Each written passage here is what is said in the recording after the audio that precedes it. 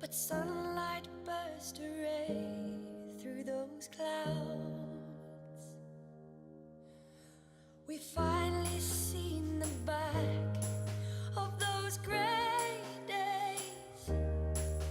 Please let the summer back to stay and hold a sunburn in your hands. Don't let him sing too sweet, for too soon the summer sun will in winter sleep. And hold a sunburn in your hands. Don't let him sing too sweet, for too soon the summer sun will in winter sleep.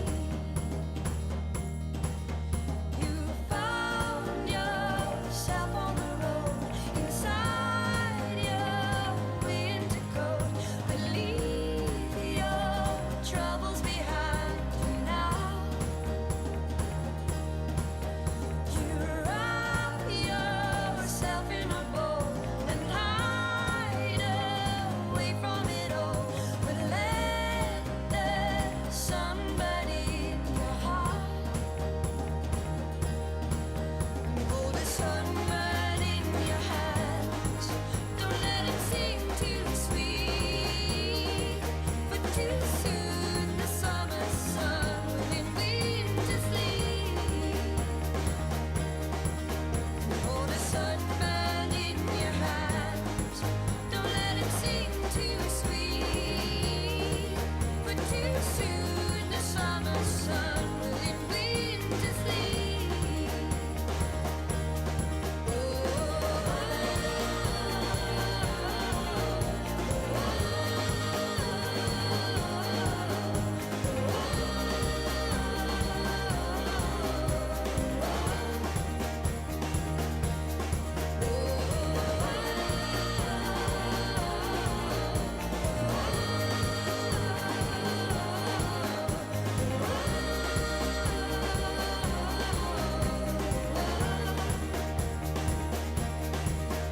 Hold the sunburn in your hands.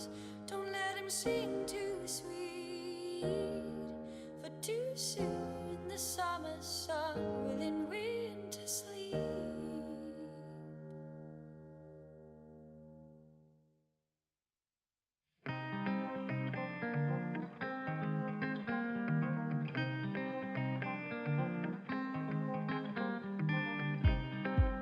You are my hero in the night, North Star in the sky, shining bright.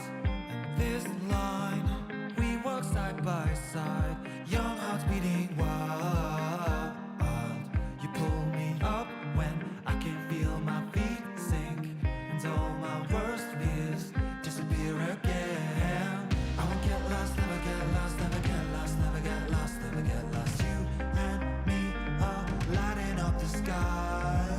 I won't get lost, never get lost, never get lost, never get lost, never get lost. You and me are ready for the wild.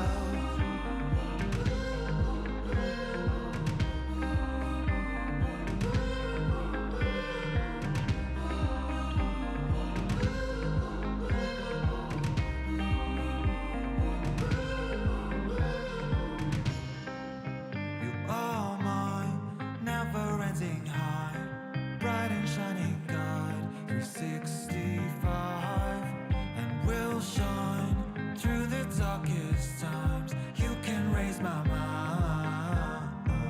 You pull me up when I can feel my feet sink, and all my worst fears disappear again. I won't get lost, never get lost, never get lost, never get lost, never get lost. You and me are lighting up the sky. I won't get lost, never get lost, never get lost, never get lost, never get lost. You and me are ready for the wild. Lights in the sky, shining bright. 1,000,000 lights in the sky, but you're mine. 1,000,000 lights in the sky, shining bright. 1,000,000 lights in the sky, but you're mine.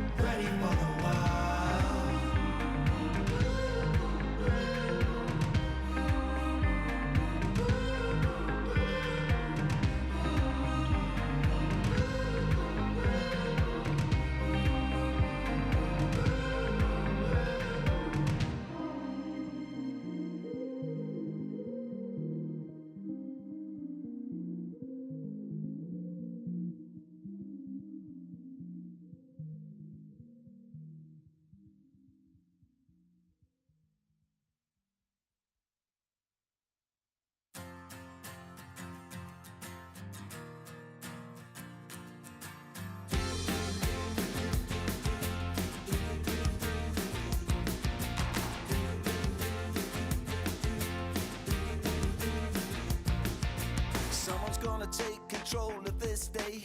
Someone's gonna make the change. Someone's gonna raise their voice and say, there's gotta be a better way.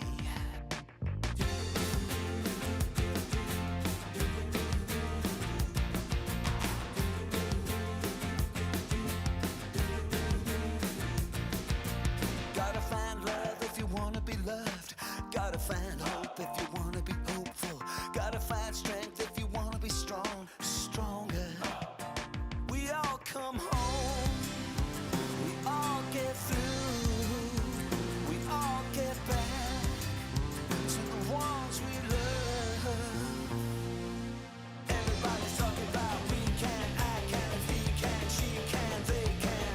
If I can, we all can.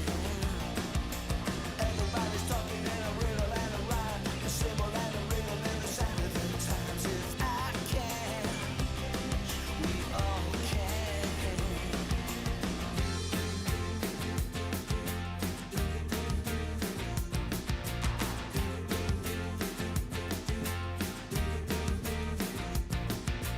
Gotta find love in a world away. Gotta find peace with your neighbor today. Gotta find faith in someone, somewhere. We all come home. We all get through. We all get back to the ones we love. Everybody's talking about we can, I can, if he can, she can, they can.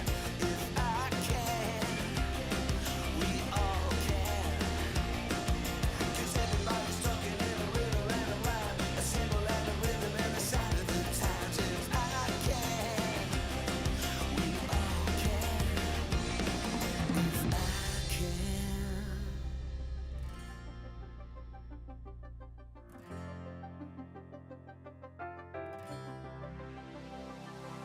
If I can,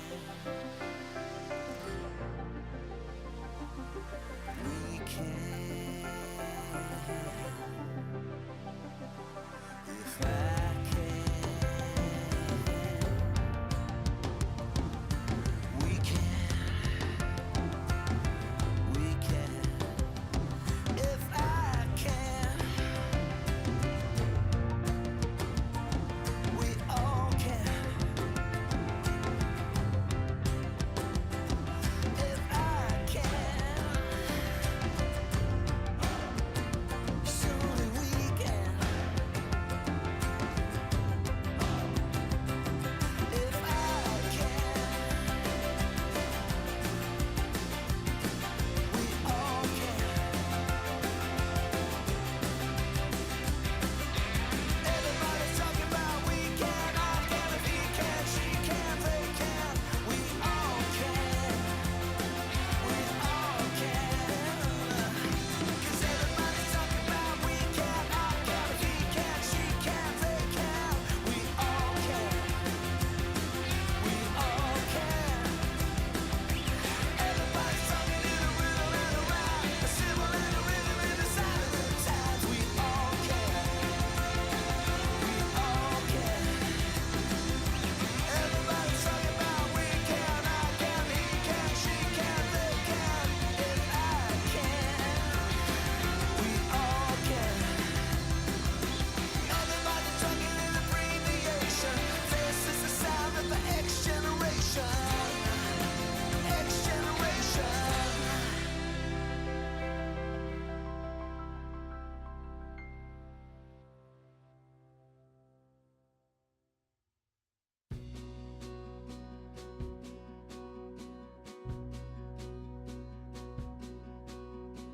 I will follow you out of the dark.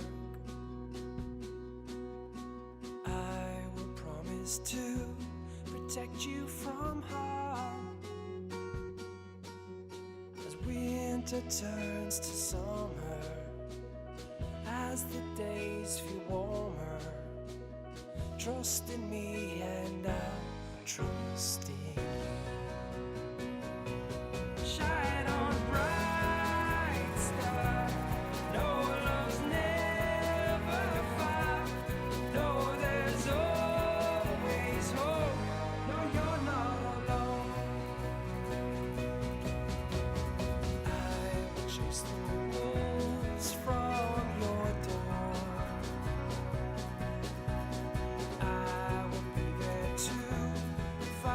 your calls and say goodbye to dark days. See the sun shine through the rain. Trust in me and I'll trust in you. Shine on, bright star. No, love's never far. No, there's always hope. No, you're not alone.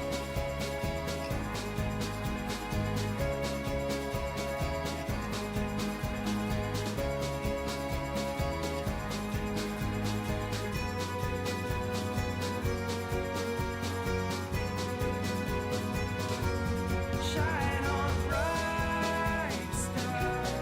No, love's never far. No, there's always hope. No, you're not alone.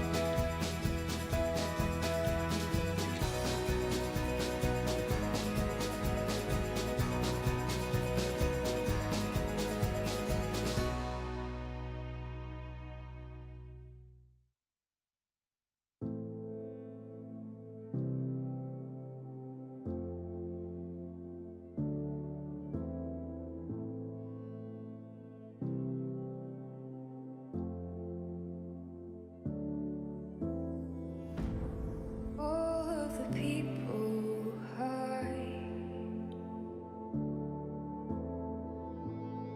under the dead of night, keeping our voices quiet until the sunrise.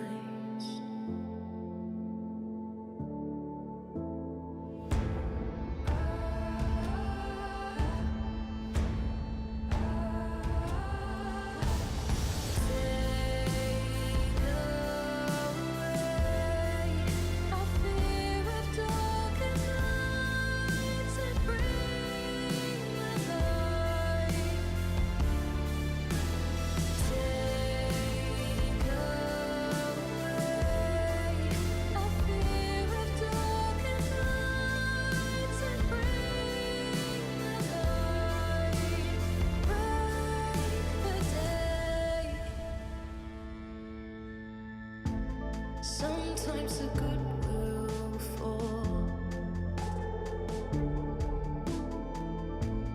Give up the fight and lose it all. But we'll keep our voices quiet until the sunrise.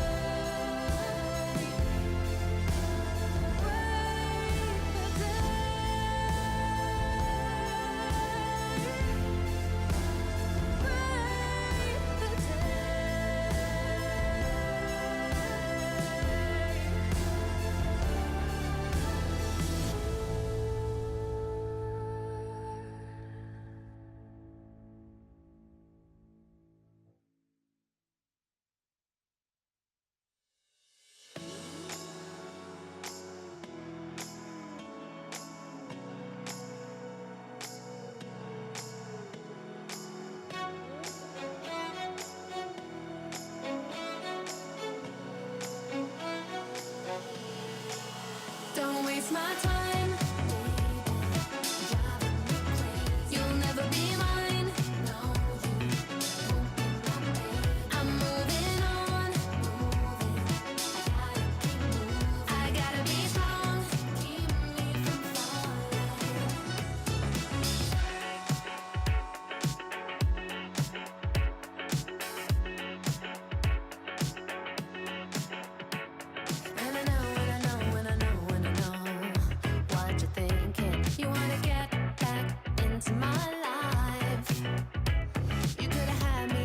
but you let me go, and now our story's over. Ain't it funny how I really don't mind? Don't wanna be with ya, believe me, it's true. I've never been better since I left you. I don't wanna see ya, you know that it's true.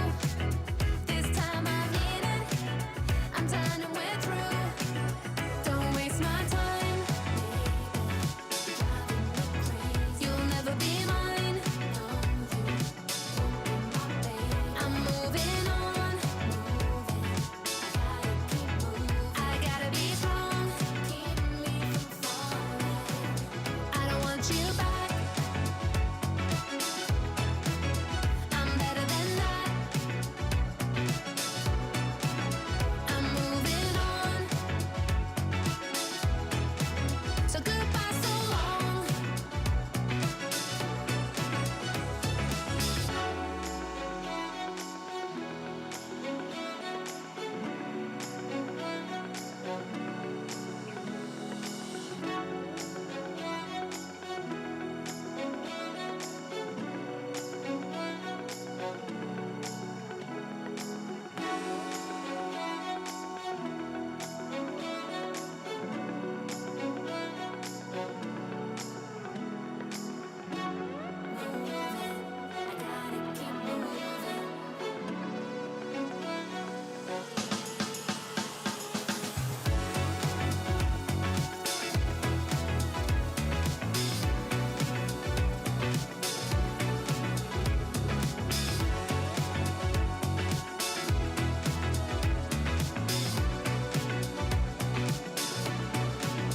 I don't want you back,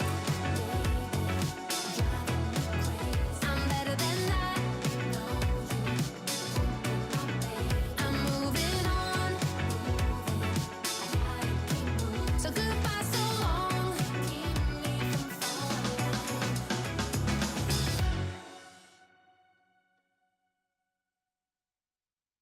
I'm no immortal, but my fire will never die.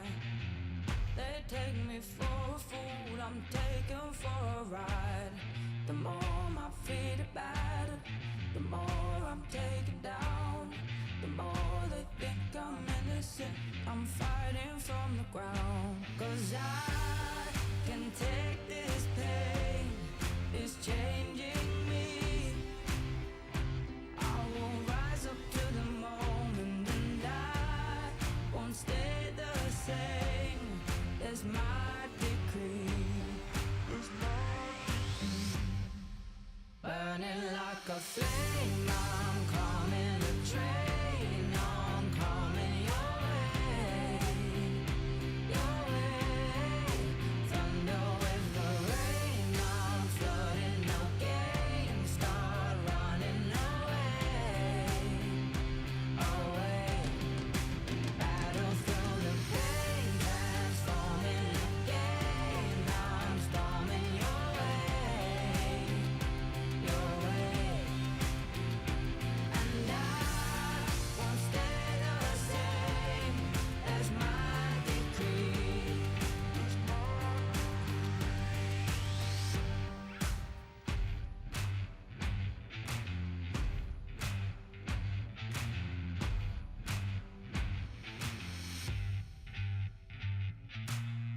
I'm no immortal, but my fire will never die. They take me for a fool, I'm taken for a ride.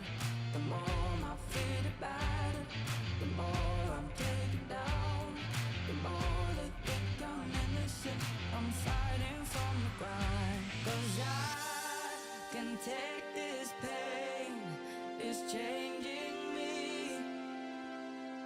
I will rise up to the moment, and I won't stay the same. There's my decree. Burning like a flame, I'm coming a train. I'm coming your way, your way. Thunder with the rain, I'm flooding the game. Start running away, away. Battle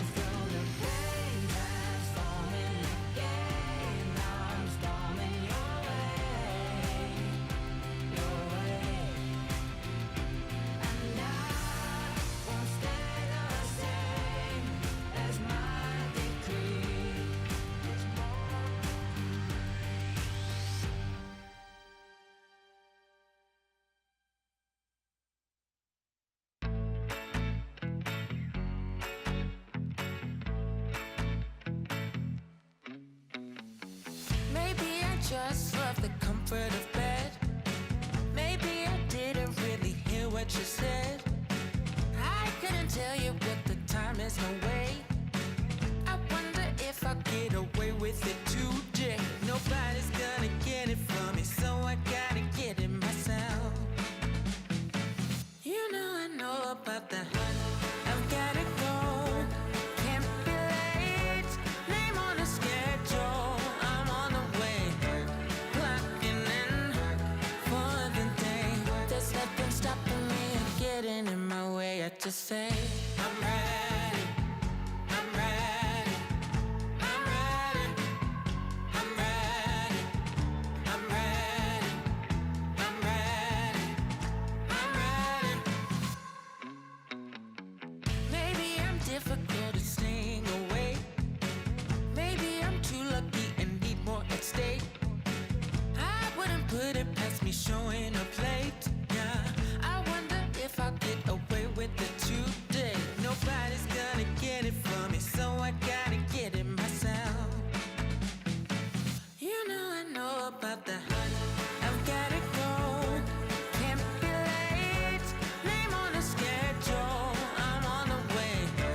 Clocking in for the day. There's nothing stopping me or getting in my way. I just say I'm ready, I'm ready, I'm ready, I'm ready, I'm ready, I'm ready, I'm ready. I've always been the type to think the best, even if I'm late and everything's a mess. Once I get to it, you could say that I don't play. You know about the hunt. I've gotta go, can't be late. Name on the schedule, I'm on the way. Clocking in for the day. There's nothing stopping me or getting in my way. I just say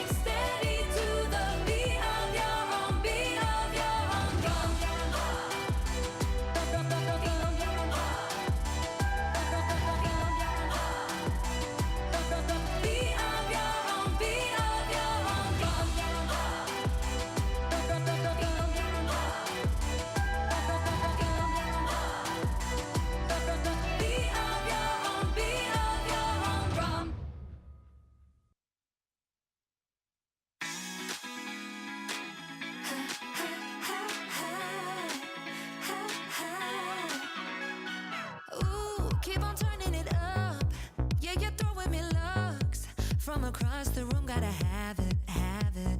Ooh, this is not what I do. Something special about you, drawing me in like a magnet, magnet. I see it in your eyes, it's got me. I still try to pull myself away, yeah, but I can't help it when every single thing you do is magic. It feels like magic.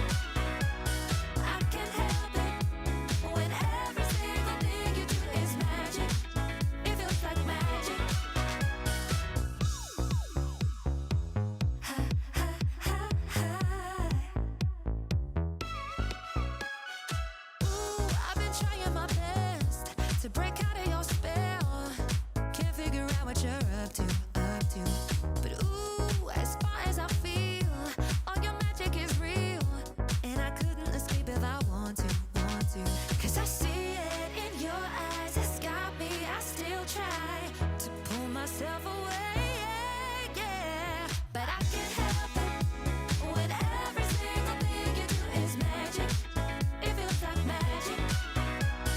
I can't help it when every single thing you do is magic. It feels like magic. So give me your love, give me your time, show me your magic on the floor tonight. Give me your love, give me your time, show me your magic on the floor tonight.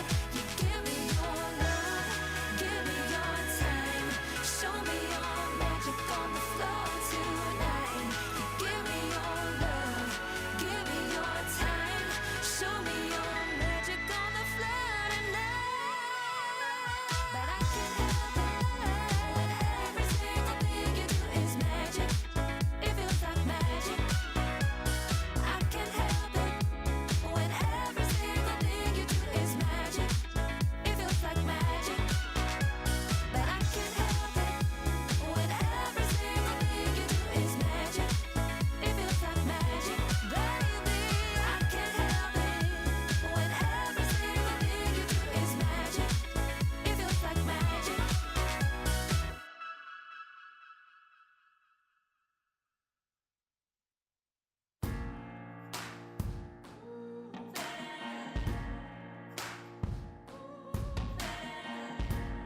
Every second counts when your head's been all messed up.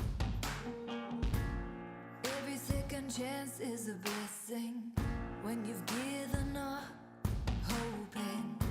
You're sick of the fighting, and you're sick of the sight of yourself. Oh, are you falling asleep at the wheel, split at the seams, and you just can't deal? Honey, I know, I know, I know, I know, I know, I know. Feels putting on a brave face, baby.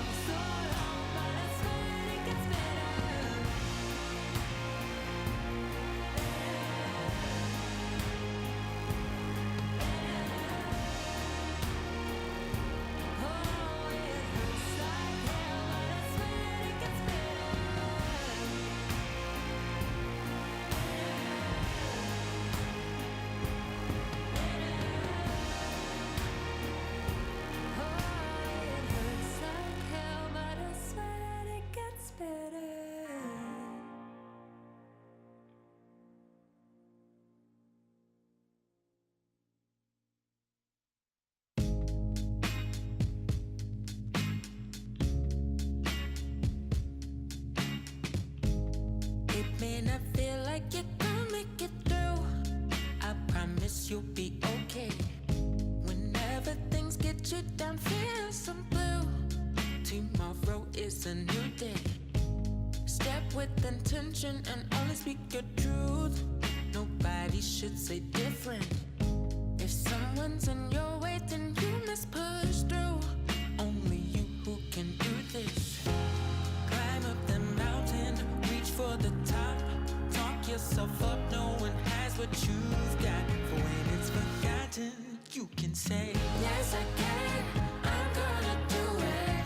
Nothing's stopping me, there's nothing to it. I can, I will, I am, I believe. Yes, I can. You may not feel like you're gonna make it through, I promise you'll be okay. Whenever things get you down, feel so blue. Tomorrow is a new day. Step with intention and only speak your truth. Nobody should say different. If someone's in your way, then you must push through. Only you who can do this. Climb up the mountain, reach for the top. Talk yourself up, no one has what you've got. For when it's forgotten, you can say, yes, I can, I'm gonna do it. Nothing's stopping me, there's nothing to it. I can, I will, I am, I believe. Yes, I can. I can, I will. It's a new day. I love how I feel. Yes, I can. I'm gonna do it. Nothing's stopping me. There's nothing to it. I can, I will, I am, I believe. Yes, I can.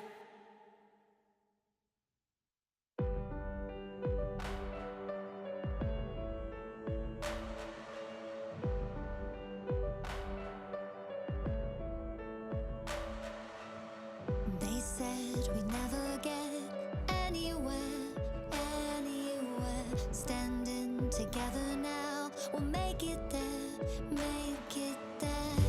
Don't they know that this is our time? Don't they know that this is our time to rise? Yeah, we will never fall, we will never fall, we'll risk it all. And in the darkest hour, we'll be counting on this miracle. Yeah, we will never fall, we will never fall, we're standing tall. And in the darkest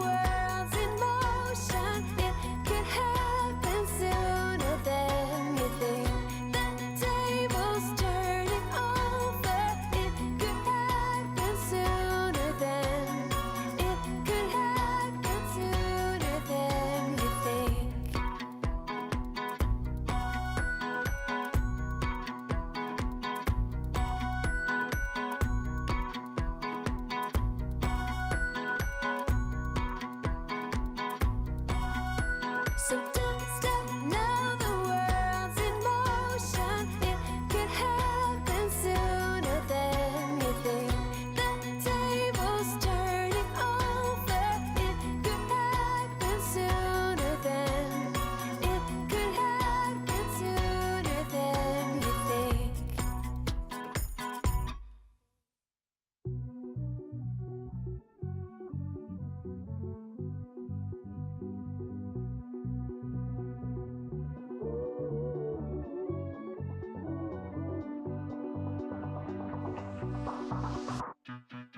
I saw you standing there the first night that we met. You tried to look as though you hadn't seen me yet, but I can see right through you. Your blood is cold, but mine too, yeah. You're playing games to which I rolled the rules, pretending that you were as likely to forget. I'm not giving you all, not giving you everything. Just playing with your heart, not losing control, not giving you anything. Come on, gamble on a spot. You tell me that you don't have time to call me back, but I know your excuses hide the fact. You used up all your chances, no more playing romances, yeah. I'll hold the boat with which you will be screwed. You can push me, but I'll always play attack. I'm not giving you all, not giving you everything. Just playing with your heart, not losing control, not giving you anything. Come on, gamble on a spot.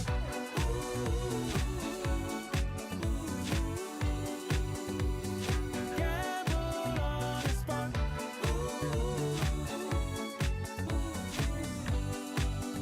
Come on, gamble on a spot. I was always playing, you were always taming me. But now that you're here, that's worth a maybe. We pushed each other and became close to the edge. And now we're here, we might just build a bridge. I'm not giving you all, not giving you everything. Just playing with your heart, not losing control, not giving you anything. Come on, gamble on a spot. Gamble on you all, not giving you everything. Just playing with your heart, not losing control, not giving you anything. Come on, gamble on a spot.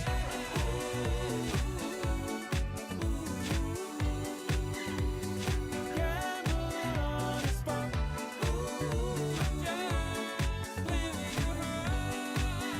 Come on, gamble on a spot.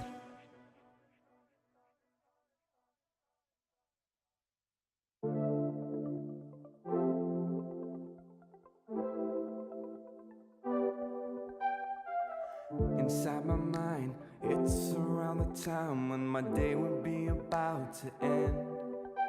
Now it's Friday night, you know I really tried, but I lost you in the crowd again. The way that you behave makes it hard to say that I'm into you. You're never quite the same when it's getting late. If I had to choose, I like you better in the morning. I like you when the sun shines through your hair. I like you better in the morning, when you don't have to act like you don't care. Why you do me so wrong when daylight is gone? It's like I haven't met you yet. I like you better in the morning. I like you when the sun shines through your hair. all alone, inside at home. Never pull me when I hold your hand. Now I tag along, trying to hold on, cause you feel like running wild again. The way that you behave makes it hard to say that I'm into you. You're never quite the same when it's getting late. If I had to choose, I like you better in the morning. I like you when the sun shines through your hair. I like you better in the morning, when you don't have to act like you don't care.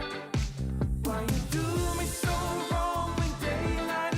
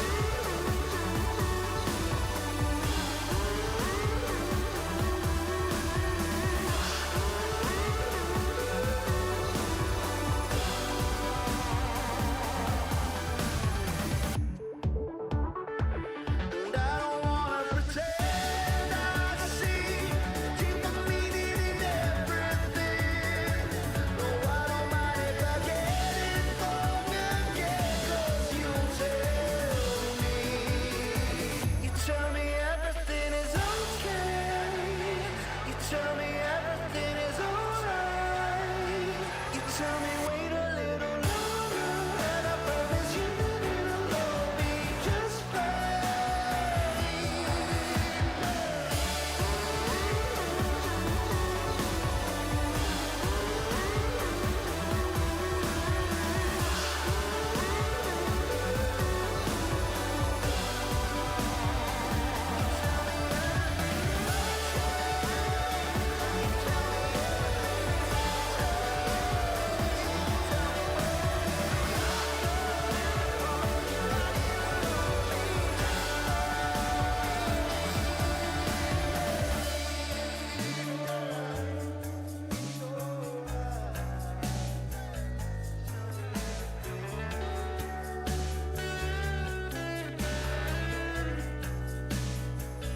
Tell me everything is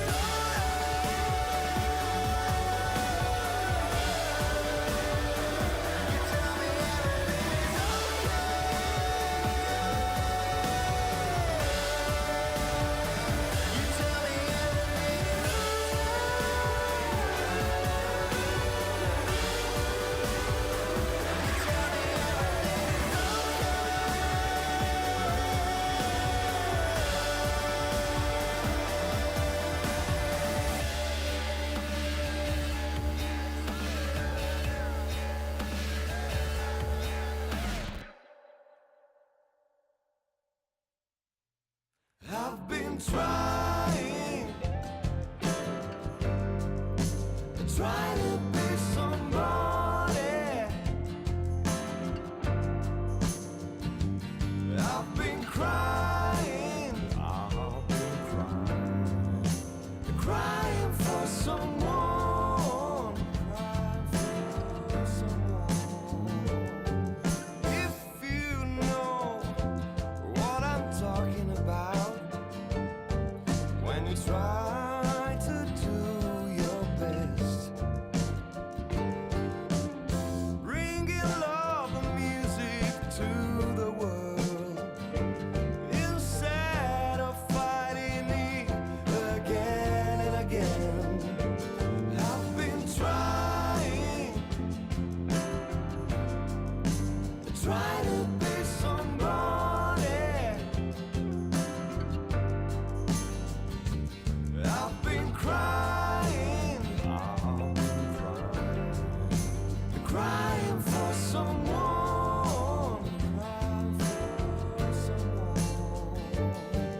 You should know what it's all about. Now we need to make the biggest change. Bring back the blue sky to the world, and let the grass grow wide again and again. We all need better place to live.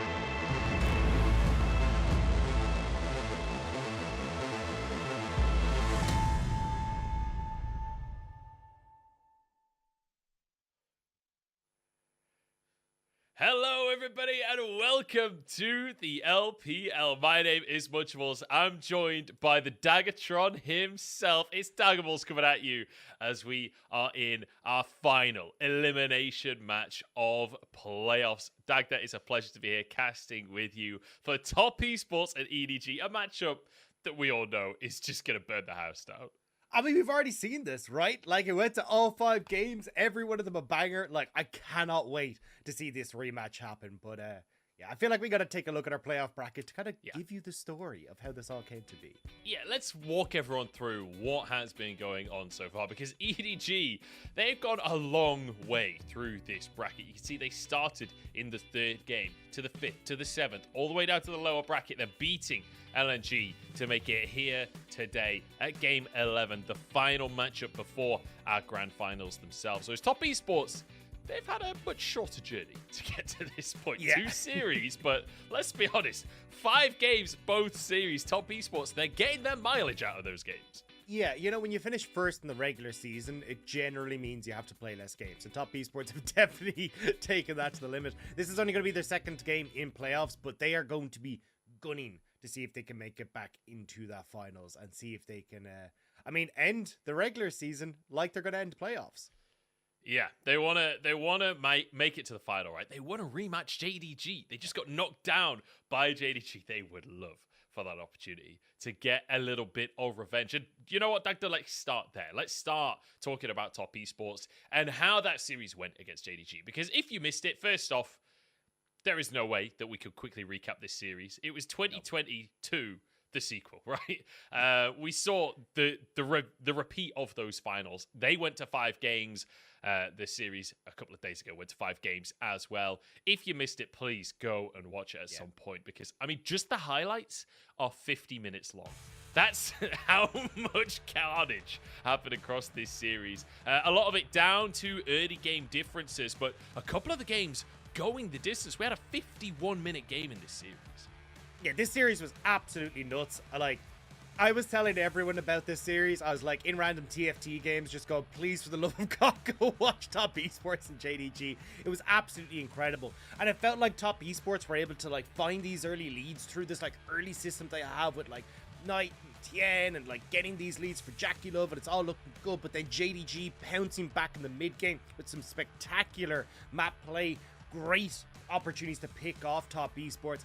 It made it a barn burner of a game. And this fight specifically, 22,405 damage across this team fight. That is ungodly. That's 9 Orns. That's 9 Orn health bars at level 18. That's how much damage he did. It's unbelievable. And that was from a 10k deficit. And then game number 3, absolute chaos. JDG were furious that they lost that previous game with a 10k advantage in their favor. Came into this next one. It was an absolute brawl at the 20-minute mark. JDG managed to take control off the back of this play and snowballed it on into a win. And that's where things get real rough for Top Esports, Dagda, because that's the team we're talking about today for a reason, right? They end up losing the series. They end up being reverse swept by JDG. And especially when it felt like there was so many moments where Top Esports could have closed out this series, right? Could have taken the win. But the fact that JDG were able to just keep them within touching distance and bring it back. But I think we really got to see just how strong both these teams are. And as you say, I mean, it feels like this is the new rivalry in the LPL. Like you were talking about how this is the most exciting rivalry for you in the LPL right now, Munch. And I have to say, I agree with you. Like, this has become an absolutely insane one. And for Top Esports, they will want to get back to that to get the revenge tour, right? Like, you're looking back at 2020 spring. It was JDG who won the finals, but 2020 summer, in another 5-game series, Top Esports were able to take it. And now they have to try and take down EDG to find themselves and see if they can really complete the sequel and make 2020 take 2 in that rematch beat out JDG. Yeah, and for Top Esports as well, like, this is about the LPL. This is about winning the Silver Dragon. They've already qualified for Worlds. Worlds is not on their radar. What is on their radar is regional pride. Top Esports have only won once before. They were the favorite coming into this playoffs, and now in the lower bracket, they are desperate to fight their way back. But EDG, they've been in the lower bracket before. Like, the history is going to repeat itself today, or perhaps history will repeat itself. It has a chance to, that's for sure, because EDG, when you think back to last year, they were in the exact same position. And that's the thing, those that fail to learn from history are doomed to repeat it. And Top Esports want to make damn sure that there will be no repeating of history. EDG in 2021, you can see there, lost in a 5-game series to WE. Drop to the lower bracket, have to redeem themselves against WE and do so in magnificent fashion, sweeping WE off the board and then going to the finals and beating FPX. Then we all know how that story ends with them going to the World Championship and taking on the world to take that title for themselves. And then when you look at 2022, it's starting to feel a little bit like a similar story, right? They lose to Top Esports in a grueling 5-game series. Now, looking at them going up against Top Esports again in the lower bracket, they'll be looking to see if they can repeat that 2021 style, win out in the lower bracket, and win out in that final. Yeah, I mean, you sub out WE for Top Esports, you sub out FPX for JDG, it's the exact same bracket as last year. It's kind of uncanny. The fact that it's also EDG LNG 3-1 scoreline, it's bizarre to see it so similar to the previous year. Yeah, but this series... Sorry, I was going to say, we've kind of taken the, we want our years 2020 and 2021 back very seriously here in the LPL. We want them back. We want the back two back as well. As we can take a look at some of the moments from EDG versus LNG. A very, very fun series to watch. A lot about the early game. EDG managing to win this one out 3-1 with a lot of mechanical skill being shown, as you can see on your screen. Scout just smurfing on everyone before your very eyes. But LNG, they did get one very exciting win where EDG try and make this aggressive play on the bottom side, and Ala is like, you know what? It's time to take things into my own hands. Yeah, and I think that was the thing that kind of was the story of this series, was the individual performers trying to step up on either side, right? We got Ala here with this fantastic backdoor, but over the course of this series, we saw magnificent performances from JJ and Scout in game number 1, dominating Doomby and Tarzan. You get Ala game 2, game 3 and 4. You start to see people like Flandre popping off. Viper, incredible over the course of this series as well. And it felt like when it got towards the team fights, there was just no stopping EDG. And even here, Mako putting on a clinic like nobody's a big fan of Yumi. But when Mako shows what the cat can do in this fight, like, my word, we're EDG firing on all cylinders. And it feels like we're getting EDG getting back into their stride. A lot of doubts on this squad coming in from the regular season, but they are very quickly making the haters shut up. Listen, there's a reason that Mako has a skin on the cat, for God's Yeah. sake. Like, he's literally playing his own cat in real life, so he's always going to perform when it comes to that. And then EDG, you know, the final game, not far off of a perfect game for them. You see 13-0 on the scoreboard as they finish things out there, losing a couple of towers, but ultimately a dominant win. And EDG proving that they deserve to be in this lower bracket. And honestly, with our top 3 teams, Top Esports, JDG, EDG, I feel like you could switch these teams around in any order, and it would be a feasible possibility of the way that the bracket had panned out, with the form that we're seeing. But Dagda, there's one matchup that everyone's looking towards. There's one matchup that we really just have to mention before we get into the game. And that's the big boys down in the bottom lane. This bot bout between Jackie Love and Viper. 2 of the most famous and or infamous bottom laners in the entire world. And 2 of the best AD carries in the world going head to head. And they've been so crucial to both of their squads as well, especially when you look at Viper just coming off the back of that JDG game where he set the record for the most damage ever in the LPL, beating out Uzi with 92,000 damage, 1,800 damage per minute on average in that game. But he still has to go up against Viper, who has been almost just as threatening in their fights as well. These are 2 carries that are looking to be set up in the early stages. And when we saw these 2 teams face off against each other, we saw EDG putting resources into that bot lane to try and get Viper ahead. We saw a lot of these early skirmishes from Top Esports letting Viper get those leads. Very much the games were dictated by which one of these AD carries could get these early leads and then will turn that into those late game fights. So it feels like a huge amount of this series is going to be resting on the shoulders of these 2 players. Yeah, I want to quickly mention as well that they're both big Draven players. So Yeah. it's not just the Sivir and Zeri swap-overs that you can anticipate from some other series. This is going to be an aggressive bottom lane. And if you lock in the Zeri, you can anticipate some answers and some aggression. We take a look at some of the clips from the previous series between these 2 teams, Top Esports and EDG. As we mentioned before, have faced off in this very bracket. And like you say, did feel like it was down to which AD carry managed to find the lead. And the first one we're going to show is Viper on that Lucian, dominating in the early game and taking it to the late game too. And this is what I mean, like game 3, we saw Viper get these early leads. He comes in, he absolutely rinses when we get to the late game points as well, finding crucial picks onto people like TN and pushing that game forward. Then we get in towards this one as well for Jackie Love, where he was on the Zeri, able to get this early advantage with this early kill onto Viper.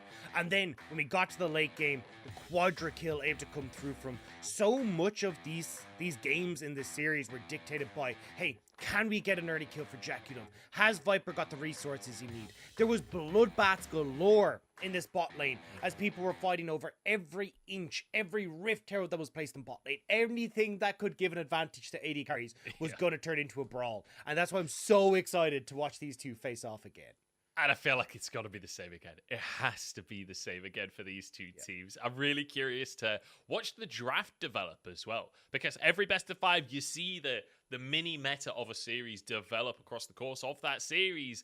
Well, now this is series 2 between the two teams. We've got 5 games the first time, and you can expect that draft meta to continue to develop between the two teams. But these are some of our draft dilemmas, Dagda, where we have picks like the Poppy, the Silas, the Renata that you just have to ban away from top esports. And this is the thing. This is like what we've seen in playoffs is hyper priority of like TN's Poppy, fantastic. We already know about the Silas for Night. Mark has been consistently gaining Renata bans and has been very strong on it in the regular season.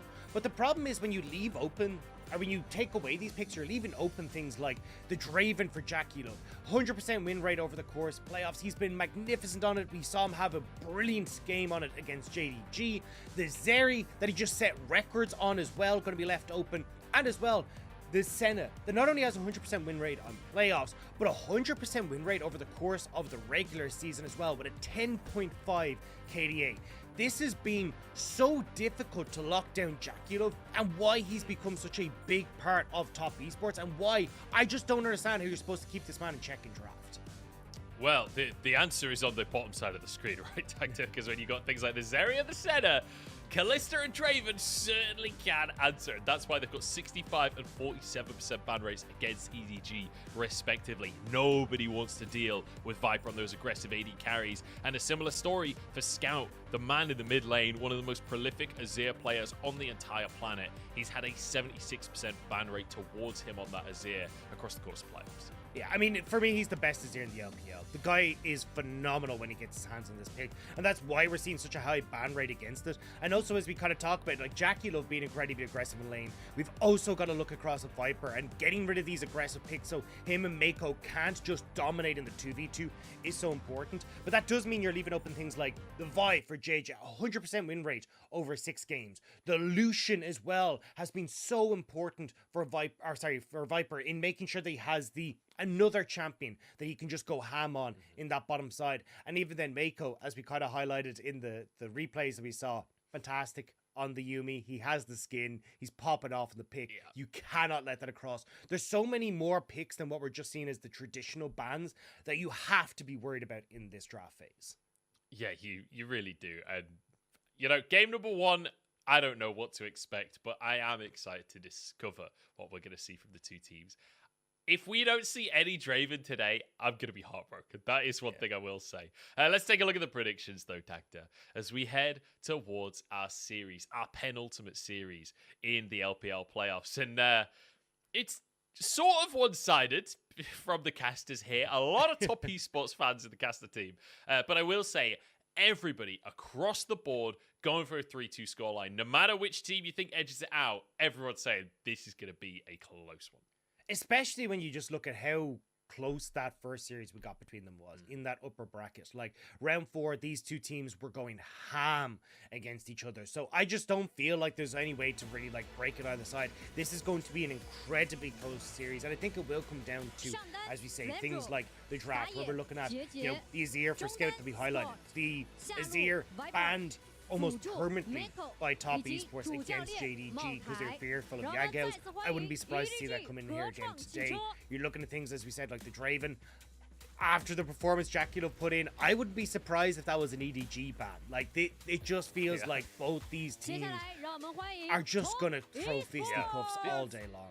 The thing is, these players are so good that there are so many champions that feel like a must ban. We're going to get some of the game, and that means we're going to see these players popping off. You can see EDG already stepping onto the stage. Top Esports going to be up next. I do just want to quickly clarify for anyone at home that's wondering, it will be JJ playing for EDG today, not Junjia. So sticking with their kind of main starter that they've had for the majority of the split, with Junjia seeing some play, but when it comes to crunch time, it really feels like EDG have been leaning on JJ. But for Top Esports, sticking with this tried and true roster that's been working for them all split, this is the roster that got them the first seed coming into playoffs. Yeah, I think for EDG, we have seen JJ kind of coming out of his shell again. I think a lot of people were, and rightfully so, were very disappointed in JJ's performance in the regular split, but it feels like we're now getting Worlds JJ back again. And as a player that, even when we look back at the past, has struggled previously with nerves, has struggled with confidence, she doesn't struggle with poses apparently. For JJ, it's very much a case of like trying to make sure that he is comfortable and he feels confident in himself. And after looking at his last few games, it feels impossible to not think that he is, like, as we said, 100% win rate on the Vi over the last 4 games we've seen him on, a 10.8 KDA. His Wukong has looked fantastic with an 8.8 KDA. Like, this guy has been showing up huge for EDG. He really has. It's a pleasure to watch. You see Flandre on your screen there with his Weibo. I will say, Lucian has come back into the meta, Dagda. There is possibility. I don't think it's going to happen, but Sync Gunbro could step back onto the rip. We could have a big old draft switcheroo. They lock in the Lucian. Everyone thinks it's for the bottom lane. It goes up top for Flandre. That would be something special. That really would be. It's a pretty good Gnar counter, so who knows? Maybe we just keep that in our back pockets for you know. Hey, if that actually happens now, I'm going to look like a genius. It is just my my personal fantasy to see that, as opposed to something I actually expect to happen today. Because at the end of the day, the meta does feel somewhat like figured out, I guess, in the current patch, right? It feels like a lot of the teams have very, very similar priorities in how they want to approach the draft. Very, very similar first picks across the board. So I wouldn't necessarily anticipate too much mixing things up. But then again, game number 1 of a best of 5, it's certainly a good opportunity to throw something out and see if it works while you've still got that leeway of 2 more games. Yeah, I think there's like a couple of big picks that I'm trying to keep my eyes on that are like going to go back and forth, right? We already kind of touched on the Draven, but I think Silas as well, for both Scout and Knight, massive picks that are incredibly important. Even we're starting to see the Renekton creep back into drafts. Most played by Flandre in playoffs at the moment. We got a fantastic game from Wayward as well in their last series against JDG, where he's able to pick up the win. So I think there's a huge amount of games here that we have to keep our eyes on to see how these are all going to pan out, because there's just so many, like even Zeri as well, both for Viper and Jackulov is going to be huge. There's so much crossover between these two teams, and even some of the ways that they like to play. It just feels like you're going to have to be so aware of everything as you come into this. They're going to have to be aware of it, Dagda, but we're about to find out what their priorities end up being. It's time to jump into our draft for game number 1 of our series. It's EDG on the blue side to kick things off here with a Poppy ban and that Draven ban that we've been talking so much about. The Yuumi, though, taken away by Top Esports, and regrettably, the Lucian gone. So no Sync Gunbro today.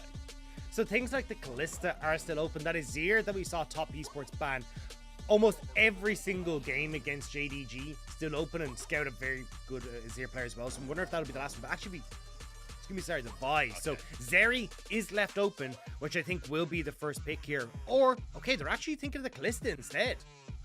All right, so aggression out from EDG. I want to quickly mention that Vi, 100% win rate over playoff score, JJ, with an 11 KDA over 4 games. That is mind-blowing. The hover on Neela is available. If they want to lock it in, it is available. I wouldn't necessarily anticipate that with Zeri available on the cards. Yuumi has been banned though, but something like the Lulu could go alongside. Yeah, I wouldn't be surprised to see something like the Wukong, Zeri, and then you do end up taking the Lulu on the next rotation. With Poppy gone, Wukong incredibly strong, and it's such a good pick for both Tien and also JJ over the course of playoffs. So imagine you take the Zeri here then for Top Esports, and then you can start to kind of move on towards your merry way. EDG, that's where the big question marks start to come out, because yes, you could take the Azir for a Scout if you want to, but I feel like at the moment, when you've got the Callista, having an Azir doesn't really fit the style that you want to go for, where, you know, Callista wants to play aggressive, play for early dragons. Azir kind of wants to take it a little bit slow, pay for later scaling. So I'm always a bit of a unsure about that mix match between how the two champions want to play. Yeah, looks like we are having a bit of an issue with the champion select. So hopefully we'll be able to get that resolved and get back into things ASAP. But I do just want to quickly mention in terms of, you know, the way these two teams have been playing across the course of playoffs, we've seen a lot more from EDG. Like, when you look at the top esports players, they've got 10 games of footage for you to pick through. On the side of EDG, it's closer to 20. They have 17 games each across the course of playoffs so far. So almost double the amount of gameplay in playoffs. So top esports have a lot of footage to work through. And considering the fact that top esports were the ones to win this matchup last time these two teams faced off in playoffs, in that round 4, it was top esports that won 3-2. So you feel like coming into this one, top esports should be the favorite. With that said, EDG starting on the blue side, you know, globally, blue side has been favored. And I feel like, you know, EDG coming out with a strong start with this Callista, and top esports seemingly unsure whether or not they want to go for that Zeri, because one of the answers to the Zeri has been early aggression. Yeah, I think there's like a very kind of definitive game plan that we've seen EDG come into a lot of their series with, which is like trying to enable some sort of strong mid jungle. Like we've seen like Vi's that can like play through mid lane with things like a Swain, or we've seen it where you can go towards things like the Wukong with a Lissandra, even a Trundle Lissandra combo, something along those lines that just says, hey, we can play to set up scout early and then lean that pressure into the bottom side of the map, lean in towards things like dragons, because both these teams very high priority in the dragons. They're actually tied second in over the course of both regular season and playoffs at 60%. They're tied second in the league for dragon control. So I expect we're seeing a lot of that. It is going to be the Azir that's locked in for Scout though, and we've got that Renata for Mako as well, paired with that Callista. So when you were talking about having a strong bot lane munch, I mean, Renata Callista doesn't get much stronger. I mean, this is the bot lane combo that was just permanently banned during the regular split, right? No team would let it through because it was just too dominant. And you've got a composition here with the Renata and the Azir that will do well if they can keep top esports at arm's length. But Knight doesn't want to stay at arm's length as he locks in that Akali. This is a man that wants to go ham. Yeah, I mean, it's something that definitely, as you get to the later portion of the game, can put a lot of threat onto the EDG backline. You've got great dive set up as well alongside the Wukong, so you've got that partner to go for. The big question now for me, though, as we start to go through the draft is, well, actually what JJ was going to go for, because Vi was gone, Trundle, Sejuani, looks like he will go back towards the Xin Zhao here. And at least when you've got the Renata there to try and help speed up, increase attack speed, it can work very well with a Xin Zhao still to try and play through this kind of like fighter with the Callista. Make sure you're setting up for these early dragons, looking for pressure on this bot side. It looks like Flandre will just go immediately towards the Gnar here, and we'll have to see what the counter pick is going to be. Yeah, and crucially, this is only the third game of Gnar for Flandre across playoffs. He's 100% win rate on that pick in playoffs, but it's a takeaway from Wayward, who's played it 5 times his most played champion in playoffs by a margin. But now, counter pick, Wayward hovering the Yone. And Dagda, I know you've been looking at solo queue. Yes! Let's go. He's been looking at this in solo queue quite a bit. He's been trying to bring it out as a couple of counter picks. And Wayward will lock in the Yone. So it might have been taking a bit of inspiration from like some Broken Blade across in the LEC. But this is actually a great matchup for Wayward. And now you look at like the threat that you have for top esports onto that back line. Everyone diving in on top of the likes of the Callista, trying to make her life uncomfortable. So Viper is definitely going to have his work cut out here for himself to try and keep himself up, topped up and healthy with the Renata to try and aid that endeavor. But also looking at this Azir, the Emperor's Divides are going to have to be on point from Scout in these team fights. Yeah, the hostile takeovers as well from the Renata, right? It feels like both Azir and Renata, even though you think of Azir as a hyper carry in the late game, and he will still fulfill that role, does feel like Scout's going to somewhat have to play a peel role against this kind of composition. EDG wanting to protect Viper. Top esports, they just want to go in with a Yone and an Akali. Like, there's a lot of skill expression here for the solo laners of top esports. They're coming in from the upper bracket.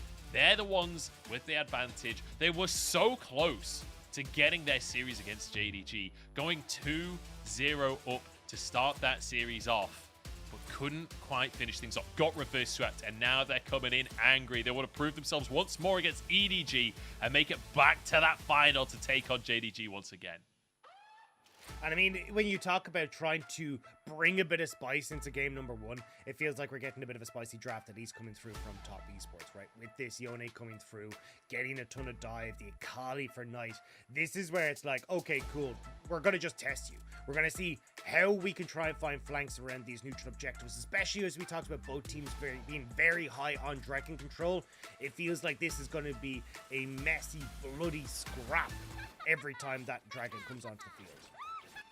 It absolutely does, but we are headed to the field here. Summoner's Rift on your screens as we head towards game number 1 between Top Esports and EDG, a rematch of round 4 of playoffs. Top Esports coming in as the first seed into playoffs, and they want to make it back to the final. They want that rematch against JDG, but EDG not going anywhere. Your current world champions, and they want to reprove that fact. They want to go into World strong.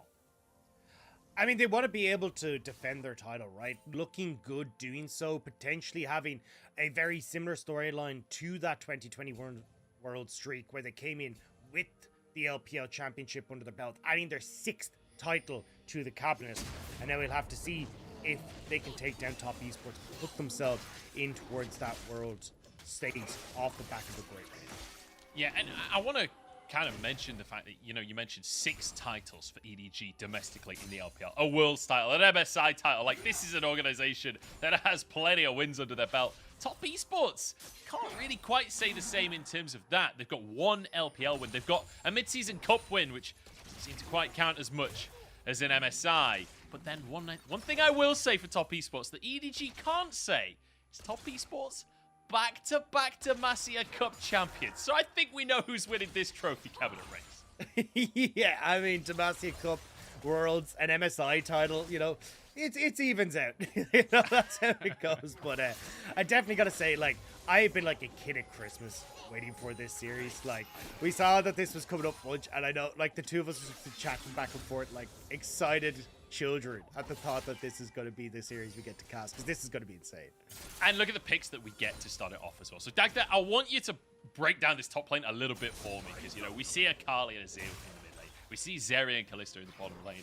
We don't often see Yone up top. How does this function against them?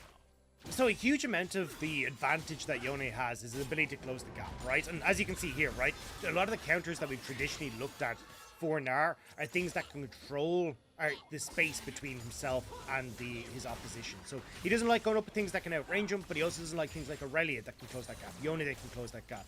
You get right trade patterns. If he ends up hopping away, as Yone, you just hop back to your shadow. You make sure that you're all totally fine. But I'm gonna have to hold on to this point because JJ and TN are kind of eyeing each other up, but it looks like JJ is just going to go for the Rift Scuttler instead of trying to go towards TN. JJ does get that bottom Scuttle Crab. Nice little bit of damage under the tower there from Wayward as well, not taking damage back in return. And Wayward moves over towards this top Scuttle Crab by the looks of things. Can't tell if he's actually going for that, but I think just returning to the lane as Tien moves forward through the mid lane. No sense of hiding what he's doing here. He's going for that top crab, and he said to JJ, come and stop. Yeah, I mean, Mako. Good trade. Right, Jackie ignited. 5 a bit of damage under the tower. Won't turn into anything too much here, but Jackie with his cleanse now gone. That's a big deal. With his cleanse now gone, his jungler gone to top side, and JJ is still hovering around bot lane. Mid first. Tien trying to get in onto Scout here, but he won't be able to close that gap back towards the bottom lane. My eyes are turning because Jackie half HP right here. Took another chunk while we were looking at JJ, but I think JJ going to finish that recall in the end. Ward comes out from Jackie. I'm not sure if he quite saw JJ recalling or not. Wayward, nice little dodge on that stun there. Just going to be trading back and forth in the top lane. This feels tense, though. Yeah, this feels very tense. I think Jackie Love finally taking a breath in that bot lane when he realized that JJ wasn't there. Because he had Tien, who was moving around into that bot side to spot out that JJ wasn't there. They spotted JJ thanks to that ward in the early stages. So at least everyone kind of going, all right, we can back away, we can keep ourselves safe. Early Cole picked up for Wayward, though. He knows that this is going to be a lane that he's probably going to stick around in for a while, see if he can get some nice, like, 1v1 trades. But it definitely feels like in this game, a lot of attention going to be on this bot side, especially when you look at, like, Kalista, Renata, when you look at this Inferno Dragon that's up on the cards. A huge amount of this early game will be looking at bot side. Yeah, and with an Infernal Drake is the first Drake of the game as well. Not super surprising, right? A lot of available stats there, especially with, you know, I feel like people have stopped talking about the recent Dragon buffs with Scout's just going in the mid lane. Knight in trouble, 150 HP, another chunk, but Scout doesn't quite have the damage. I mean, we said it already, like, at least in my opinion, Scout is the best Azir that we have in the league, already putting the hurt on towards Knight, and this doesn't get easier. Like, the highlight plays that Scout has been able to bring out on this champion consistently is absolutely absurd, and honestly, I'm surprised that Top Esports were willing to give this champion over to Scout. I think this is kind of like a testing of the water for Top Esports to see, look, is this a champion that we have to be worried about? And at least Knight might be going back to the drawing board going, please no Azir, just no more. Yeah, perhaps, but he is on that Akali. CS relatively even crucially did survive with Flash available. So all things considered, even though Scout getting a good amount of damage down there, getting a good bit of pressure down, it hasn't led to anything just yet. So Knight still on the cards, and if he could get out of this mid lane, influence one of these early skirmishes, especially now he's post level 6, that's where things can start to look good for Top Esports. We'll have to see how that continues in the mid lane, because we keep on seeing Wayward trying to find these opportunities in the top lane, but Flying Trade doing a really good job in this matchup to maintain a CS lead and maintain control of this lane. Yeah, some nice fancy feet in the top lane, and Knight might need to do the same here in mid lane. Still has his flash, didn't end up burning that in the last fight, so should be reasonably safe here, especially with the perfect execution there. So TN going to just keep card farming up the top side, but I think the big problem that I'm seeing now for EDG is kind of what I alluded to in Champ Select, right? The reason I'm not a big fan of Azir and Kalista is because Azir like wants to try and like play it nice and slow, wait till he gets a couple of items under his belt, and then look for team fights, right? Then look for opportunities where you can try and have that big impact. Whereas Kalista wants to fight you now, immediately, at any point in time. But that makes it very hard to try and contest things like Dragon, as JJ, nice smite there to steal that away from TN. Yeah, TN didn't have smite available, so TN was just trying to rush it as fast as he could. Mark in trouble in the bottom side. There's that huge rend damage there coming out from Viper. The pressure continuing, as you'd expect on the bottom side. TN still no smite here as Knight moves in. Flandre moves in from the top side. Wayward currently underneath his tower. Knight trying to protect this red buff, but just loses half of his HP for the trouble. Scout will be very happy with the result of this one. Yeah, especially if you can get Knight low right before this Rift Herald spawns, you're going to be pretty happy. So JJ already level 6, just going to sit here and wait for that one to spawn. Looks like you've got a big wave for Wayward in the top side though, which may make it a little bit difficult for EDG to immediately turn over towards this Rift Herald, but you always have to be careful here as Wayward because you have no wards and you have no way of spotting out where JJ's gone to, so you can see he backs right the way up. He's stayed there for so long, JJ. Just hanging out in the brush, wanting a pick, wanting to try and get Tian on the chickens maybe, but in the end, he's just going to miss his W on the Rift Herald, which is spotted out. Wayward dropped a ward into that Herald pit. So now full information for Top Esports of where JJ was. So the long wait not really paying off for JJ, but for EDG, they're just going to start this Herald and move the entire gang on up there. Yeah, and it feels like you get a response here from Top Esports and going towards the Dragon. You can look at the big push Jackie Love and Mark are going for in this bottom side.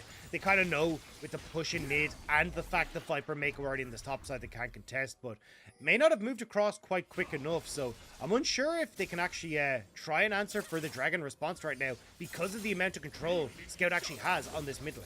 Yeah, Knight just clearing the waves, but not able to do much more. No pressure on the plates on the bottom side. Oh, Mark.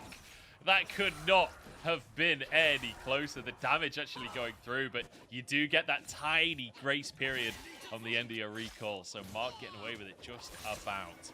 But I mean, as you say, Drake not taken. I mean, lucky for Mark as well, because you've now got Rift Herald for JJ, and you've already gotten 2 plates taken on this bottom side. So for Viper and Mako, they're going to reset now. But if Mark had died, it feels like JJ just immediately runs bot, places Rift Herald, they get tower, and that's such a massive influx of gold in towards Viper. But I still think that's going to be the game plan here for EDG. Off of this reset from Viper and Mako, try and move their pressure into this bottom side. But at the moment, I mean, for EDG, it's just solo lane dominance. Or sorry, the lane dominance across the board here is kind of paying dividends for them. Yeah, CS leads in every lane right now, but at least Top Esports get themselves a Drake, so something on the board for them, but they're 1,000 gold down as TN might look for an engage onto Mako. There's a knock up the rest of the team, trying to get in with the wild growth on TN, but Mako flashes out. So EDG walk away from the play, Top Esports with a Drake, but as I said before, a pretty chunky gold lead in favor of EDG, and now with Herald in pocket, JJ moves to this bottom side. Yeah, and this is what we're talking about, right? You've got Rift Herald, 2 plates already gone on the spot side. They're just trying to make this play. The only thing that I'm looking at, though, is no real push in mid for Scout. Means that you've actually got Knight already moving down here, so this might be dangerous for EDG. Could be. The Herald will get its charge off, but EDG need to get out of here. They do have the Renata, and it looks like Knight will see better of the play in the end. But Scout just moves into the mid lane instead, gets a hit onto the tower. That'll be his 2nd plate of the game.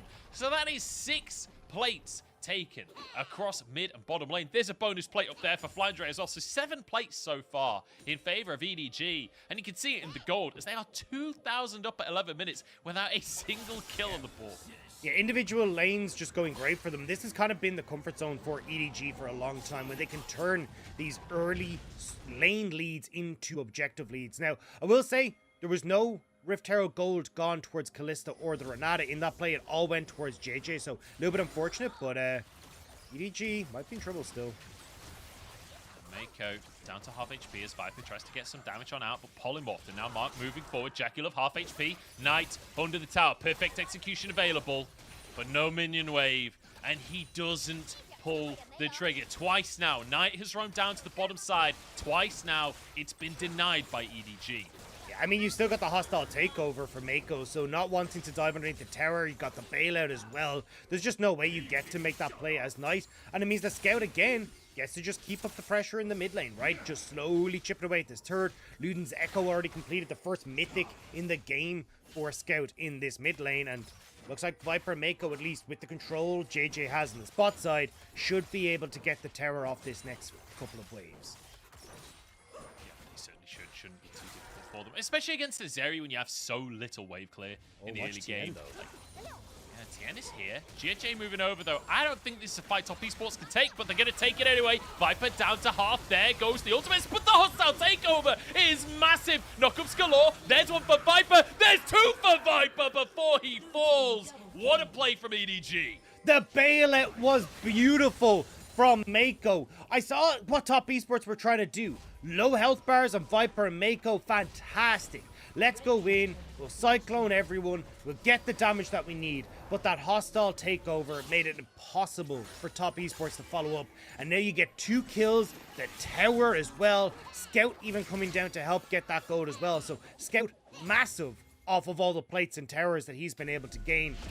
Whereas when you look at Kalista now for Viper, huge on the play. And look, it's a great idea, right? But I think Tien needed to invest his flash here to close the gap before Mako gets this hostile takeover. Hits every single member. The bailout as well keeps Viper alive just long enough to get the kill onto the monkey.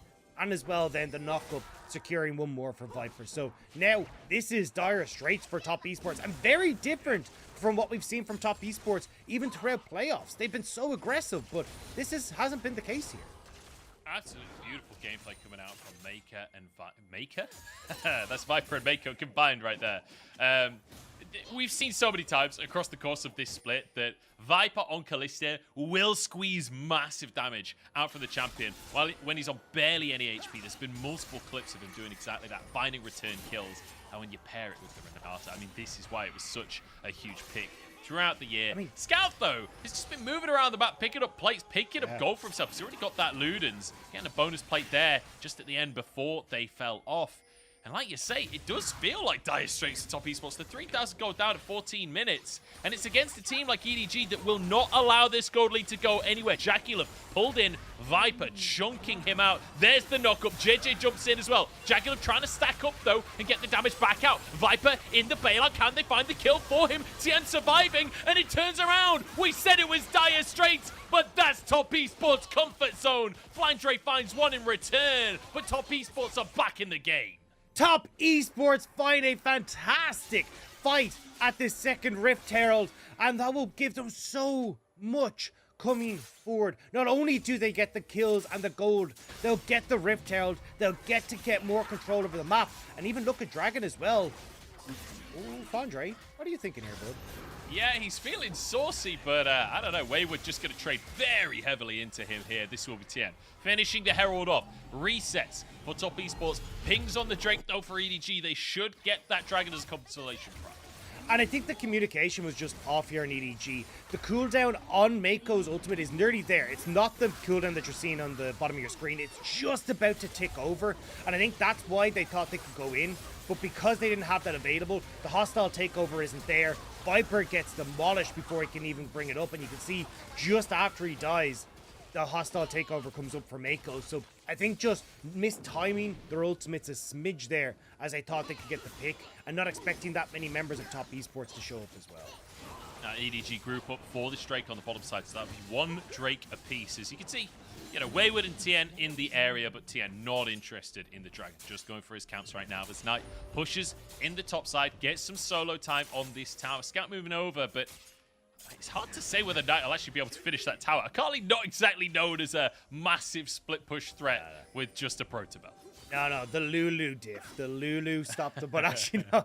No, not going to be able to try and get it. But does deny a good wave. Manages to equal up the CS lead that we're starting to see accrue for Scout in that mid lane. And I think that's the big thing for Knight, as he's got the Hextech Proto Belt, is like trying to get now towards like the Sork shoes, get himself up towards the Shadow Flame, and that's where you're going to be a real threat at these dragons. I think the big thing though is that we've seen a dragon apiece now on both sides, so it feels like there's going to be a very much a late game scenario that we're going to be playing towards here with both teams. And I mean, honestly, you've got Scout Azir that does great at that point, but when I look at Top Esports, their late game is terrifying. Uh-oh, Flandre's in trouble here. Wayward already flanking. Herald going to come down. Knight is here. Tien going in with the knock-up here. And Flandre is gone before the play even begins. Herald not even needed. There goes one tower. Look where EDG are on the map. They want to trade things, but there's a Herald pushing in this bottom side for Top Esports. It'll be traded for a tier 1 in the mid lane as Jackulov tries to contest. Needs to be cautious, but dodges the skill shots. Wayward moving in. This could be 2 towers for Top Esports, but looks like they won't commit. Yeah, I mean, you've got Scout, who's already taken half a health bar off that top lane turret, and you're losing mid. So, honestly, with the map presence that EDG picked up, that kind of works out as a bit of a favorable trade for them, just because of the early advantages they'd picked up when it comes towards those tower health bars. So, nice job by EDG to respond. And this is kind of what we saw similar to Top Esports versus JDG. Was Top trying to make these plays, trying to push their advantages forward, but JDG kind of just playing the map better. And EDG looked like they might have learned a bit from that as well, and trying to play that style as against Top Esports too. Certainly Scout, right? Because you can see that so far this game 0-0-0 for him. Not been a part of any of the action of the game so far, as Wayward finds himself a knock-up onto Flandre. Looks like a bit of an all-in here. Fate Sealed goes wide and has to dip back to his shadow. Drops a cheeky little gromp on the way out as well, as he knows it's not worked out. No, but they will spot out where JJ is, so at least getting a little bit of information there as to how they can try and approach this now as Top Esports. Knight going to try and push out this top side as he's waiting for the next dragon to try and come up and available for them. You're going to be looking at Tien as well, trying to see if he can get some sort of control over River, but it's easier now for Top Esports to try and play out through these side lanes. Like Wayward, as we can see, winded out from the 1v1. Knight as well, going to be able to put a lot of pressure on towards Scout in that solo lane. So you've now got to be quite careful as EDG about how you play out these side lanes and waiting until you can force fights at these neutral objectives. I kind of want to talk about the potential 5v5 attack. We've not really talked too much about it so far this game because there's been a lot of, even though the kill count is low, there's been a lot of posturing, right? There's been a lot of potential skirmishes. But I feel like, you know, when you've got a Callista on your team, inevitably, there's probably some kind of timer on your composition. Yeah, I think so it is alleviated quite a lot by the fact you got the Renata there. Renata scales fantastically into the late game. Same when you look at the Azir. But the big problem is like Yone, a beast in the late game. Zeri, a beast in the late game.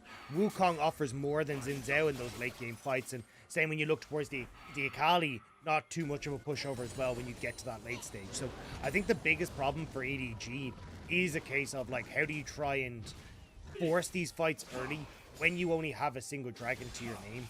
But I still think, like, when you get to full-on 5v5s, it still comes down quite a bit to execution. Because if top esports can't find flanks, right, if they can't get onto Scout and Viper, if they try to play front to back with the hostile takeover, opportunities for Flandre to find big Mega Nars because top esports are so short-ranged, I think that's where you can see a win for EDG. Yeah, certainly possible. And also, just, like, picks can happen. Mechanical outplays can happen when you've got the level of raw talent of both of these teams. Is the recall going to finish? Scout cancels it himself, and TN goes under the tower. Wild Growth is there. Scout still going, though. The minions not going to be able to tank for him, but that's his time up. TN with another 4-1 and 2 for the jungler. And this is what we were talking about, top esports wanting to play it through side lanes, and they're finding these moments sneaking around the vision that EDG have, and are now getting advantages for Knight. 005, he would have loved to pick up some of the kills that TN has, but this will be 2 towers now for top esports as EDG traded for the Dragon. Yeah, 2 towers. Big moment for top esports, and also, coincidentally, the best Lord of the Rings film. Jackulov trying to defend in the mid lane here, and we'll be able to clear those minions away. So Viper and Mako leaving empty-handed, but at least the team got that Drake for themselves. With a Hextech Soul, stacking those Drakes up will be crucial, but we're still a long way away for a Soul for either of our 2 teams. Yeah, I think though the biggest problem now for EDG is like trying to continuously defend against the pushes that top esports are going to be able to make. Because Azir can clear the wave against the Kali underneath the tower, but doesn't want to like go up in lane in case he ends up having Knight chase him down. So if you're playing very defensive as Azir, well then Knight can very easily push in this top wave. You've already seen that Wayward is more than happy to push in deep on this bot side against Flandre. And then trying to defend mid lane turret becomes impossible for EDG because top esports can quickly collapse onto this mid lane structure. So EDG, you can see suddenly their vision starting to drift more defensive back into their jungle to try and spot out movements like this from Knight so they don't get caught with their pants down. Wayward walks over the wall to try and bait Flandre in. He jumps over though, and Wayward misses it. Oh, it doesn't matter! It does not matter. He used the ult as a gap close to set up Knight. Top esports solo lanes. They've got skill expression, and they've got the skill to express it. I love the way top esports are playing this map out. They are going into these side lanes, they're doubling up at perfect times when they know that EDG can't really contest or can't really push out. We already talked about like Scout, he had to play very safe because Knight could chase him down the lane, because Wayward could suddenly find him and kill him. So they use that to find those moments on bot side to pick off towers, get those kills, and I mean, for EDG, it started off so well for them, but this is top esports bringing this game right back. It absolutely is. I mean, it was, what, almost a 4,000 gold lead earlier. It's now 2,000 lead in favor of top esports. EDG have lost their momentum. Viper starting to get chunked by this laser. It's 2.5 items for Jackulov, and we all know what happens when Zeri hits 3. But look at this. Hex gates in. Top esports, 5 men strong. Baron is on the map. I wasn't really expecting either team to just charge at it, but maybe we just get a 5v5 tactic. Yeah, that's what I think EDG are just like, look, we need to try and force something back in our favor here. We're losing bloodily on side lanes, so let's see if we can bring anything to a fight that might be even. Knight will spot at JJ, but I mean, top esports again, there are no pushovers in this fight right now. No, not at all. This isn't even about Baron. This is about red buff. Empress Divide, massive here as Wayward alone in the fight, but turns golden. Knight now getting into the mix as well. Scout, low on HP, taken down by Knight. And top esports move forward. The meat grinder of Flandre knocks them into the wall. He doesn't have the damage as JJ falls. And top esports wipe the floor with EDG. A clean ace for Top Esports in that fight. EDG felt this game slipping away for them. They try to call the bluff of Top Esports, and I mean, they come up with the full house. It's 5 men dead, a Baron as well, and we'll see it here. Like, there's so many parts that go wrong here. So great engage from TN, but watch the hostile takeover only hits onto the cone for TN. Knight is in the back line, and Mark, as Knight's about to go down, pushes forward, gets a wall growth that ends up getting a ton of knockups on towards EDG, and then Flandre tries to save the play, but it's already too little too late. The AoE brute force from Top Esports just absolutely demolishes Edward Gaming. And I mean, you see Knight take out Scout, and in the meantime, Wayward and Jackie pressuring Viper. And Flandre's playing Nas, so it's not like he can be a big team fight carry in the way that the Yone, the Akali, the Zeri can. It's this 3-threat composition from Top Esports, and it's working beautifully in the 5v5, 12-3. And when you think about how this game started, it was all EDG all day long, and now they're 7,000 gold behind. Top Esports playing a blinder here.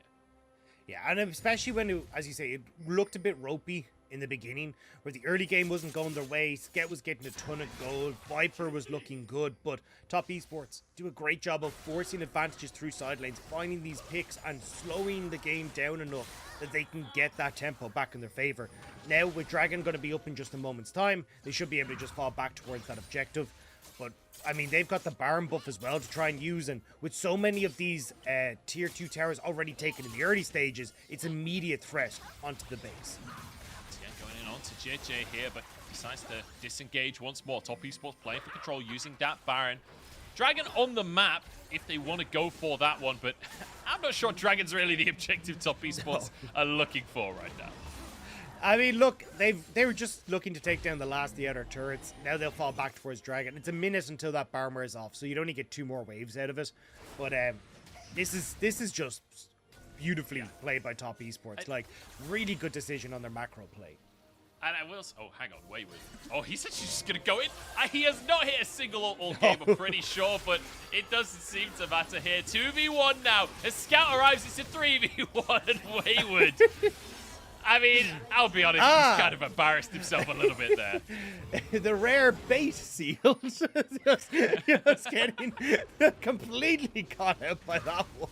As yeah, it has not been so hot with the fate sealed for Wayward so far. Definitely looking a bit more like a bait. I don't know what he's trying to achieve, but his scoreline looks great. And in the team fight earlier, he did a great job. But yeah, I don't know. Some of these ults not been ideal. I will say, Dagda, you know, we came in today saying EDG, they're trying to recreate the 2021 bracket. They went through the lower bracket. It was the same scoreline so far. Yeah. They need a 3-0 in this series if they want to recreate the bracket. I don't think EDG get a 3-0 today, buddy. I don't think that's happening. It's looking so dire for them right now. Like, the objective bounty's there as well. Like, if they can get some of these kills back, like, if they can get an ace, like, there's so much gold on Top Esports and there's so much standing gold on the map, maybe they could do something, but it just looks so unlikely. As we said, like, late game scaling for Top Esports is in their favor. They've already crested 3 items on most of their core carries. Like, it's so hard for Edward Gaming to find an answer to what Top Esports are bringing. Unless they can catch Jackie Love in the mid lane, does have Mark alongside him. You can see EDG posturing, but Jackie Love backs away, keeps himself safe. And a slow, steady game here from Top Esports. They have a huge advantage, and they don't want to throw that away. And this is something that we've seen from Top Esports across the course of playoffs. Their average game time, one of the highest of our playoffs teams at 36 minutes. This is a team that, even though historically they're kind of like a win lane, win game team, this is a team that actually wants to play for late game team fights and wants to play slowly but surely, make sure they don't make mistakes. Yeah, I will say though, they are also a team that is incredibly bloody. Like, yeah. They are definitely one of the bloodier teams that we expect, especially when you look at how they have been like going tooth and nail against so many teams like JDG earlier on, and we haven't seen a huge amount of slower pace games from them. So I think kind of getting to see different sides to Top Esports, like game 2 against JDG was a much slower paced one, but overall it's nice to see that top esports can take a composition where, okay, we have to kind of take a bit of a beating in the early stages, play it through smart macro, through side lanes, utilize the fact that we can link up Wayward and Knight correctly. Like, this was a really smart game from top esports that just kind of lends itself to kind of the bloody mayhem that we've seen coming through from top esports when they want the game to end up like that. Yeah, it's worth mentioning as well that statistics like game time can be very misleading anyway, because when you think about top esports, the games they've played, they've all been against EDG and JDG. Those are hard games to win. So inevitably, your game time does slow down there. Jackal trying to clear some vision. As top esports do feel like they're stalling out a little bit here, Dagda, and part of that is the nature of the fact that they don't have that much range to work with. Yeah. It's very difficult to siege for top esports with the comp they have against the comp that EDG has. Exactly, and that's why they're waiting for things like the Baron to respawn. That's coming up in less than a minute. Dragons is another thing where they can try and like force EDG out of their hidey holes, but for EDG, they're just not in any sort of rush. Like, realistically, I think what they're waiting on is like, maybe Scout can get to his 4th item, and Scout can potentially make some hero play. Like, we have seen some of the mechanics that Scout has shown on this Azir, now level 16. He feels like the one hope that EDG have here. Oh, TP behind the plate though. EDG trying to group as 5, using that Sun Disc in the mid lane here. As Splintre joins the team. He's almost Mega Gnar as well, as Jackal just trying to squeeze a bit of damage down. The laser won't come out. And it feels like EDG using that Sun Disc perhaps a little early, as Baron now comes onto the map. The Sun Disc will buy some mid-prio for EDG, but looks like Jackal is quite happy to try and contest that prio. Wayward down in the bottom side right now, has teleport available as EDG push up this mid lane. And that's what top esports were actually playing for there. They TP'd in with Knight, so Wayward now has full push on bot, and Flandre can't really try and contest him because he has no TP himself. Scout is the one that has to try and move down there because he's the one with teleport, but that means that, I mean, you can see already, like, that bot inhibitor turret is just gone. Yeah. Top esports are playing this map so well.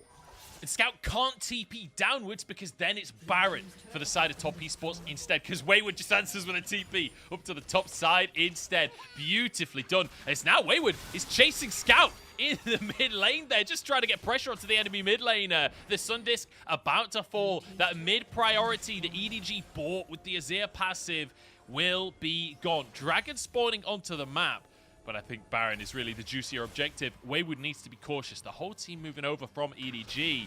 Top esports, they're just going to start the Baron off. Yeah, EDG are basically saying, look, our one hope is a Dragon Soul here. Maybe delaying the game out long enough that we can actually look for that objective. But when all you've got left is your base, when you've got an exposed inhibitor on that bottom side, trying to defend against this Baron is going to be so incredibly hard for Edward Gaming. So they're throwing a Hail Mary here, hoping that a 4th dragon will come in time where they can contest it, steal it, and look for a fight after. But it's going to be a long, arduous 5 minutes for them until that next dragon comes in.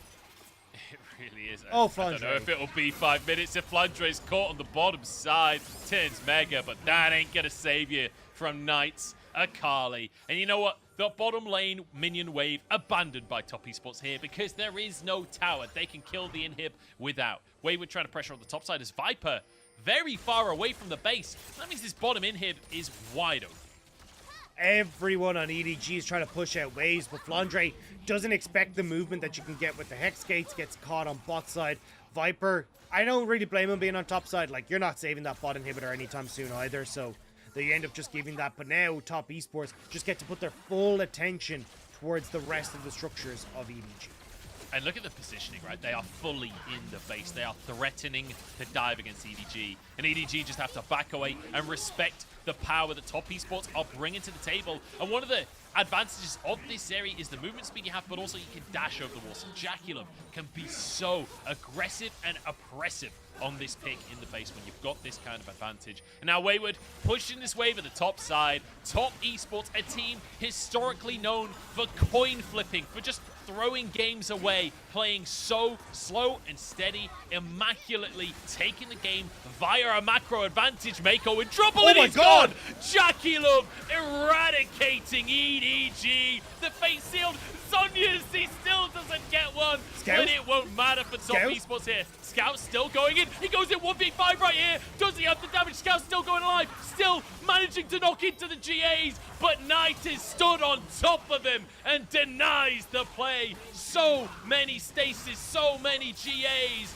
And Top Esports, they keep themselves going. And they will find game number 1. Viper being a nuisance. But that is all he'll manage to be here in this first game. Top Esports, another clean ace as they take the first game. Mark's wild growth denying Scout his hero play. He just finished the Rabadon's death cap. You could see the damage that was being churned out. But again, these minute details making the difference in these team fights for Top Esports. And when we talked about EDG, the difference maker for them in so many of their playoff games has been their spectacular team fighting. For Top Esports to take that and throw it straight back in their face, Top look absolutely insane right now. Yeah, unbelievable, honestly, that performance coming out from Top Esports. When they fell so far behind, right, it was a pretty big gold lead for EDG off the start. EDG playing the lanes exceptionally well, getting plates across the board. And then that one fight, and it wasn't like Herald was just spawning, but it was a fight around the red buff, realistically. Yeah. This was all about the actual red buff as EDG tried to push their advantage, completely denied. And then that close range brawl, everything Top Esports solo laners could have wanted. Yeah, it was so good. I think the part that I appreciate the most is like how well they were able to find these advantages through side lanes, like, you know, giving up a little bit of like dragons or a rift herald here and there, so they go, right, we will get bot lane terror, we will get top lane terror, we will make sure that we're creating presence on the map for themselves to actually look to find these moments with Wayward, with Knight to link up, get picks onto Flandre. And I think for Flandre, a little bit of an unfortunate game from where he did overextend quite a bit, but this isn't something new for EDG. Like, they have been kind of criticized in the past for, you know, how long Scout stays in a side lane, how far Flandre is overextended in a side lane when they are trying to get control of the map. And it looks like Top Esports, I mean, they had more footage of them coming into playoffs. They still see the weakness and they're punishing it well. Yeah, absolutely. I mean, the mid-game fights, beautiful from Top Esports. As you say, EDG trying to push it in, trying to find more, and Top Esports, you know, criticizing the weaknesses, essentially, finding those opportunities. Wayward in that fight, amazing. Knight consistently throughout this game had an amazing performance on that Akali. But to me, honestly, the most impressive player here from Top Esports was TN. Throughout that early game, consistently finding ways to get advantages, playing opposite, essentially, to what JJ was doing. And then in the fights, consistently being the one to pick up the kills, but then using that lead to find more for his team. And we'll have to see now what exactly is going to happen coming into game number 2, because it felt like there was a lot of comfort coming through on EDG's side, right? Scouts, Azir, the Callista for Viper, like, so much of this was comfort for this squad, yet they couldn't find the win because Jackie Love got the Zeri, we got the Wukong for TN, Knight looking great on this Akali, and Wayward bringing out his new flavor of the month with this Yone. Like, Top Esports were just ready for what EDG were bringing. They absolutely were. I mean, Scout still managing to top the damage numbers. First time I've ever seen a Renata Zeri jungle matchup, but, you know, that's what playoffs is for the craziness. Obviously, the champions slightly mixed up on that graphic, but the statistics were still correct for each of the players. So Scout, despite the loss, still managing to outperform everyone in terms of damage. That final play, as you say, denied by Mark. Scout was so close to managing to find that hero play. We're going to jump into a break, though. And EDG, I am sure they have plenty more up their sleeves for game number 2. But there's only one way to find out. We'll see you in a few.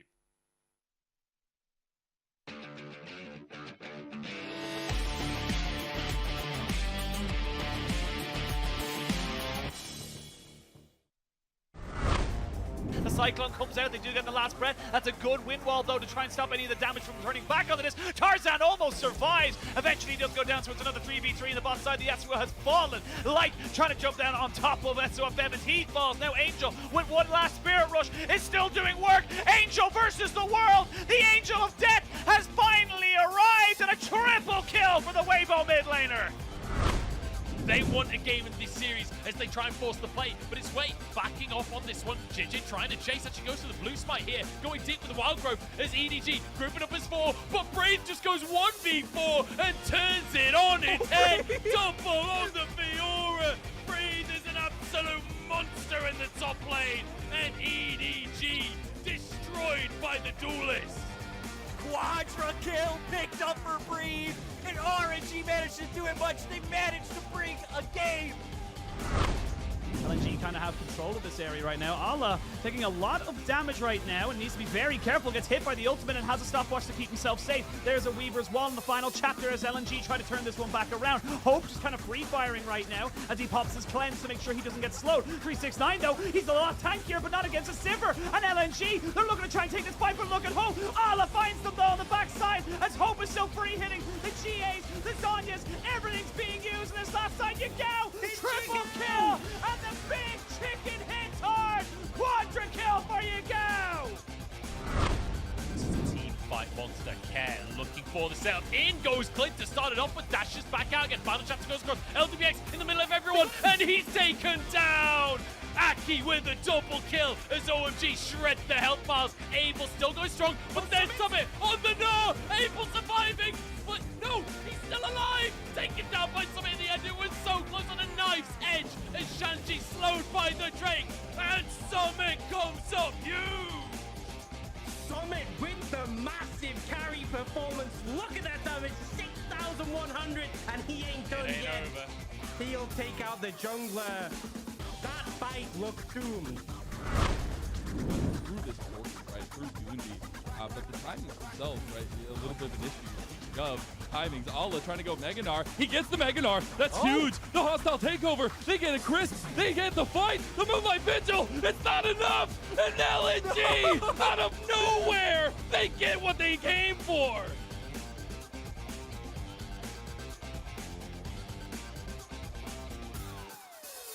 At this point, it's a 5v3, and LNG, they found it! That's it! BLG, their summer is over, and LNG will deny the reverse sweep! Oh no! LNG Oh no! coming out strong. No, they got him, Azel. Some years ago, I lived a hard life, but sunlight burst a ray through those clouds. We finally seen the back of those gray days. Please let the summer back to stay and hold a sunburn in your hands. Don't let him sing too sweet, for too soon the summer sun will end winter sleep.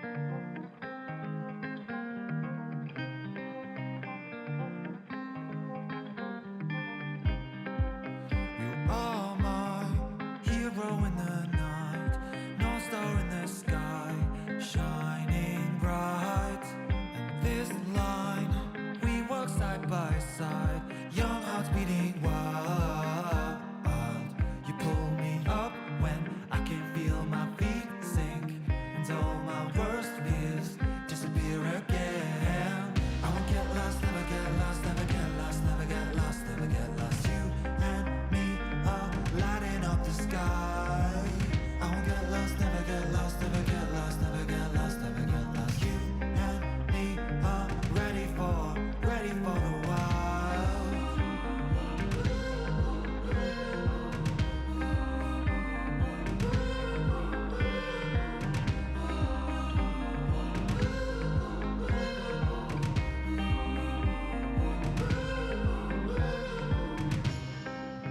You are mine, never-ending high, bright and shining guide, 365, and we'll shine through the darkest times. You can raise my mind. You pull me up when I can feel my feet sink, and all my worst fears disappear again. I won't get lost, never get lost, never get lost, never get lost, never get lost. You and me are lighting up the sky. I won't get lost, never get lost, never get lost, never get lost, never get lost. You and me are ready for the wild. Lights in the sky, shining bright. 1,000,000 lights in the sky, but you're mine. 1,000,000 lights in the sky, shining bright. 1,000,000 lights in the sky, but you're mine.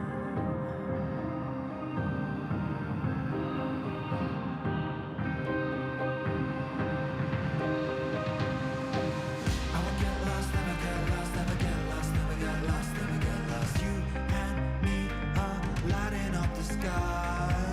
I won't get lost, never get lost, never get lost, never get lost, never get lost. You and me are ready for the wild.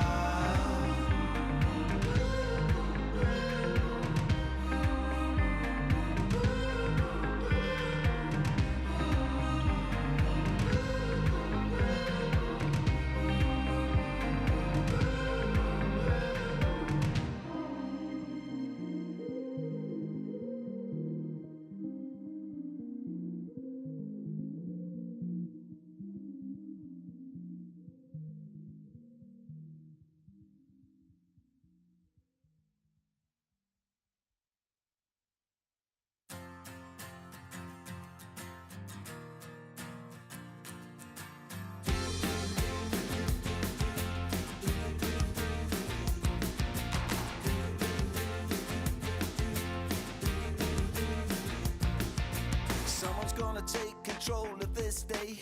Someone's gonna make the change. Someone's gonna raise their voice and say, there's gotta be a better way.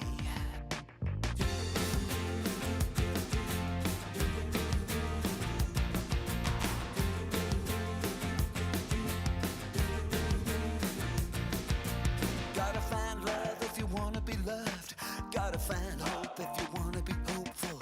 Gotta find strength if you wanna be strong, stronger. We all come home. We all get through.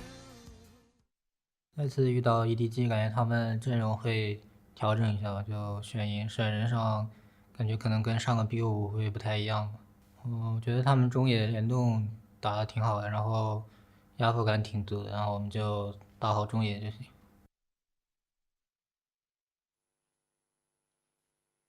Needs to pay attention to mid jungle, apparently from TN, but they certainly seem to manage that in game number 1. I will say, Knight felt like was moving more in the first game in terms of mid jungle. Knight was doing more in the early game, but Scout, on the other hand, he's sweeping them plates up. I'm Munch, I'm joined by Dagda as we head towards game number 2 of our series here. It's our penultimate series in the LPL playoffs. It's EDG against Top Esports, and Top Esports, after falling massively behind in the early game, managing to get a huge comeback fight, and they're just dominating from that point on, Dagda. I mean, that was the big one, right? Was the way that they were able to control the map, make sure they were able to get themselves into a situation where, you know, Knight was kind of are closing up the deficit that we saw in the early stages against Scout. Wayward looking great on this Yone. And when they got to those fights, having this magnificent setup from TN on the Wukong made it so easy for Top Esports to take that win. Yeah, Tian going to be our MVP coming out of game one. I don't think anyone's too surprised by that one. With the early game that he had, he was like the one thing in top esports that was still staying in control in the early game. And then once it came to those team fights, just consistently finding the knockups across the team, causing so much disruption. But also, with how far ahead he was, actually doing a lot of damage within these fights as well.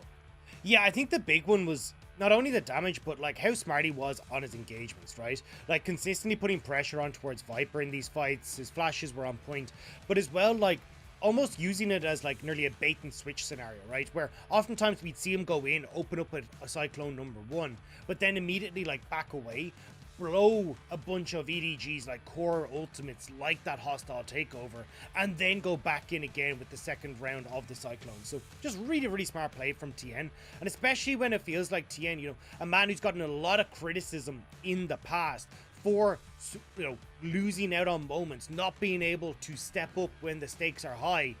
I mean, now that the stakes could not be getting much higher in the LPL, we're still seeing Tien looking fantastic on top esports. It feels like he's found his new home. Yeah, and just the combination there with Mark, right? So many of these clips are Tien going in, spinning around. Mark then drops the wild growth as well. So getting the extra knock, but also the slow field, so you're stuck inside that Wukong Cyclone. This was the fight that, in my mind, won the game for top esports. That was the moment where they really took over. But this final play, bit of a heartbreaker for Scout, honestly. Yeah, I actually thought Scout was going to be able to do it. Like, the Rabbit on Death Cap being completed here for Scout was huge. But that wall growth there, so crucial. And you can see, like, if you don't have that big burst damage that turns onto Scout, maybe he can turn that fight. Maybe he can actually bring it back. But not going to be the case. And top esports go up 1-0 in this series.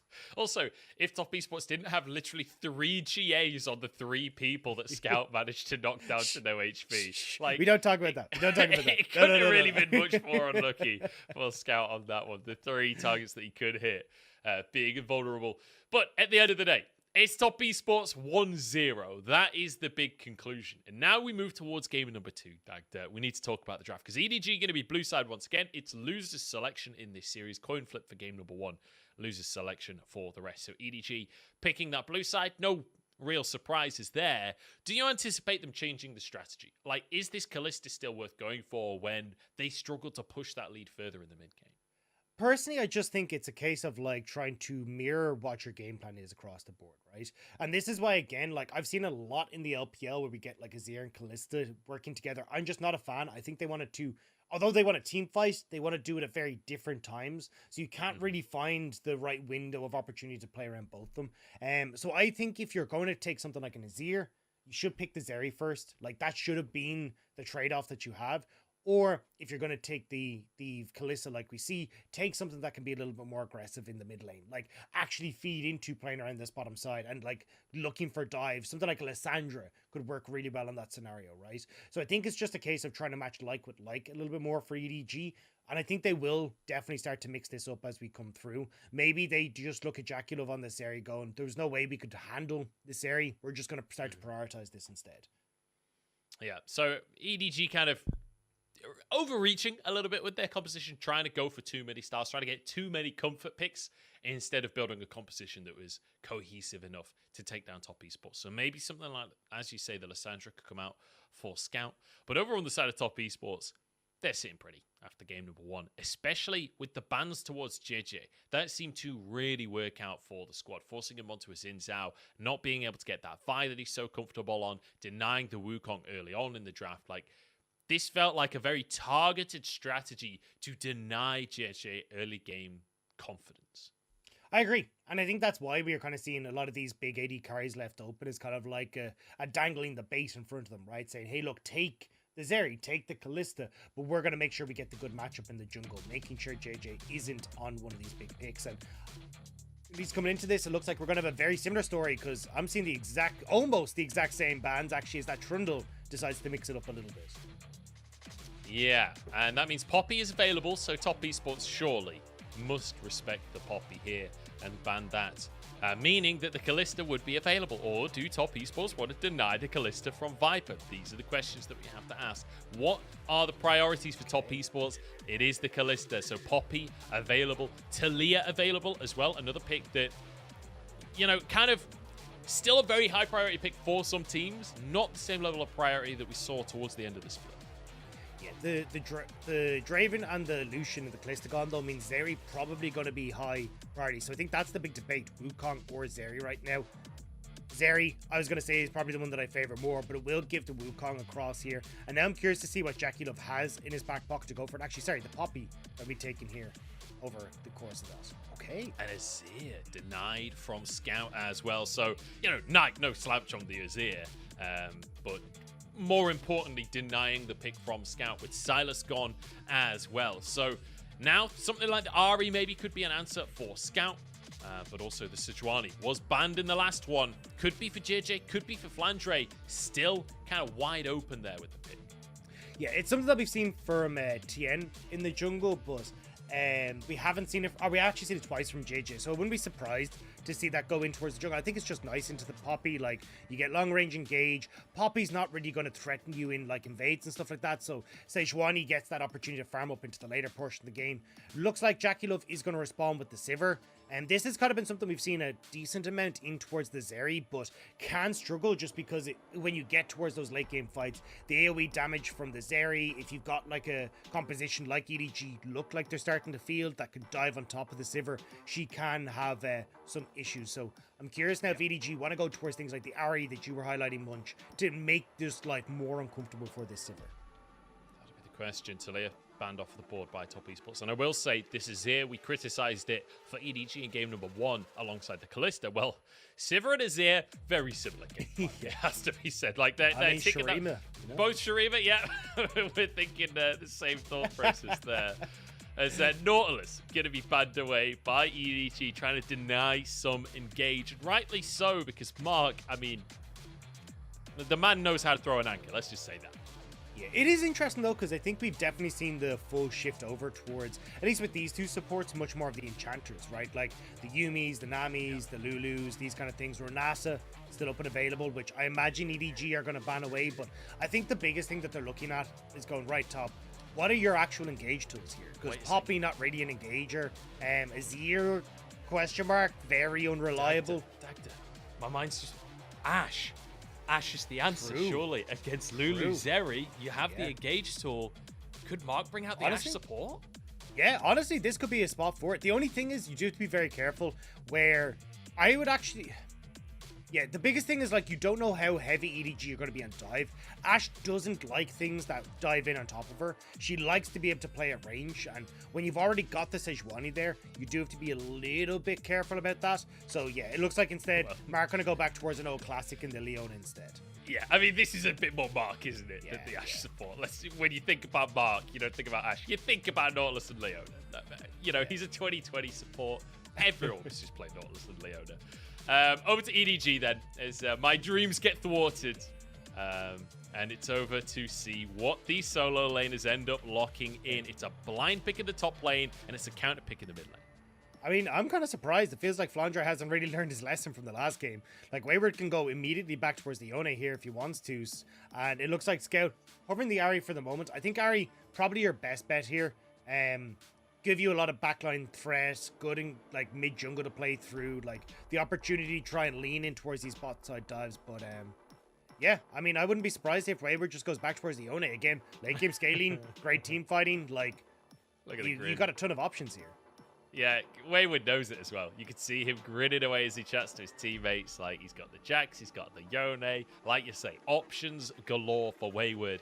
And a great game number 1. You know, we were kind of laughing at his ultimates a little bit. But, you know, it's a very predictable ultimate when it comes out. And in the team fights, he was landing it. That's when it matters the most. So, Wayward changing things up, though. Going on to the Jax now. Another pick that he has been able to dominate on across the course of the year. And now EDG. I think we should start here, Dagda, with the change-up from EDG. Because this is a very different style to what they brought to Game 1. Well, it's still pretty heavy team fight style, right? Like, you look at a lot of it is going to be a case of, like, trying to enable Zeri. You got setup coming through from the Sejuani and the Gnar, like, strong front to back. It's still kind of leaning into that same identity. I think the bigger thing is just having an earlier spiking mid laner would help give them control where they can try and play in through dragons, through bot side, and find better skirmishes at Rift Heralds as well. just make things overall a hell of a lot easier for them to try and operate with this composition. And as well, when you look across at top esports, there's not many things that can really keep Viper in check. So if Viper does get up and rolling, like there's not a lot of point and click CC apart from like Mark flashing forward, say, to get the stun, or even like a flash in from Wayward or leap strike from Wayward to like get on towards Viper. So you do have to be quite careful here as top esports that Viper doesn't get these leads that can just be such a pain to deal. Well, we're headed towards game number 2 here, Dagda. It's top esports and EDG, with EDG starting strong but falling in the mid game, and top esports showing that they want to repeat what happened in round 4 of playoffs. They want to get themselves that win on the board once more, and EDG are the ones that must prove themselves the current world champions. They love a high seed as they move towards Worlds once more, but whether that can happen is all in the hands of top esports. It's time for game number 2 here as we continue our penultimate playoffs game here in the LPL. EDG looking to try and strike back. The last time we saw these two teams face off, it was EDG who drew first blood. But top esports, with a great game 1, able to get the first on the scoreboard. And at least for EDG, they're still sticking to their guns, right? They kind of have seen team fighting as their way to victory over the course of playoffs. And they want to try and keep that the same story here against top esports. Yeah, I will say top esports team fight is not to be sniffed at either, right? With an Azir and a Sivir, you've got big old frontline in that Leona and the Poppy. You've got a Jax who can just cause all kinds of mayhem in the backline, but also can offer that side lane threat. And I think that is going to be crucial in this game when you consider how the mid game went in game number 1 of the series, right? Wayward on that Yone, the play around Baron from top esports to bait a TP out from EDG so that Wayward couldn't be answered. You can anticipate that kind of macro play coming out once again from top esports once we get later on into the game. Yeah, see, here's the thing, like, top esports, you can look at their win cons, and it's like, you know, all right, if Wayward gets ahead, we can play split push, maybe we can look for team fights. If you get a good flank with Knight, he can get, you know, the engage, we can get, like, there's a very simple checklist for EDG. It's 1, are we team fighting, and 2, is Viper popping off. That is the win con for EDG in this entire game. Like, there is so little so few options here for top esports to actually get on top of Viper, that if Viper can play safe with the Lulu, get the movement speed, like, he can chase down everyone on top esports. Azir doesn't do well at trying to kill Azeri. Sivir doesn't do well at trying to kill Azeri. The only people that you're really looking at is this Jax. So it feels like you've got a lot more opportunities on top esports to try and play through multiple different angles, whereas EDG are lock and loaded into this one kind of style. Ooh, Tien does get spotted in the end by JJ here, but a nice little knock up. Tien going for the 1v1, and the blue buff is helping out. JJ, 1 HP, the red buff burning, it's not enough. Wards in the brush and walks away with his life, but loses the top side of his jungle. Tien, very happy with the way that 1v1's panned out. Really nice job from Tien. Like, look at where the 2 lanes are at the moment. You got push in mid, push in top. He knew that he'd have the support of his team, so he was like, right, I'm just going to go for it. And he manages to get the flash from JJ. 2 camps on the top side, and JJ now left scrambling. Not trying to get an engage on the bottom side. It's just going to be trading back and forth, though, as Viper look for more. Tien moves in. Flandre alone on the top side. Good flash from Flandre to dodge the damage. Oh, and Archie gets the tower shot. I didn't think he was in range. Tien tanks a tower shot. A huge fumble. Yeah, I think the minions didn't get underneath the tower, so Wayward ended up tanking up the tower. So when Tien went for the play, Flandre is able to turn it around. So really nice job by the EDG top laner to turn that. A bit of a whoopsie from top esports. After it starts so well for Tien, he gets MVP in game number 1 of the series. He almost solo kills JJ, and then it all falls apart on the top side. Now Tien just chasing JJ out of the jungle once again, as Scout struggling in the mid lane here, not getting massive pressure down. Feels like a very different start of things compared to what we saw from game number 1. It was all about EDG. I mean, still, JJ is behind, but at least he's not falling massively behind because Tien hasn't been able to continue that success. Like a 1 camp lead, but Tien really wanting to make sure that Viper and Mako aren't able to contest the wave, but it is a slow push, so you won't actually lose It's the too much. classic Poppy shield throw gank, you know? Yeah. We see this all the time. Yeah, so I'm trying to look at Way. Yeah, so the minion dies. Watch the health bar here. So minions die, Wayward ends up tanking, and that's why he doesn't get the follow-up on the backside. So just a bit unfortunate. Wait, what? The 1v1 under the tower. What's going on? I don't know. I do not know, but Flandre is loving every second of it because he's got 2 kills so far this game off the back of And the Wayward TP. and Tien. Going for dives. Now JJ trying to contest these chickens. Tien in a 2v1 right here. Does get the chicken. Pushes Scout away here.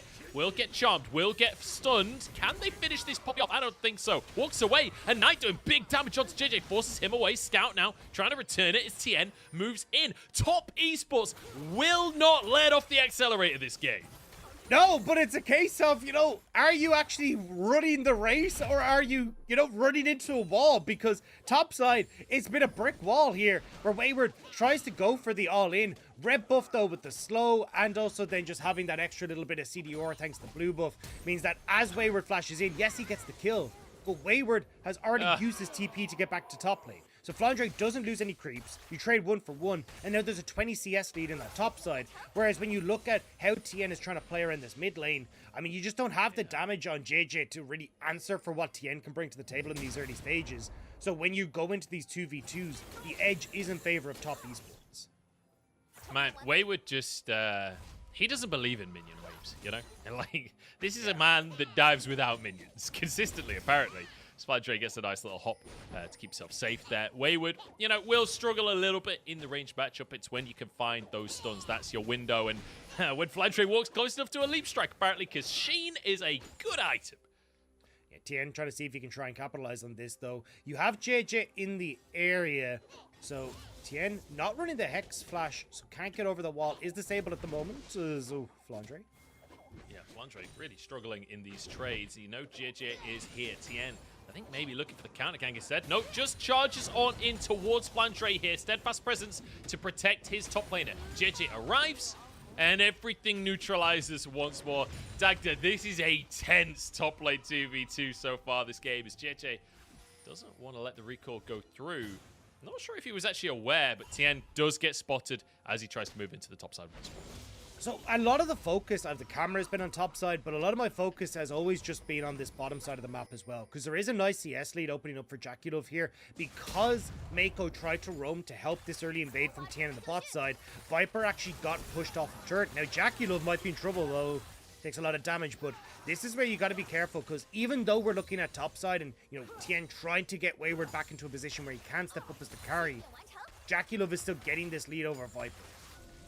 Yeah, you see 10 CS lead slightly more as Mark looks to clear some vision in the bottom side and threatens to go in onto Viper as well. Viper's got to be a little cautious as the boomerangs just consistently landing from Jackulov. That's the thing I've been impressed at. Every time the camera pans down to this bottom side, Jackulov is hitting the boomerangs onto Viper. And, that's a player that is very good at dodging those skill shots, so a lot of it is down to prediction from Jackulov and great positioning there. So good stuff in the bottom side. Even gold, though, all things considered, Dagda, and that's exactly what I want to see. Flandre trying to push the wave. He's in a 2v1 lane at this point. No, that's the wrong place to go. He's walked into the brush. He's stunned up. He's stunned up again. He turns mega. Can he escape? Tries to get over the wall, but knocked up and taken down. Wayward finally getting a kill. Now on the bottom side, Jackulov going in. Mako in trouble and annihilated. No, gets the shield at the last second. Flash forward from Jackulov. JJ is here, though. It's 2v3, and Top Esports trying to find the play anyway. Jackulov falls, and Viper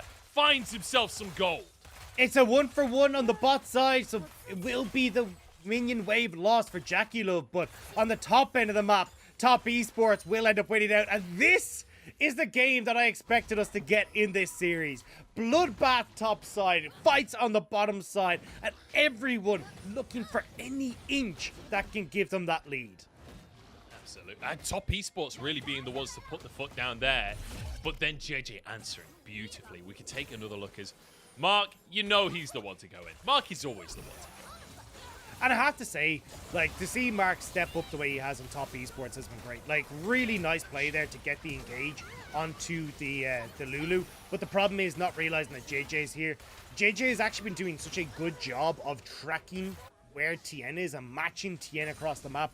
I honestly just think Jackie Love and Mark were like, oh yeah, well, wherever TN is, JJ is more than likely going to be there with the way that he's been playing. But unfortunately, they guess wrong, and it ends up being a kill back onto the top esports AD carry. Crucially, Mark hitting 6 in the brush as well, right? Whereas Mako was still level 5. So just trying to use that small, experience spike, but it bites them in the arse in the end. So Viper now with a kill. Jackie Love did get a kill into play as well, right? Ultimately, they did kill Mako. So Jackie Love still with an advantage in terms of the CS because of the early laning and a kill apiece. So slight advantage in the bottom side for top esports, but it is slight, and that's the key thing there. Up on the top side, Wayward, getting that kill with TN, we kind of got distracted from that top side play. It does mean that now they're on 2 kills apiece after all of the top lane shenanigans this game. It does mean Wayward should be in a good position to have a fun old time in this top side with the way it's been going so far. Speaking of 2, though, I mean, 2 objectives now over to top esports. They've been doing a really, really good job of keeping control off of the push for Nice. I mean, how Wayward's been going, but this isn't going for Wayward anymore. Yeah, I said he was going to have a fun old time. I'm not sure I was right on that one. Hit by the boulder, knocked up by the giant Poro. Counter-strike comes out. The stun is not going to land, though. The flail doesn't hit, and the Gromp comes out once more. But here's Scout to finish the job. Wayward with a nice dodge. Fair play to him. But in a 1v3, there's only so much he can do. But that's going to be Rift Tower going down in the mid lane here, getting a bunch of extra gold for Knight because Scout had to commit up towards that top side. So even though you get the kill, it's still top esports responding on the map. This is going to be a huge amount of gold for top esports. Not only do they finish this tower, but getting all those plates for an Azir this early into the game. Knight is going to be terrifying as you enter the mid game. Yeah, and again, you're having the advantage on the bot side for Jackie Love as well. He's just back to picked up his Kraken Slayer. You'll have the Luden's Echo, more than likely picked up here for Knight as well. So overall, I mean, top esports hitting their stride right now. And especially when you're looking at, Next Dragon in 4 minutes time, the Rift Herald up and around about the same time. Finding these skirmishes off the back of some of these big item breakpoints for top esports could be very nice. So EDG really need to make sure they're working with JJ, working with Scout, trying to find some picks early before you end up in a full 5v5 against top esports. Yeah, try and find some kind of advantage because it does feel like it's top esports that are getting those advantages for themselves to start this game off. And I mean, Jackie Love was already getting a bit of a CS lead for himself. Now, as you mentioned, the item disparity means that Viper absolutely cannot trade. He absolutely cannot contest that bottom side unless he has some kind of numbers advantage. The Sundisk taken down there in the mid lane by Scout. Is Drake not going to be up for another 3 minutes? Top esports got the first one of the game for themselves, but that Herald up in 2.5. And I feel like top esports, the way they're playing, they're going to want every single neutral objective they can get. Yeah, and I think they're going to look for a dive on bot side as well. I mean, could you more figuratively, literally roll out the red carpet on this bot side of the minimap? Like, that river has so many pink wards there. Now you just add that Scuttle Crab to it as well, and it's already spotted out JJ, but they definitely want to see if they can make something happen. JJ is being suffocated. So is Scout on the top side. Look at that! Delivered on a platter by Knight. Places him next to the wall for Tien to slam it home. This combo of Tien and Knight, they played together all the way back in 2017, and the synergy is still absolutely there. That was beautiful from Knight Almighty in the mid lane, and, well, Wayward, this is now you on the wrong side, bud. You say that, but he got a cheeky little W in there. His flank rate bounced over his head. So I think winning the trade, it's kind of hard to say, honestly. The top lane has been nothing but entertaining as Viper actually going to use his ultimate in the bottom side here, trading between the AD carries. Jackie Love goes forward, flashes back out. JJ tanking the tower and will be tanky enough. Another for Viper, and now plates galore for the Zeri. And that's actually huge for EDG. They won't quite get another plate as it will cross over, but the fact that you're getting these kills on towards Viper is massive. Again, we said Viper is the win con for EDG. This is the man that needs to win it all. And if he's not able to get these early leads, that's going to become so much more difficult. But we'll see it here. This was just gorgeous. Like, they spot out Scout clearing the ward. Knight immediately goes over, and it's just a value. Like, absolutely all our low nest, just beautiful from top esports. Yeah, honestly, just gorgeous. Nothing but net. That's the on that one. Nothing Look, I'm but- an Irishman, It's, all right? it's I'm really trying my hard. best here. It's You really, know really what? hard to get that ball through that hoop without touching any net, unless there Yeah. literally isn't a net. You know what? I've seen videos where the man goes through the net as well, and I feel like that's just what they went for. It was just, Knight diving through the net alongside I'm that. pretty sure that video that you're talking about is Space Jam. I'm pretty sure that happens in Space Jam. I'm not sure that really counts as Wait, a video. I thought that was a real reality. Is that not just like, an accurate documentary of when Monstar has tried to I mean, invade Earth? honestly, with the way that top esports are played today, it might well be a documentary, because they are the Monstars. They're absolutely destroying, mechanically speaking, here. It's a 1,000 gold lead in their favor as Herald started up. You can see Scout trying to move on over. Knight there to answer and will spot this one out. Scout decides to go for the ward instead. Knight feeling saucy though, wants to go for the play, dodges the Everfrost here, hiding behind the Scuttle Crab so that the charm can't come on through. But EDG moving over to try and find the top esports solo lane. The Herald was taken, but Knight will walk away with his life. Has flash available, does he might though? get charmed here. Scout moves forward, good flash from Knight, dodges away. Yeah, it was gonna be a risky one from Knight. It was basically Scout trying to predict where Knight was gonna flash to, but not able to get it. But flash still burnt by the top esports mid laner. Push still coming in the mid lane though for top esports. It's EDG who trade it for Dragon. Top Terror goes down in favor of top esports as well. So again, we're seeing like top esports happy to give second dragons for positioning on the map, very similar to game one. Yeah, honestly, top esports just saying, we don't care about dragons. What we care about is a gold lead, and they've managed to find it for themselves. This will be a tier 2 going down in the top side as well. One of the great advantages of having a Sivir on your team as well is you just eradicate those waves and you push so quickly. A 3,000 gold lead now in favor of top esports at the 16-minute mark, but Flandre will do some work to minimize that with a tower in the bottom side.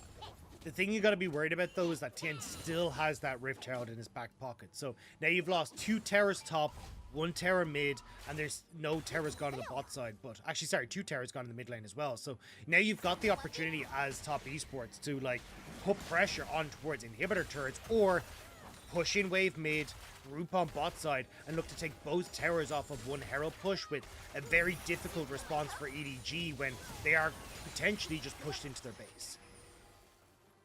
EDG still trying to fight for vision though, not accepting that they are being pushed back just yet. Not going to go down without a fight, that is for sure.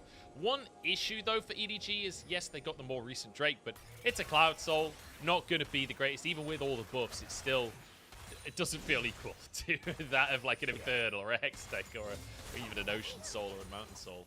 EDG though, playing towards this bottom side. Wayward playing respectfully though, and I will say Wayward, over the course of this year, the amount of growth we've seen out of this top laner. He came into the league being very much a coin flip top laner, and let's be honest, the start of this game was a little bit like that.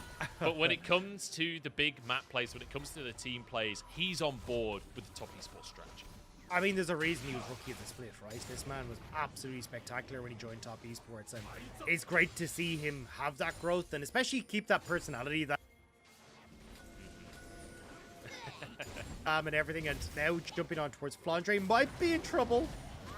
Wayward, we just complimented him and immediately he goes under the tower, but that's Flandre's ult now with a TP. This is a 5-man play from top esports as they herald onto the tower. Wayward dashes away, keeps himself alive. Tower down, JJ forced to flash there as the boomerang blade flies on through. EDG 5 strong as well, but they've already lost the tower at this point. There's Mark and Knight and Jaculov staying here, not wanting to back away. And I think it's a great read on both sides from both EDG and top esports, right? EDG are aware Rift Herald will go bot lane. That's where top esports want to try and put the pressure. So what they do is they try and quickly overload bot side of the map to pick off top esports before they get all their waves in check to go for that play.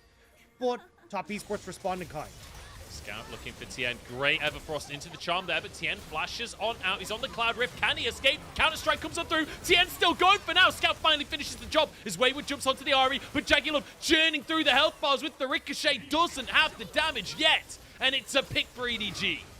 Yeah, EDG just managed to get one onto Tien, which was pretty sizable there if they can try and hold out towards this map presence, get some vision control back, push out waves with a minute and a half until that dragon. They really want to try and look for these fights, but right now it is so hard because They try to make that play on the bot side. Top Esports read what EDG are trying to do and respond, but then Tien getting caught out here after such a good play from Top Esports. The ultimate coming through from the Lulu to guarantee the knock up onto Tien. It was just an easy pick, and this is where I was kind of looking at Viper going, hang on a second, Viper's getting scary in that fight, but will just back away, doesn't want to run into the full force of Top Esports. I think it's worth talking about anyway, because whether or not it's that fight or the game in general, he's on 2 items on this area, headed towards that Infinity Edge next, and we all know what happens once Zeri hits 3 items. We've all seen it 100 times at this point across the world, and Viper is one of the best of them. That is a terrifying prospect for Top Esports. They need to maintain control and find a bigger advantage before they get to the point where EDG can just go for that 5v5. Yeah, and that's why I think Top Esports vision control has been so crucial for them. Like, we talked about the red carpet earlier on, they're still keeping really good vision control in River, and it's making it hard for EDG to just immediately set up for these fights, right? Because you need to make sure that you're not getting flanked by Knight, not getting flanked by Wayward, by Mark. You need to get the opportunity for Viper to actually play out these fights and have a lot of space to move. So the fact that they're not able to contest vision as EDG is hindering them a little bit. It's also denying them the opportunity to find picks with like Scout and JJ before these fights kick off. Top Esports moving to the top side here as Drake spawns EDG. I mean, their Baron is so fast. Yeah, Top Esports are just going to threaten the Baron here. They're going to go straight on in. Viper and Mako moving over as Wayward threatens on the bottom side, trying to stop the rotation from Scout. TP available for both Scout and Flandre here. EDG decide to back away, peel back to the mid lane here. Scout now moving through the jungle. Wayward behind enemy territory here. We said about flanks for Top Esports, and absolutely they have it as Wayward in the red buff here, looking to get onto Scout, looking to get onto the backline. Tien, half HP already. Everfrost comes on out as Wayward, exhausted, but Scout forced away now. That's going to be Spirit Rush used. The Scout tries to get back onto Wayward. A great charm setting up for Viper, but Wayward jumps over to the rest of his team. Yeah, Flandre trying to threaten, has the flash, has the Gnar ultimate, but not going to do so. Both teams will back away. EDG, though, still hovering here. They know Top Esports are looking at this Baron. TP comes out from EDG to regroup. Scout back. Full HP. JJ only half right now. Another TP on the other side. This one's Wayward arriving on the scene. 5k on the Baron here. Viper over the wall. He's on the Zeri, but not 3 items just yet. Tien gets the knockback. It's on to Scout here as they're in the pit trying to finish off the Baron. Viper over the wall. JJ low on HP. Tries to move in. It's one for Viper, but it's traded back. Wayward now tanking up as Top Esports. They get the Baron. Can they escape? Flandre over the wall. Flashes on in, but he can't quite find the stuns. Wayward escapes, as in the meantime Tien sacrifices himself to save his solo laners. Wayward escaping, Mark there alongside him as Knight plays bodyguard. Scout goes in, charm lands, it's big damage, but not big enough. 3 escape on Top Esports with the Baron buff. EDG were too late to the play, and you will see Tien give his life so that the rest of Top Esports can escape. This was tense. But Flandre, not having access to Mega Gnar, couldn't play up. Same with JJ. The low health bars on EDG's front line is a disaster here. And Ari taking out the picture as well means it's so difficult for them to get the CC to enable Viper. Viper still tries to go in. It's getting so much damage off, but watch it on the backside. Oh, actually, we may not even get a chance as we're straight in towards this dragon. It's all hands on deck. Jackaloff so aggressive there to stop JJ walking forward to guarantee that Baron. Now Dragon, the next target. This ain't Soul for anyone. This ain't even close to Soul. But Top Esports won't let EDG have it for free. Wayward threatening on the flank here. Top Esports step onto the objective once again. Wayward going to be caught up, charmed, Everfrosted, but he just jumps on in. The rest of the team here to support with long-range damage. How does he survive so long? Buying time, but the Dragon resets. Tien there in the pit, does get the Drake. Knight low on HP. Boulder finishes him off, but Jackaloff is firing on all cylinders. Flashes forward onto Viper, but he's taken down. And now it's Scout's time to shine. Mark, Tien trying to escape with their lives. They get the Drake, but at what cost? Scout trying to finish off more, trying to find the charm. Mako there alongside him. They just don't have any damage right now. What? Tien finds a solo kill onto Viper on the backside of the fight. What is happening, Tactor? It's the rope-a-dope. Tien was like, peekaboo, I see you. Flashes over the wall to Viper to surprise him. Now Tien still hunting Mako and Scout. You don't have the TPs here. Tien just wants this scuttle crab, but That was In a so well 2v1. played by Tien. In a 2v1, Tien just walks up like, 2v1 me, bro. Oh. This is my scuttle crab. So really nice pick here from EDG on towards Wayward. But with all the attention on towards Wayward, Top Esports finish off the Dragon. But this is where it starts to get a bit funky, right? Viper is trying to carry, but doesn't have his ult back up and available from the last Baron fight. So he's not getting the movement speed, which is why you see Jackie Love flashing forward here, thinking maybe he can get it, but with the smite from JJ and the damage from Viper, he's able to escape. And this is where, watch Viper, he thinks that he can try and help out, but Tien flashes over the wall, immediately gets on towards Viper. Just a really nice call there from Tien.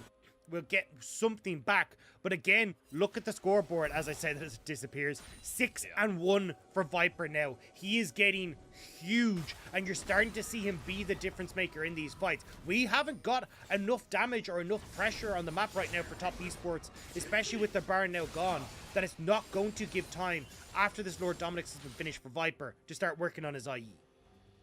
Yeah, worth mentioning that as well, right? That it's not going to be the IE third Viper feeling like he needs to go for the Lord Doms as his third item.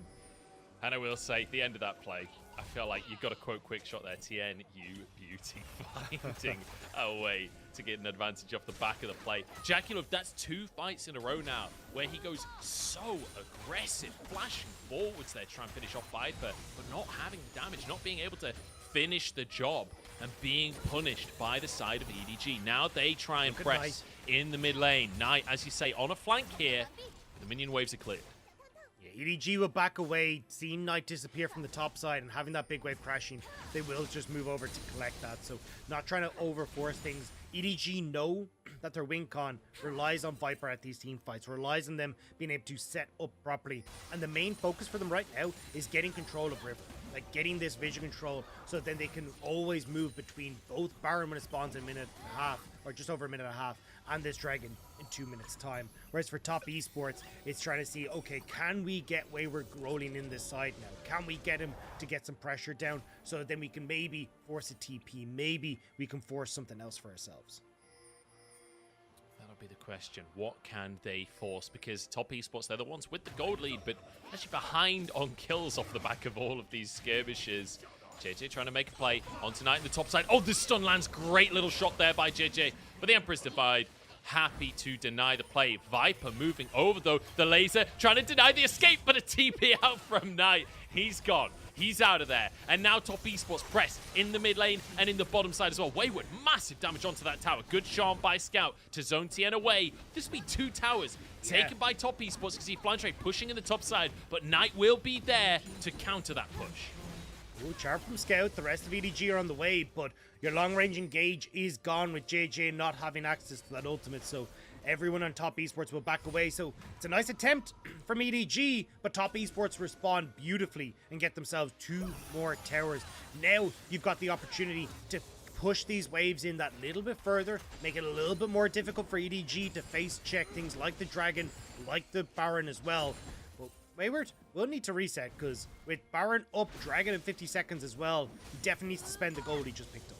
He really, really does. Does have TP available, so can join the Dragon fight if it kicks off in the next couple of seconds here. But should be able to just walk back to these players. Mark trying to find a way into the river to fight for a bit of vision control here. Is Jackie Love supported by Tien to look for mid priority. They still have a tier 1 tower in the mid lane, so it's basically impossible for EDG to get any kind of significant priority. Yeah, and that's why they just want to see if they can hold on to this space in river. A lot of vision control is still being placed by Top Esports, though. Flandre very close to Mega. Jackie Love trying to see if he can pop that and make it a bit more uncomfortable for EDG. Oh, Wayward trying to find a flank, but Flandre's just going in the front door here. Tien, the target is Viper just peppering away. Scout over the wall. But Top Esports walk out with their lives. Flandre might have gone too deep for this one. Counter-Strike stun comes on out as Wayward dips over to the rest of his team. Top Esports low on health bars. I feel like they should give the Drake at this point. Night Charm forced to flash away. I think you've got to accept defeat, Top Esports. I don't think this is their team fight. It doesn't look like they'll back away anytime soon. Dagda, Jackie Love throwing out boomerangs. So much poke coming through from Viper and Scout over these walls. Top Esports will eventually be forced to back it up. Very tense fight though. Wayward just managing to escape. Tien just barely getting away, but EDG this terror of an AD carry is starting to become a little bit too much for top esports to handle. And I love the decisive play from EDG, right? You can see Oh, wait a sec. Wayward. Wayward is fine. He's okay. He'll jump away over to Scout or to Knight. Every time I see a Zir in this series, I'm going to say Scout. It's Knight this game. I've managed to catch myself every other time. It finally happens, the slip up. But yeah, Wayward trying to find that flank. Flandre just walks at them and goes, come on then. It's 5v4 while Wayward's off trying to get a flank. We're not letting that happen.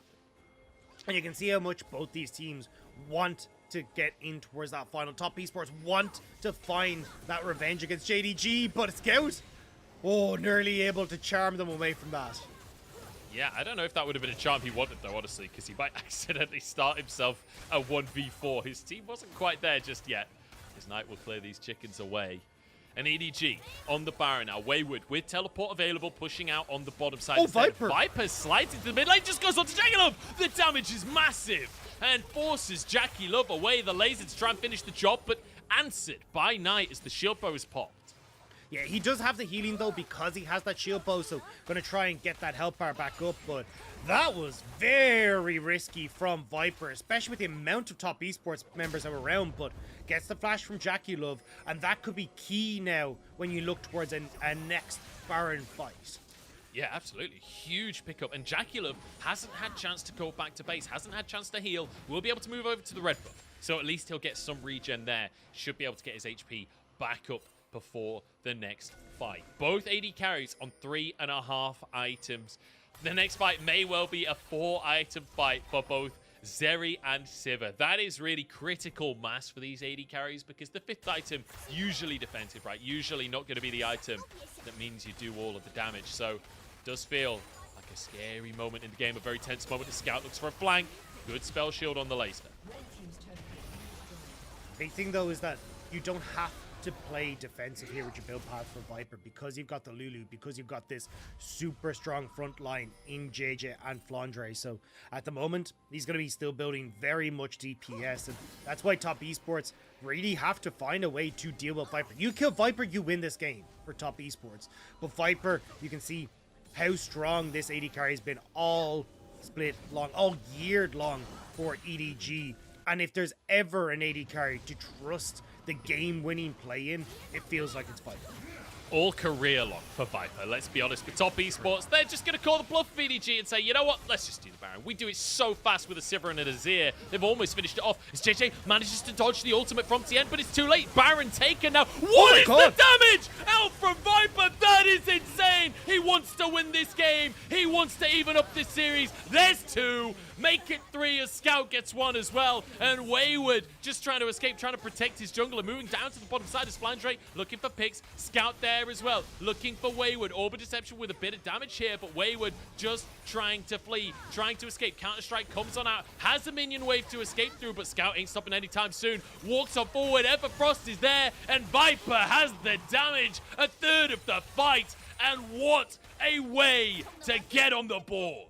EDG were bluffing top esports. They take the fight. They set up Viper. The AoE damage is massive from Edward Gaming. And although the Baron still stands on some of top esports, there's not awful lot of top esports members still standing. Viper, you can see there, the Ultra Shock Laser, the ultimate, the AoE damage with that static damage coming from the E.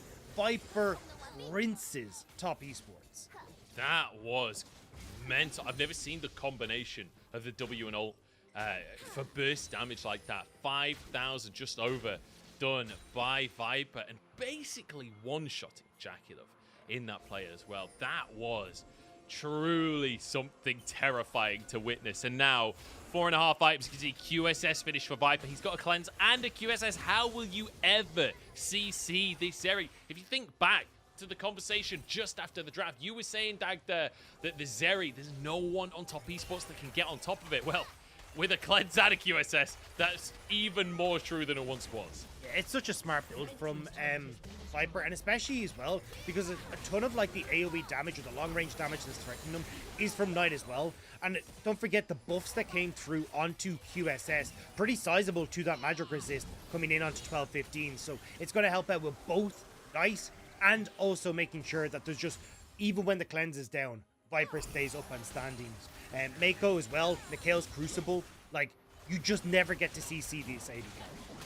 I feel like Zeri is just the new Vayne at this point. Zeri is that AD carry that if you build around it, if you get the items onto that carry, it's going to win you the games. The way that Vayne or Cogmore was looked at, you know, many years ago in League of Legends, and Viper, just one of these players that you know you can rely on him. He's been the late game insurance for EDG for a couple of years now, and it feels like it always pays off. I can't remember a game where Viper didn't show up, you know?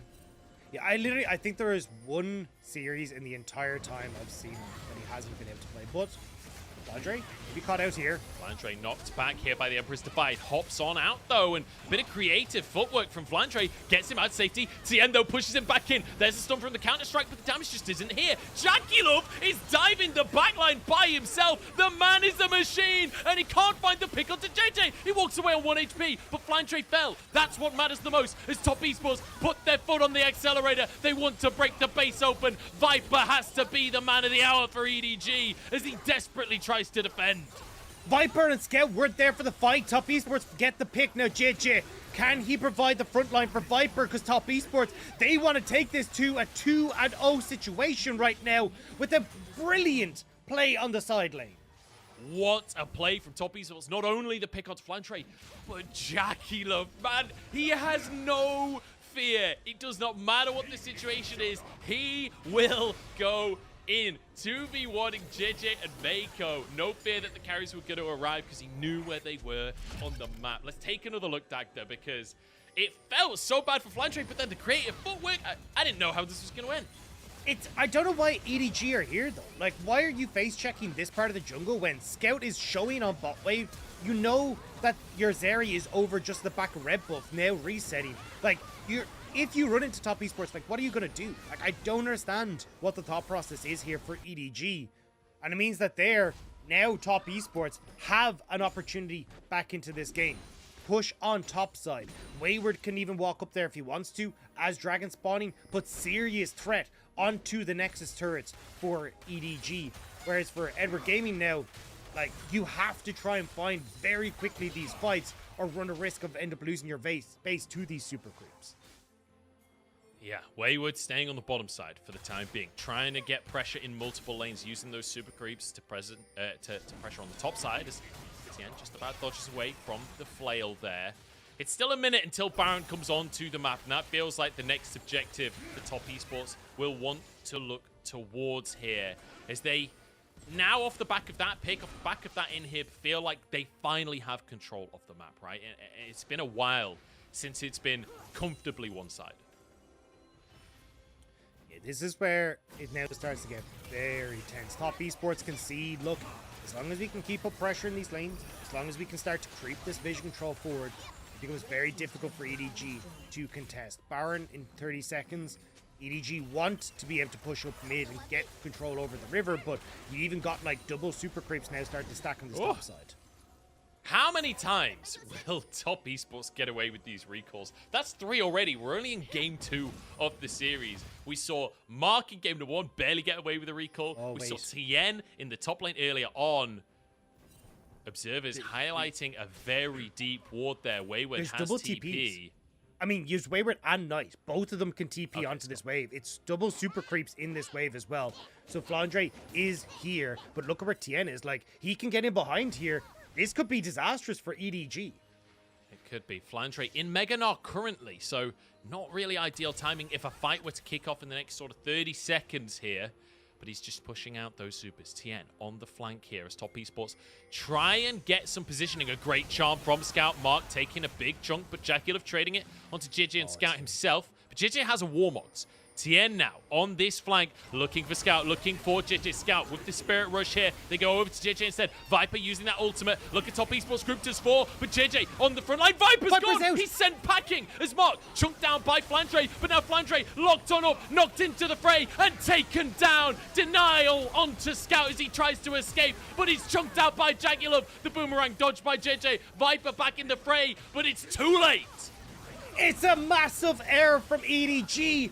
The top lane fumble is going to be their downfall. Now Viper trying to see if he can get anything, but top esports, they see blood in the water. Knight is resetting. He's TPing into that top wave. 2 super creeps are there. Flandre, 30-second dead timers with Baron. This is top esports trying to strangle out EDG. Top Esports don't want Drake. They don't want more towers. They want to end the game. Jackie Love is here on the Sivir. It's so difficult to deal with these Baron minions, but Viper has to be the man to step up. Laser across the team, but he doesn't find any targets. JJ trying to tank here, but he doesn't have the HP. Taken down as Wayward threatens Viper. Viper onto the fountain as he flashes away, but the Nexus falls. And Top Esports, they do it again. They start another best of 5, 2-0.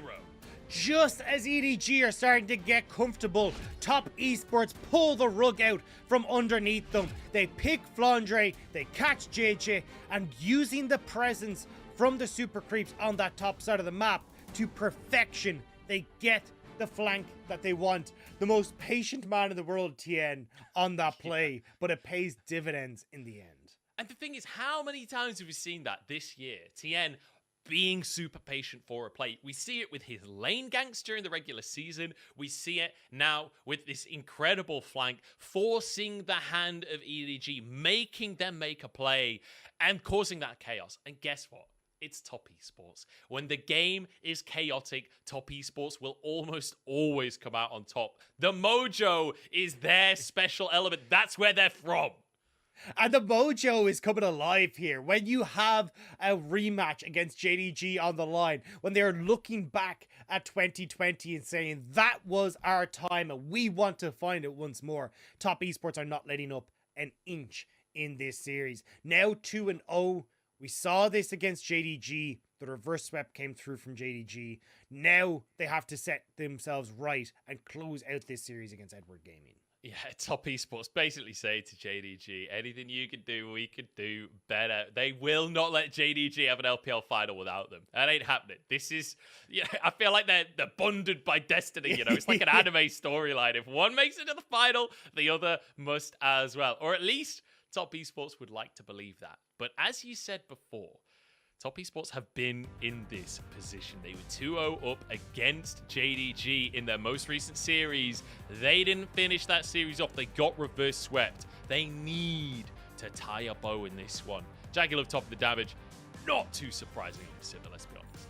No, not overly surprising, but I think the manner in which this game went, very surprising with the way that EDG kind of got themselves caught out. And it feels like, again, it's kind of just Flandre overextending on these sides, giving the opportunity for Top Esports to bring this back, because we saw how Viper was coming alive. 40% of the team's damage. Like, he was carrying these fights beautifully and really putting himself at the forefront to be the damage dealer that he needed to be. But mistakes coming through from on the map from EDG. Top Esports punish again, and it just feels like this time Top Esports are playing the map so much better than EDG, like constantly trading up, constantly finding ways so that then, like, when we get to a 3rd, 4th dragon, already, like, most of the outer turrets are gone for EDG, and it makes it very difficult for them to start contesting these objectives. So Top Esports doing a really good job of putting it against EDG and making sure they're not comfortable. I mean, that's the big thing, right, is the control. The second it feels like Top Esports have control, they never let go, right? They just push that vision line forward. They maintain that vision line. You kept on referring to that red carpet in the rivers, right? Like, permanent vision control for Top Esports once they're ahead.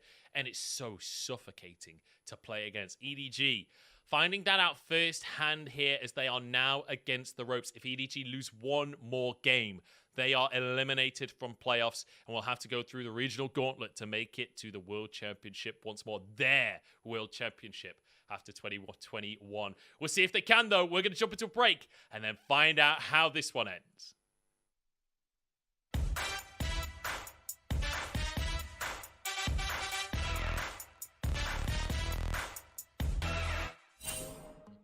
Level 3 for Caps. Yanko's already level 3. Larsen's in trouble Larsen here. locks in the stun card, charmed up. Maring's on the chase though. Trimmy's here as well. Larsen levels up in the middle of the fight, and Yankos just able to survive.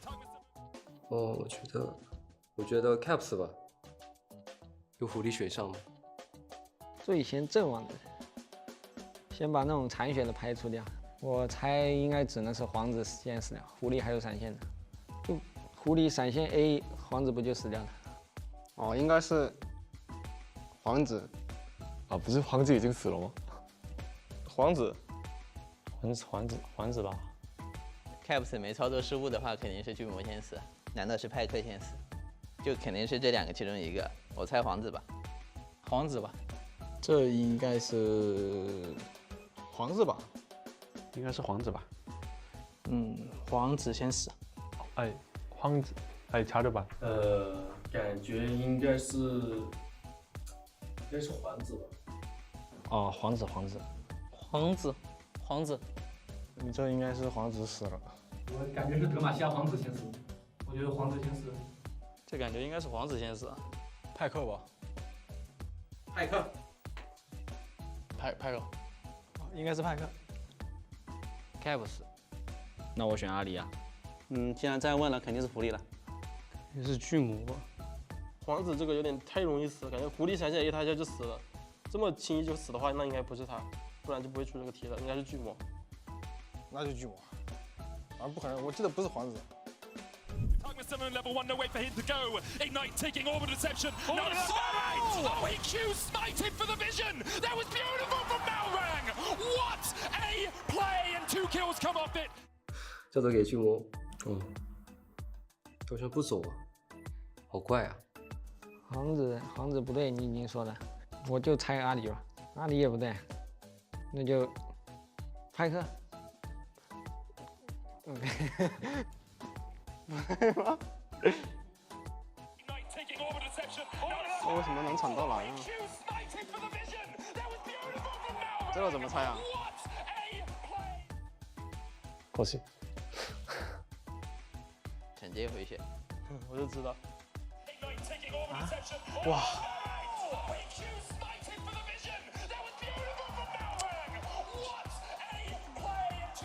太扯了吧！哦，巨魔是啥意我都没看到。那是谁呢？啊，你让我黑耶！哎，巨魔不是死了吗？已经。那是巨魔吗？哎呦！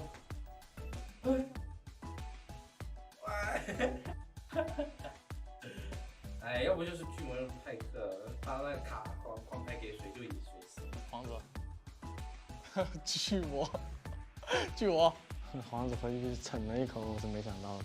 这种问题，最接近答案的就不是答案。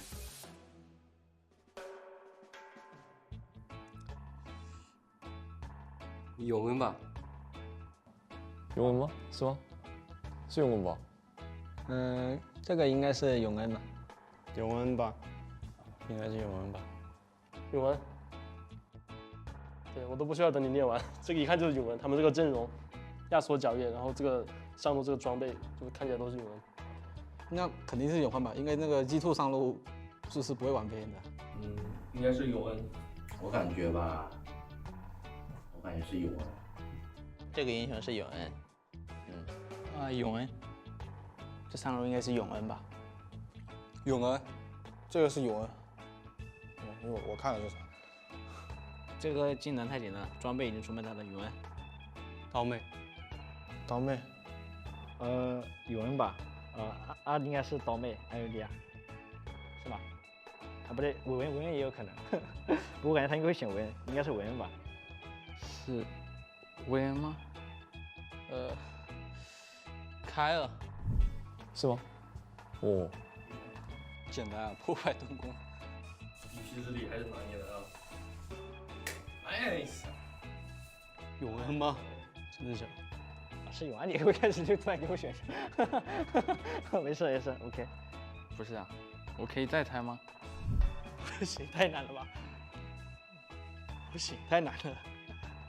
对，太难，这个太难了。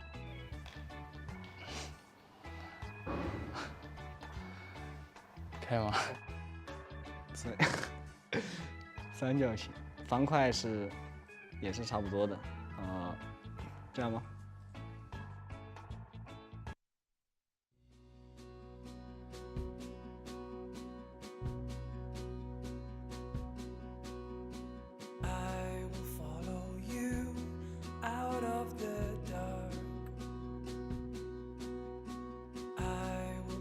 ？To protect you from harm.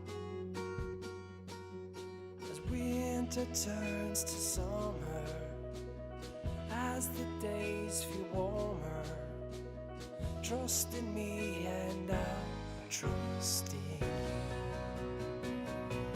Shine on, bright star. No love's never far. No, there's always hope. No, you're not alone. I will chase the wolves from your door. I will be there to fight your cause. Say goodbye to dark days. See the sun shine through the rain. Trust in me and I'll trust in you. Shine on, bright star. No love's never far. No, there's always hope. No, you're not alone.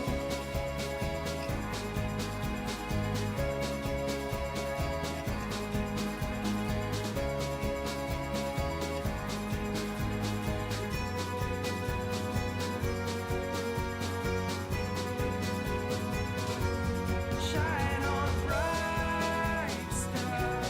No love's never far. No, there's always hope. No, you're not alone.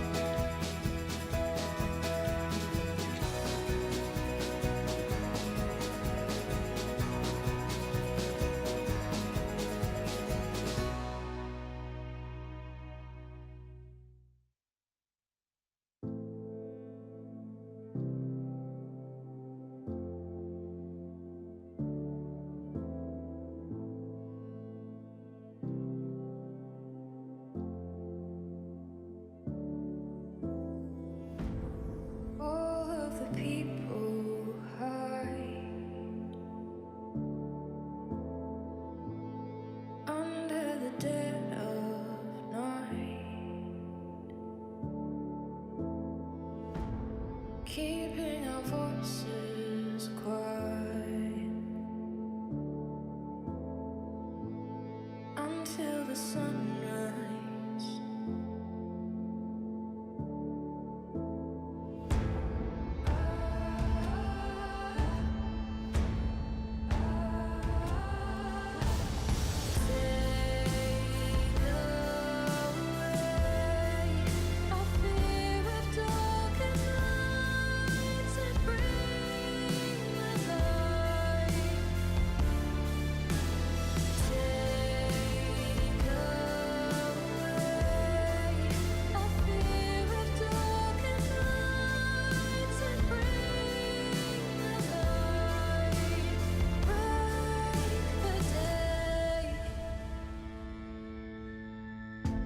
Sometimes the good will fall. Give up the fight and lose it all. But we'll keep our voices quiet until the sunrise.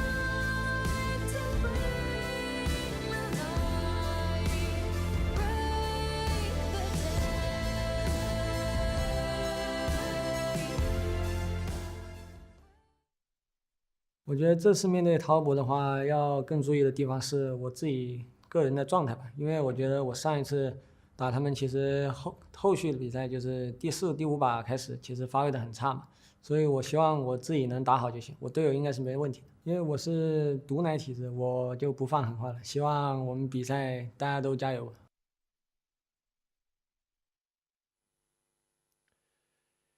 Flandre with a bit of an unfortunate timing on the interview there, saying he needs to perform better, getting caught out in the side lanes, both in game 1 at the end and game 2 at the end. I'm joined by Dagda as we head towards our third game here in Top Esports. Dagda, it has to be said, it doesn't feel like anything can stop this ball rolling. They are steamrolling right now.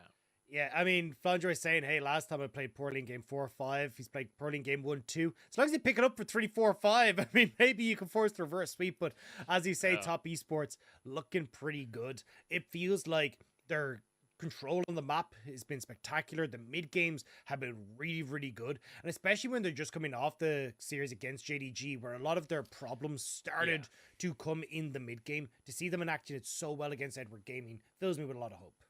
Yeah, really, really confident play in the mid-game from Top Esports. Let's take a look at our MVP coming out from game number 2, because I feel like this one was much more of a team game, but it is TN to grab it once again. His ult onto Viper in that final fight, just so crucial. Knocking Viper away, setting Top Esports up with the 5v4, and ultimately setting that win up. Really beautiful gameplay coming out from TN all day long. And I mean, we're not even talking about the fact that at level 2, he basically solo killed JJ. Yeah. You think way back to the start of this game.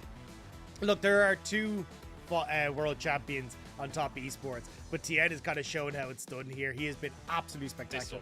This one was gorgeous, so well played, and it just feels like everything on Top Esports is coming up trumps for them. They look so incredibly strong. And Tien has been at the forefront of it. Great early decision making, playing off his lanes well. Look when he's looking for these evades, like setting up his lanes, like always. Like even when you look at even when you look at like JJ, who's doing his damnedest to try and track him in the early stages, there's just nothing that can be done. Yeah, it just feels like Tien on this flank at the end of the game, right, setting everything up. And then gets the onto Viper. You can see Viper trying to zip over that wall as well, but just sent packing, and it sets Top Esports up then to go for the 5v1, and then the 5v1, and then the 5v3. Just beautiful team play. And that's the thing. It feels like Top Esports, this is a team that so often in the past would make crazy plays, not be on the same page, and it all falls apart. Whereas I mean, we just get another slow-mo of Viper fly through the air. I feel like Zeri is apt at that, though. She's done that plenty of times. But Tien, like, leading the charge, the rest of the team so on the same page, so on board. It feels like the communication is on another level this year for Top Esports. Yeah, they look absolutely incredible, and I really want to see them try and continue this form, obviously going in towards that playoff bout against JDG, if they are to win here today. Like, try and get that complete on the revenge tour, because, I mean, it does feel like we're looking at what has been JDG on a resurgence, Top Esports on a resurgence, and especially when they're already guaranteed the World Championship, they want to see if they can finally beat what was their last appearance, a semi-finals at Worlds 2020, and see if they can get in towards that finals, and be the strongest team in the LPL that so many people were touting them as coming into playoffs.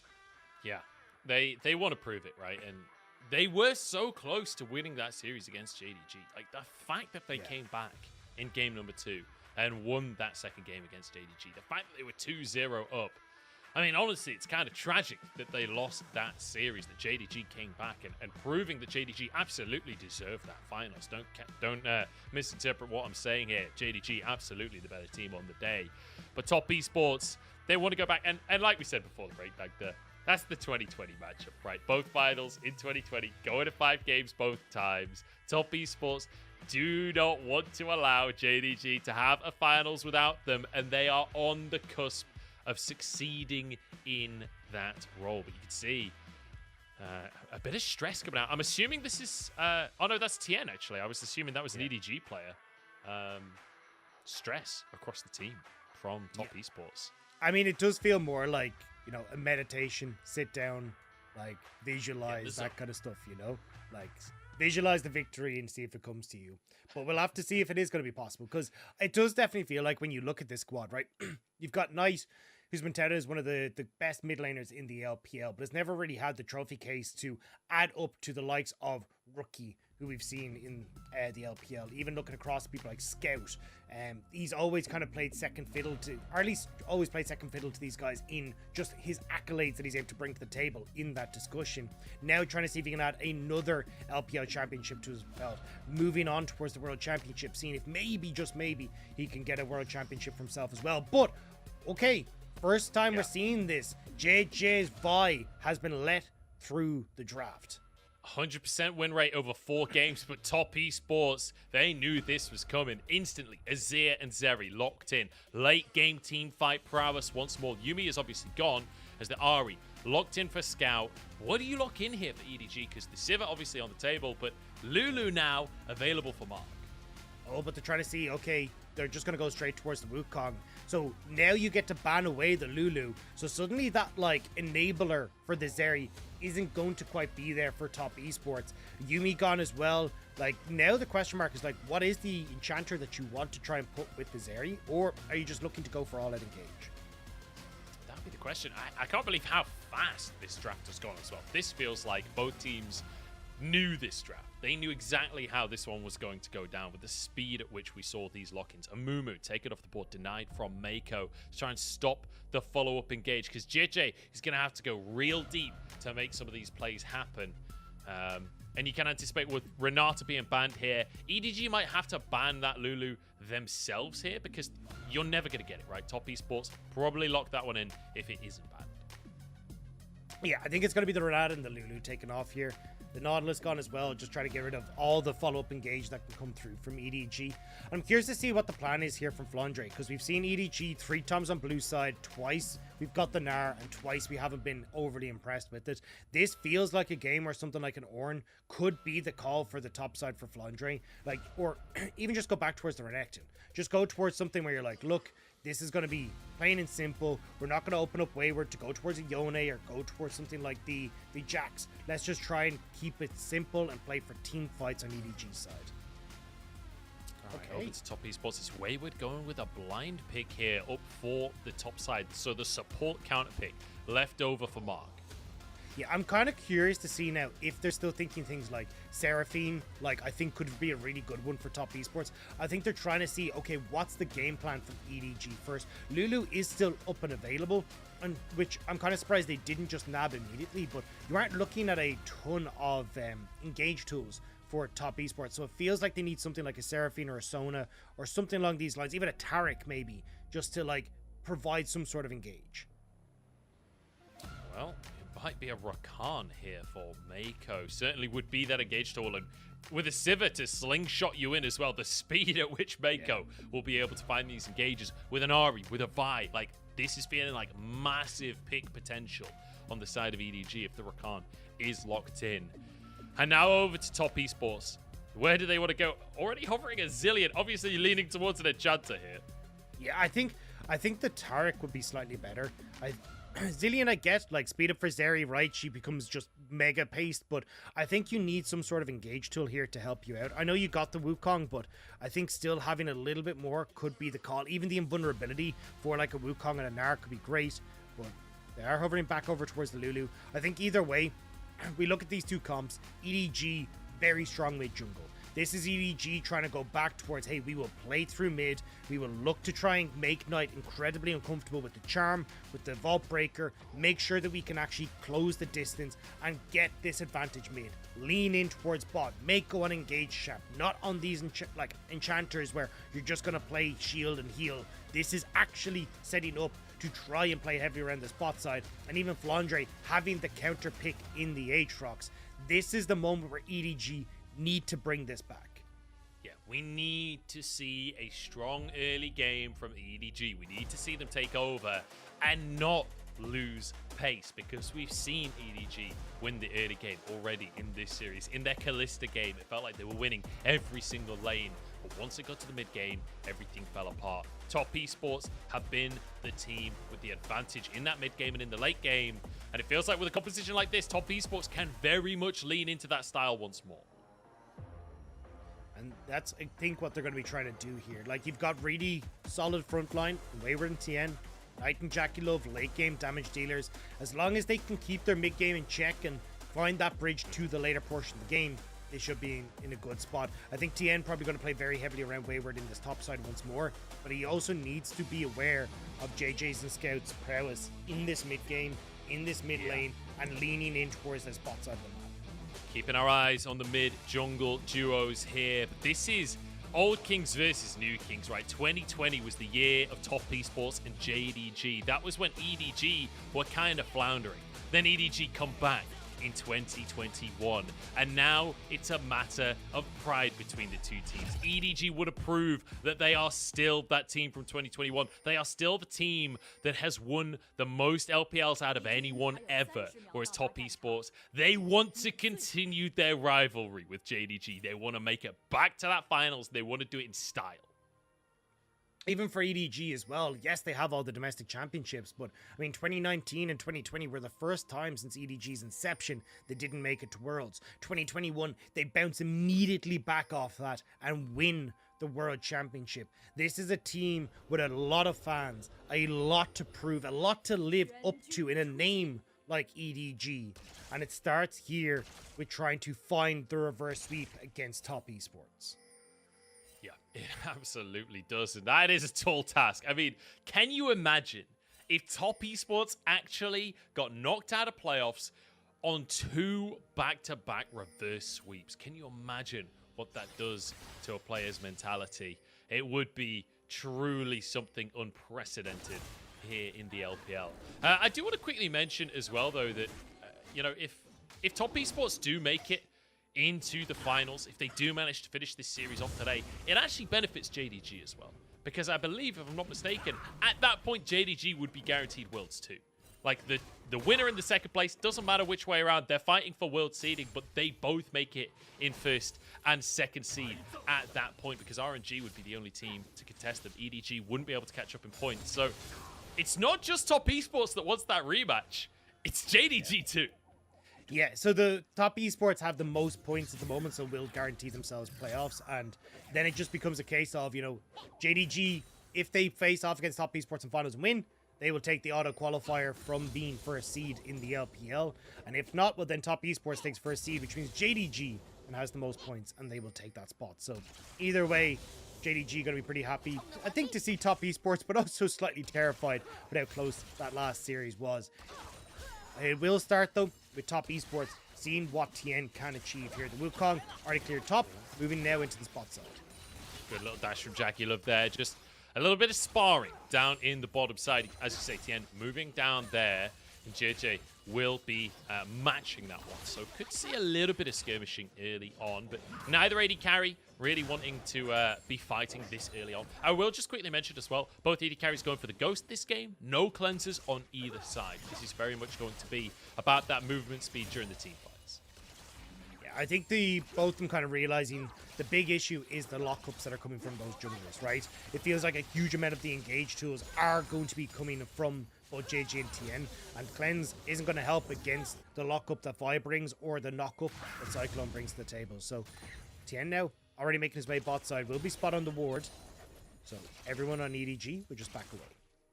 Yeah, Viper and Mako should be completely fine on that one. As in the meantime, JJ stays up on that top side, went to Chickens, then back up to the top crab.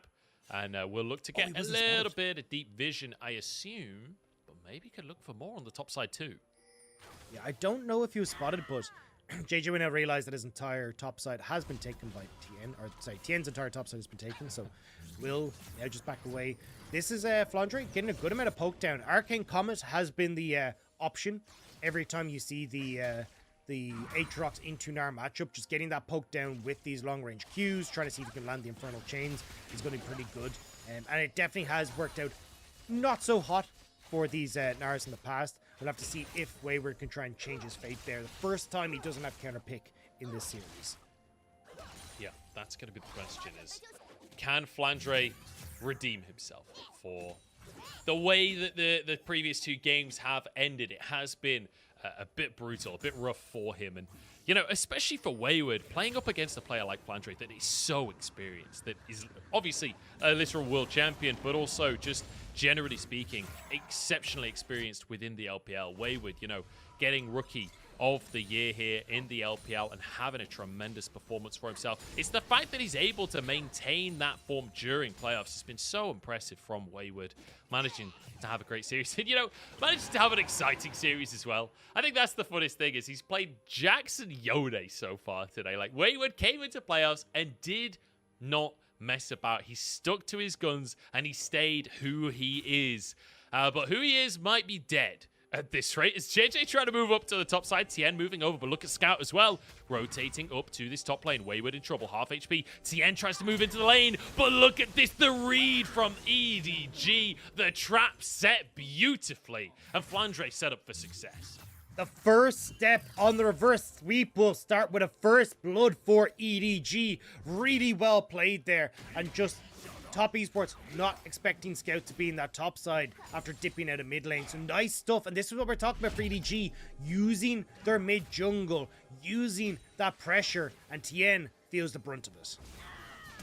Great flash from Scout as well. Knowing that he has to be there to follow up immediately, or the flash will come out from Tien. So really, really great proactive play from EDG. Once again, as you said, they need to be ahead. They need to be putting their best foot forward. And that's exactly what we see here. Knight, once again, taking that Azir away from Scout. This is the issue of having the Azir, right? You don't have that early game presence. You really want to be getting those items and fighting later on. Yeah, and if Scout is willing to, like, lose the CS like you can see at the moment to make that happen, I think it is the best call. Like, you will inevitably just not be as valuable as an Azir in the later portion of the game. So Scout, like, willing to go, right, if I can get a kill, if I can, like, lean bot side and help Viper get into a position that's stronger for him, that is actually the best way that he can play right now. So definitely going to be keeping our eyes on Scout and JJ, especially as you start to see level 6 hit for JJ, what they can achieve together with things like the Rift Child spawning in a minute's time.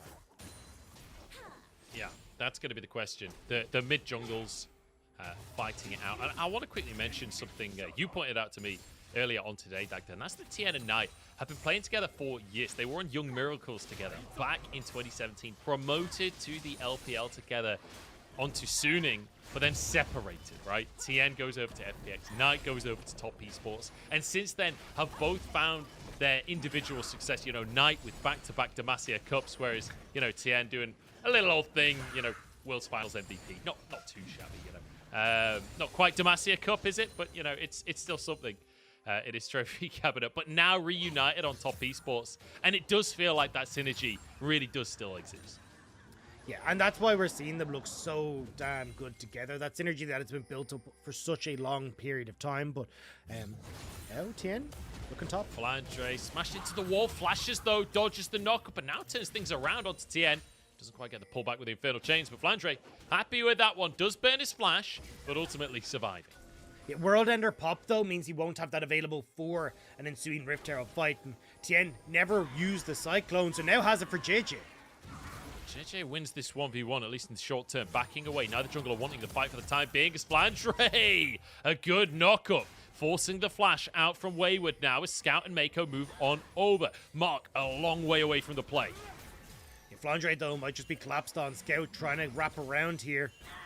Wayward needs to hit Mega Gnar, but I don't think he'll get the chance. Burnt down by Scout, and now a knock up onto the top laner as well. No, it's Tien to fall as Knight finally arriving on the play, but he's too late, and that'll be Herald for EDG. This is the start that they needed. EDG are finally waking up in this series. They get the strong mid jungle. You can see the confidence from JJ and Scout. Now Scout might find more. Scout wants the charm. Jaculov sidesteps it, but Top Esports not going to let this go just yet. Knight trying to move on over as well. Jaculov and Mark in a 2v5 right now as Knight finally arrives on the top side of the play. There's a wild growth onto Mako. He's low as Jaculov flashes forward. How are they actually going for this play? The Herald taken by EDG. Jaculov somehow finds one. But at the end of the day, it's EDG that get the Herald. They trade the kills. That is not worth it for Top, but they're not stopping just yet. Wayward and Tien now looking for more. Viper knocked up. There's a boomerang as well. Viper trying to escape. The spell shield comes out, but Tien to follow. The Cyclone gets it, and Viper is down. Get bonked. Tien manages to get back into the fight. Just about able to pick him up, but now Tien's in trouble. What is going on in this early game tag at TN? Over the wall here, knocked up though, and followed onto JJ to finish it off. TN punished for the overstep. A 2k gold lead now opening up for Edward Gaming. Rift Herald in JJ's pocket. The early skirmishes are going JJ's way. And suddenly, the MVP of this series, Tien, 1 and 3, thanks to EDG's control. Great job here in the lockup with JJ and Scout. Flandre setting up beautifully as well. And Viper just a little bit late on the play. He comes in here, they think they can maybe take the fight, but great wall growth from Mark again on this Lulu. Makes sure that Jackie Love is safe. He tries to play forward in the fight, but they just don't have enough in the tank to finish this one out. Jackie Love is so aggressive there. Oh, I feel like top he side. could have Top side. towards that. Oh my days. It's another kill for Flandre in the split screen as we see how the fight ended with Tien finishing off Viper in the end, but then overstaying for the buff. So, pure carnage across the map here so far, as now we see Top Esports trying to get a first Drake up the game. They know that their game plan is late game right now, so a first Drake is certainly going to be needed. Yeah, I'm curious to see though how the response is going to be from EDG. You have full push in bot side, you'll have push in mid, opportunity to try and throw down this Rift Herald because Top Esports have invested a lot of time into this Dragon. But looks like at the moment, JJ can actually move back up towards top side. So with Scout and JJ having control of mid, maybe we're actually looking at a dive onto Wayward. It's possible. Wayward could be in trouble once again. He doesn't have flash available. His TP, you'd imagine, would be up after the play, but I'm sure he doesn't want to die, regardless of whether his TP is available. But look at this. The tower just going to be taken down. They don't need to go for the dive. If they could just finish off the tower with the Rift, Herald Flandre needs to make sure he's in range to get that gold, and will be in the end there. As now Tien moves to the bottom side, wants to try and pressure equally on the opposite side of the map here. Knock up from Meiko onto both Wukong and his clone. The Cyclone not used though, held onto by Tien. Potentially could go for a repeat dive there, but Scout moving down, threatening an answer. This is where they need to start using the advantages that Flandre has though. 2-0-2, a massive gold lead, a full tower advantage as well. Like, he needs to be the one that's stepping up, because Viper is going to be the late game carry. Like, we've already kind of established that.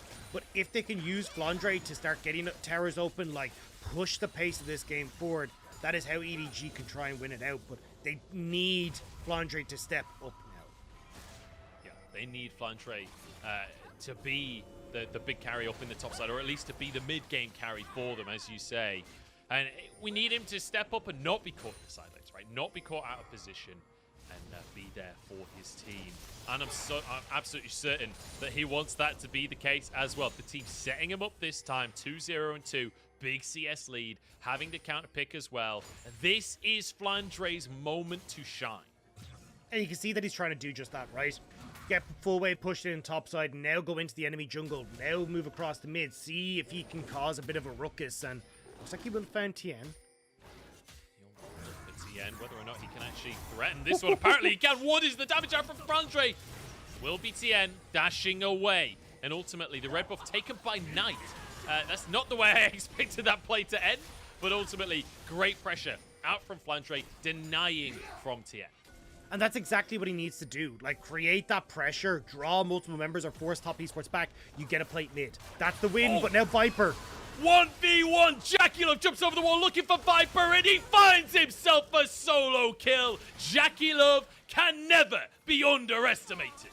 And we've seen this before. We saw it against JDG when Top Esports needed someone to step up and be accountable. Jackie Love not only took one step forward, he took that step over the bodies of JDG at 92,000 damage game, a record in the LPL. And Jackie Love is on Zeri once more, and he wants to be the carry for Top Esports. Jackie Love saying, oh, topside's not going so hot. All right, I'm taking this one into my own hands. Finds a solo kill onto Viper, a player that many believe to be the best AD carry in the world. But Jackie Love putting some respect to his own name right there, putting a statement down and saying that Viper has to play cautiously. Huge kill there on the Zeri. 2 now in his favor as Wayward chases Flandre out of the play on the top side. And the reason that we've hadn't had Jackie Love in that conversation is a lack of consistency, a lack of being able to step up when it mattered and always be there for his team. But this playoffs, Top Esports have been able to rely on Jackie Love making plays like this, stepping up on picks like this, Zeri, and making the difference for Top Esports. And now, with JJ invading, Top Esports have multiple members here, but they're just going to back away from this one. Feels kind of insane to see TN on more jungle CS than JJ this game after how many camps we've watched TN miss out on. It's honestly fairly impressive that TN is managing to even the numbers up, but JJ has been everywhere on the map, right? And in terms of scoreline, let's be honest, it's all the way of JJ right now.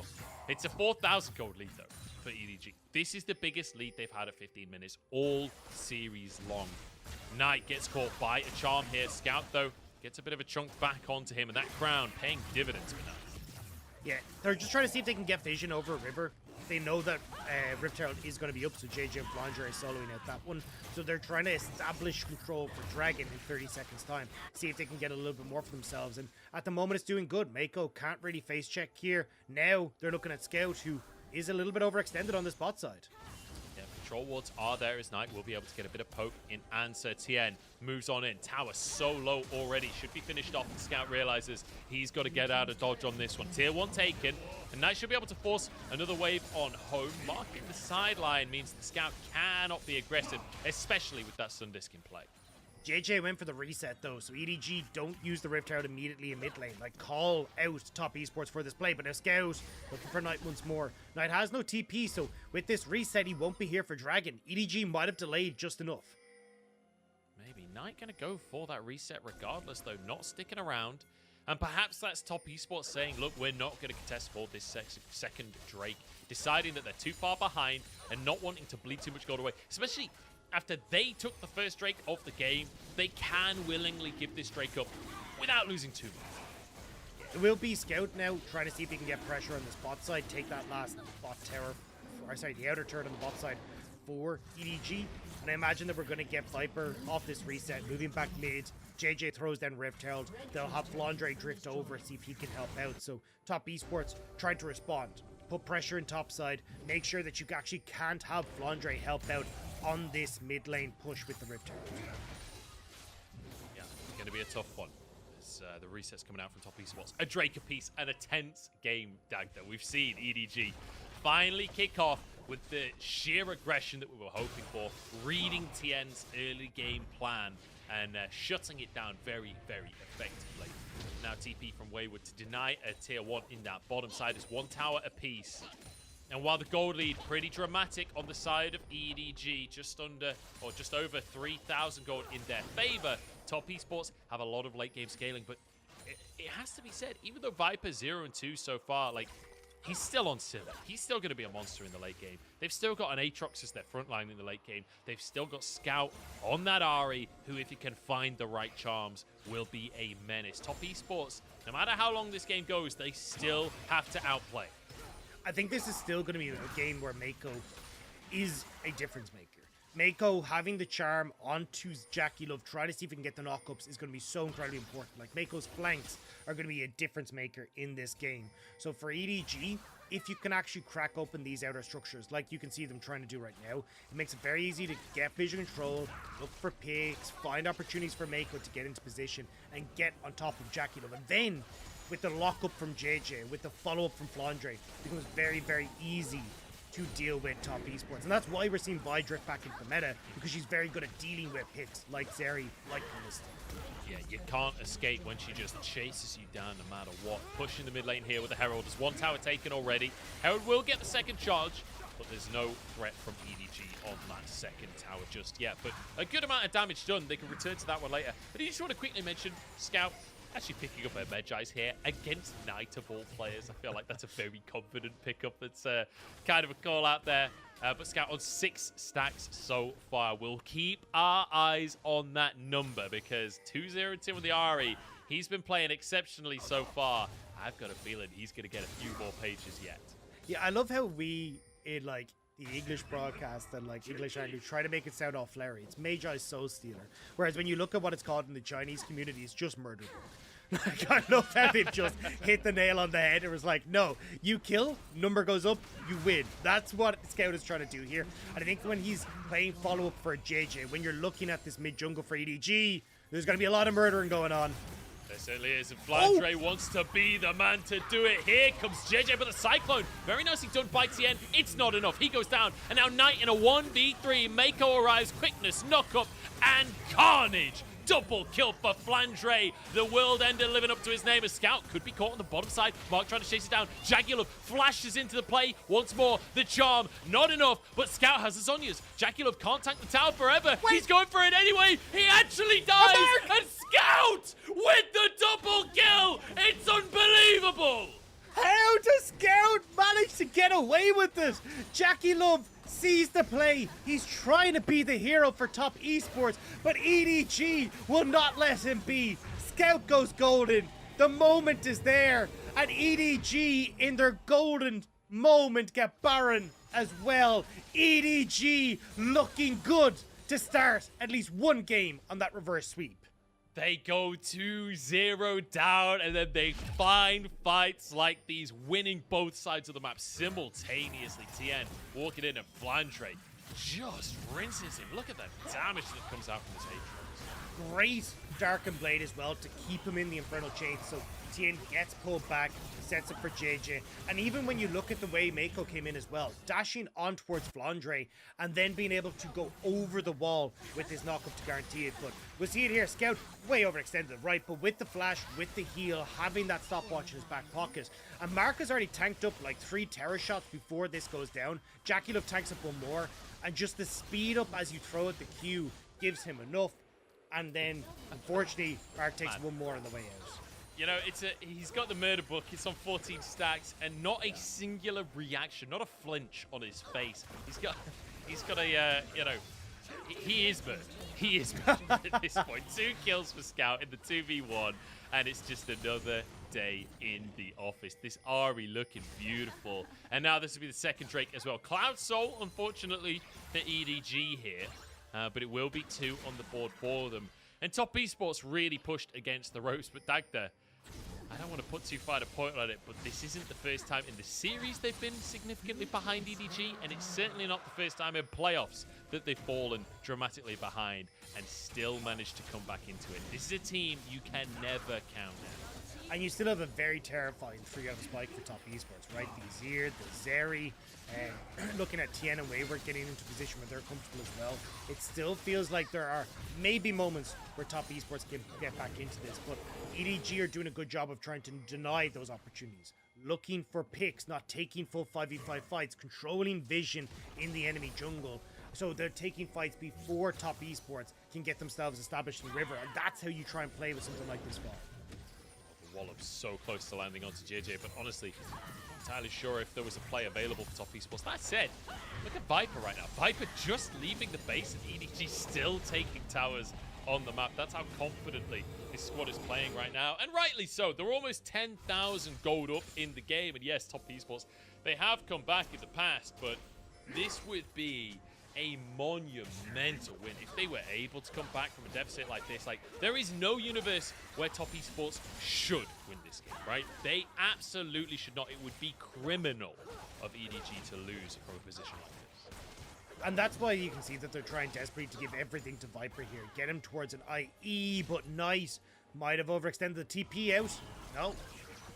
Tries to get the recall off there, JJ with a bit of CC. Knight, he ain't going anywhere. There's the cease and desist. Flandre with a knock as well. It's a good Empress Divide. It's a good little dash, but it's knocked up and finished off by Mako and JJ, with Flandre doing a bit of the heavy lifting when it comes to the damage. A nice pickup for EDG. Knight being a little too greedy for those waves. 100% win rate of JJ's Vi, looking to stay clean here in game number 3. EDG finally feel like they've woken up, and now pushing into this bot side. Scout will answer in the mid lane. I mean, this is such a different look from EDG, and don't forget after this as well, they'll start to get in towards look to choose a different champ selects. Maybe we start to see things mixing up on who gets side selection as well. But for EDG, they've just got to put the bow on this final gift for I found out during the break, it's Flandre's birthday. Yeah, Flandre. And, you know, getting some ganks for his birthday, finally, in game number 3 of this series. It's 11-3, and I have to say, the biggest thing is just the EDG going 0-2 down. You can see the veterancy, right? Going this far in a series, being pushed to the limits, and then coming into game number 3 on this kind of form, with this kind of dominance, just shows, like, you cannot ever break the mental game from EDG. They are untiltable, and they're showing that here. As Top Esports try and vie for some control around this Baron area, I don't think that's something they can go for. Viper having to pop on the hunt here just to survive. But who's picking who? Because Wayward's caught in topside. Oh, and he's mini Gnar as well, not even close to Mega, but actually, EDG can't quite close the gap. Quickness still available for them. TN is caught in the middle of everyone. What is he doing there? Taken out in the blink of an eye. And EDG, they bait Top Esports in. They find themselves their pick. And now Baron up in still a minute, actually. I thought Baron was up already with the way everyone was playing. JJ says bye-bye with the point-and-click CC. Beautifully done by EDG to get that pick on towards the Monkey King. And now you've got the Baron in 40 seconds. They're getting control over that. You've got the opportunity to start looking for more of these picks. Because, I mean, look at JJ's cooldowns. Like, this Vi ultimate is up so damn quick. And it's why you're seeing JJ now striding forward, getting control of this top side. I mean, honestly, we're seeing the dichotomy of our junglers here, right? Where TN getting 2 MVPs in a row in this series. And then game number 3, 1 and 5. Whereas JJ having a game of his career right here. 3-0-7. That's almost 100% kill participation. Just 2 kills across the map that he's not been a part of. He's on 3 items at 26 minutes, which a lot of junglers don't get 3 items all game long. Just monumental performance for him. As you say, 100% win rate on the buy-in playoffs. He wants to keep that statistic. EDG looking to make sure they can get that. Pushing forward, trying to see if they can spot out where Top Esports are. Top Esports huddling underneath the tower, though. You can see that that's kind of giving EDG a lot of access to this top side. Worth mentioning that it's a Sun Disc, not a real tower. So it's kind of somewhat false protection, right? Where it's not great to dive one, but I don't think it's as scary as a normal tower because they are not as tanky as normal towers. Baron peeled off from by EDG as Top Esports threatened in the mid lane, and EDG don't want to give a singular inch. Knight dashing away, but knocked up, caught by the Fiddle Chains. TN buying space for the rest of his team. Scout with a charm onto Knight. What a play from the mid laner of EDG. Knight turns golden, but finished off. No, Emperor's Divide keeps Knight alive. How is he surviving this? And in the meantime, Jagglove dives onto the back lane. Flandre with 1, but Scout might fall. Jagglove can't finish off the kill here. Can't close the gap. Now trying to chase them down. No way do they actually do this one! The mojo is flowing, and Top Esports, no way should they win that fight, but they make it happen anyway. Top Esports will not be denied their chance at a rematch against JDG. Down nearly 10,000 gold. They find the team fight win, and they'll find the Baron. And it's not only the shutdowns on EDG, it's the objective bounties, it's the control, and suddenly that gold lead is starting to dwindle massively for EDG. Top Esports had no right to win this fight, to win anything in this situation. EDG try and brute force, but look at this team play for Top Esports. We said it needed to be Jackie Love, and that's exactly what happens. No Vial to lock him down. No charm from the Rakan because it was all used on Knight, and Jackie Love realizes it. He goes for it, Mark in his back pocket, he flashes forward to get on towards Scout, and this is where it starts to fall apart. Knight surviving as well means that he's able to deal damage on this bottom side as Jackie Love steps up as well. The carries from Top Esports will not go down. That was something special from Jackie Love there. Flashing 1 charm, dodging their next, and Knight, like you say, just impervious. The crown paying so much value for him there. And you can see the damage they're able to put out because of it. Now, with the Baron in pocket, they want to pressure. It's a 7,000, 6,000 gold lead in favor of EDG. And Top Esports want to minimize that as much as possible. It was 10,000 just a moment ago. Now shrinking down to 5. Now, Dragon did go over towards EDG. They will still manage to pick that one up for themselves, so they are 1 away from Soul Point. But that is going to be filling Top Esports with confidence, and also filling their pockets with some items. GA now completed for TN means he can play far more aggressive in team fights. You're going to see a very quick GA Nerdy coming through for Jackie as well, as he's picked up the BF sword for himself. Zonya's now for Knight means that he's no longer a target, and that makes things a little bit more difficult for Scout and JJ to get this 1-2 pick combo. You know, we said if EDG lost control of this game, it would be criminal, Dagda. Well, I'm just glad you didn't say you'd eat your shoe or you do something no, silly, because honestly... I've learned from my mistakes. Yeah, but honestly, like, I feel like we need Inspector Cadril on the situation once again, because this is some illegal gameplay right here, and Top Esports, they're the police right now. They are wanting to put EDG behind bars, and they are wanting to finish off in style, but it ain't over just yet. They don't have the lead. There's still 5,000 gold down. It's been a good couple of minutes for Top Esports, but Baron only 40 seconds left, and Top Esports don't actually have control of the map. Drake coming up in 3 minutes, so you can see EDG are the ones with a deeper vision line. EDG are the ones still in control. Yeah, the big things are like the Infinity Edge being finished for Jackie Love, the Zonya's being finished for Knight. Knight's even starting to work up towards a Rabadon's death cap as well. But Flandre, oh no, it's again. He's in a 1v4. Flandre caught out, knocked into his GA already. Cyclone going to be used. Viper moving into the play of Flandre. Can he survive? World Ender comes on through, and he just walks away. He's so damn fast. He just sprints out of the play on the top side. Mako with that Shurelya's Reverie and the healing and shielding keeps him alive, but now Top Esports, the Baron buff is gone, so they won't stick around because look at the mid lane. EDG said, cool, you're going to go for Flandre, we're going for your throat.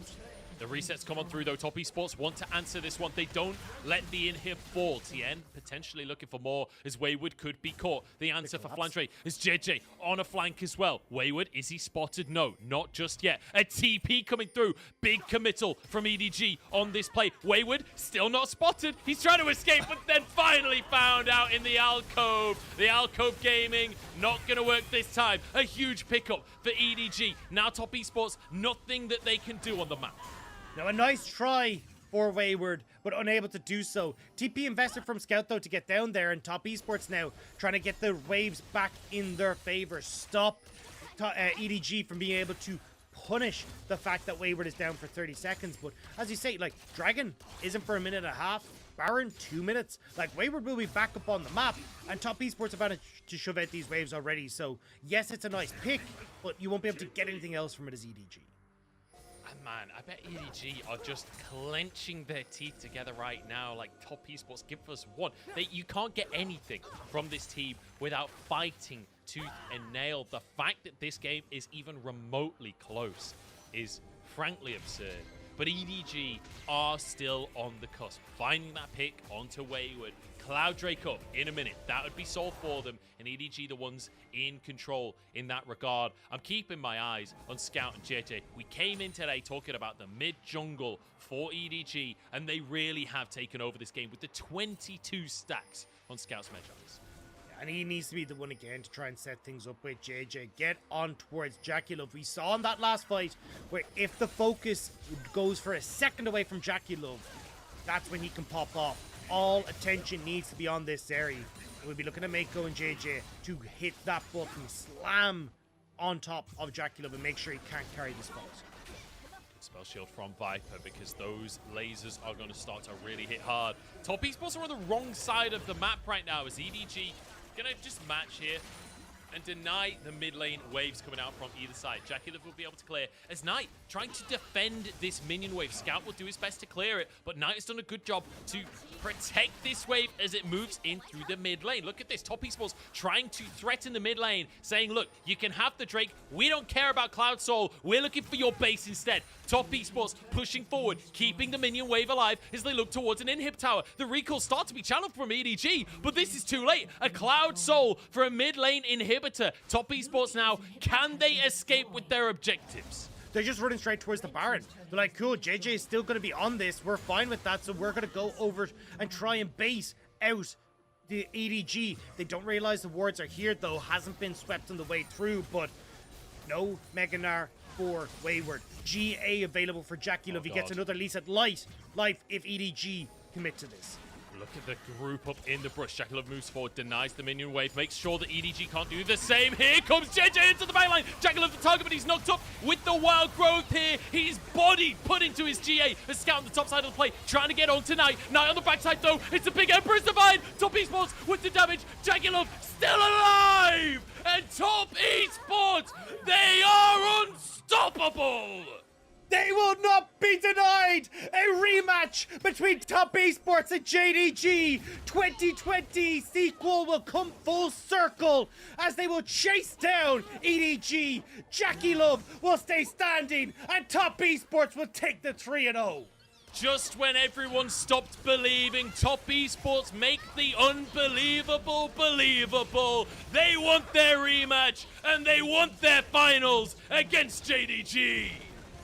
Beautiful from Top Esports. That last fight, Jackie Love is dove on. We talked about the GA being there, and Knight says, I got you, bro. With the Emperor's Divide, buys space for Jackie Love, gives him a wall to hide behind, and Jackie Love nestles safely into the arms of his team, and they will carry the fight and put themselves into the finals.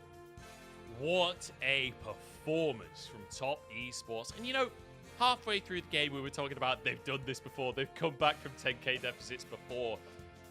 It was a half joke. I didn't actually expect them to then do it here in game number 3 when they were against the ropes and EDG had everything they could want. And yet, Top Esports once again just do the thing that nobody expects, the thing that nobody else could pull off. This team is unbelievable. I mean, the mojo, man. You always talk about the mojo with Top Esports, and I don't know if our mojo meter's high enough to measure what is coming out from this squad right now. Yeah, it's off the charts. They look absolutely incredible. You know, there's that scene in the Powerpuff Girls where they're putting in the 3 different ingredients to make the perfect gift. For Top Esports, when they made these players, it's just mojo, mojo, mojo, mojo, mojo, a golden left hand, and a bit more mojo. Like, yeah. This team is really something special. But man, you could tell they were angry about the result that they had the other day against JDG, right? The fact that they come in and dominate EDG, a team that honestly EDG have looked incredible during playoffs. This is a much more one-sided series than what we got to see earlier on. Remember, this was a rematch from round 4, and this time around, Top Esports showing that clearly they know how to take EDG on. Man, the script's just too strong. The rivalry between Top Esports and JDG is just, it has to happen. Like, you can't not have these two face off against each other. Like, it's just incredible. So I think as well, the fact that we've gotten to see like them overcome the 2021 champions, overcome the 2021 world champions, to now see who will take the kind of one for all crown that this rivalry started in 2020. I know, it's truly something special here. Between Top Esports and JDG. Commiserations to EDG, especially to Flandre. The fact that you're Aatrox with a Sivir in the game and topping the damage. Like, Flandre did have a great game for himself. Obviously did get picked towards the end, but the first half of the game, absolutely magnificent from him, and happy birthday to him as well. Not the greatest birthday, I imagine. But, you know, hopefully he can go and have a nice pint now and, you know, just forget that this ever happened. That is the worst place to wish someone a happy birthday. You know, sometimes my mouth talks without my brain doing all of the thinking first, and you know. Hey, at least it was a quick one. I'm sure your hot pot reservation's all right. I mean, yeah. But either way, sorry, that was just Top Esports looking fantastic, and it's sad to see, right? Like, I think for EDG, this was their game, right? It looked like it could all come together for them. JJ and Scout were working incredibly well, but again, Top Esports finding these moments in the mid game, playing towards these late game fights, the GA coming through for Jackie Love at just the right time. It just feels like there's very few weaknesses for this Top Esports squad. Like, we see sometimes their early game falters, sometimes their mid game can falter, but on the up and up, like, the team fighting looks spectacular from them. From a team that used to be very scrappy, very skirmishy, and like almost try to force these like 2-3 man skirmishes in their team fights back in 2020 into a squad that is playing everyone on the same page, very coordinated engages, protecting the backlines. Everyone seems just so well versed in what they need to do, both in team fights, mid-game, early stages as well. TN is a nightmare. It's just everything. It's just kind of unbelievable, isn't it? Because this is top esports, for God's sake. Like, this is the team that has always just like flipped the Baron, has always just skill checked, has always gone for like 2v5s, and you know they still have that element. We still saw, you know, earlier on in this very game, Mark and Jackaloff going for a 2v5 at the Baron, right, trying to set up those plays. There is still elements of that, but they don't go for the crazy risks anymore, right? They're so much more reserved, and that's been true this entire split. This was not the team that you're used to of going to 3 games every single series. That was JDG this time around. Top esports were clean and they forced wins. They did not mess around during the regular split. And honestly, it has paid dividends. It feels like this is a team that has matured over the last couple of years. And now we're starting to see them come into full form. And I think the biggest proponent of that is Jackaloff. Like, limit tester Jackaloff to pushing the limit Jackaloff is what we're now starting to see, especially on things like this area. He's been absolutely incredible. I've been so impressed to see how he's putting himself right at the edge of what he's capable of achieving and then pulling it off. Like we saw in that last fight, going in, getting the GA popped, having Knight there to protect him. It just feels like this team as a whole is coming together. And TN, again, great engages on the Wukong, 2 MVPs this game. Like, everything is just coming together. And even when you look at like top esports and their MVP like across the team, it's been so spread out. Like, Wayward picks up several, TN, Knight, Jackaloff has got a few. Like, the entire team is putting their foot forward, and Mark's Lulu as well. Brilliant. Like, these wild growths were fantastic over the course of this series.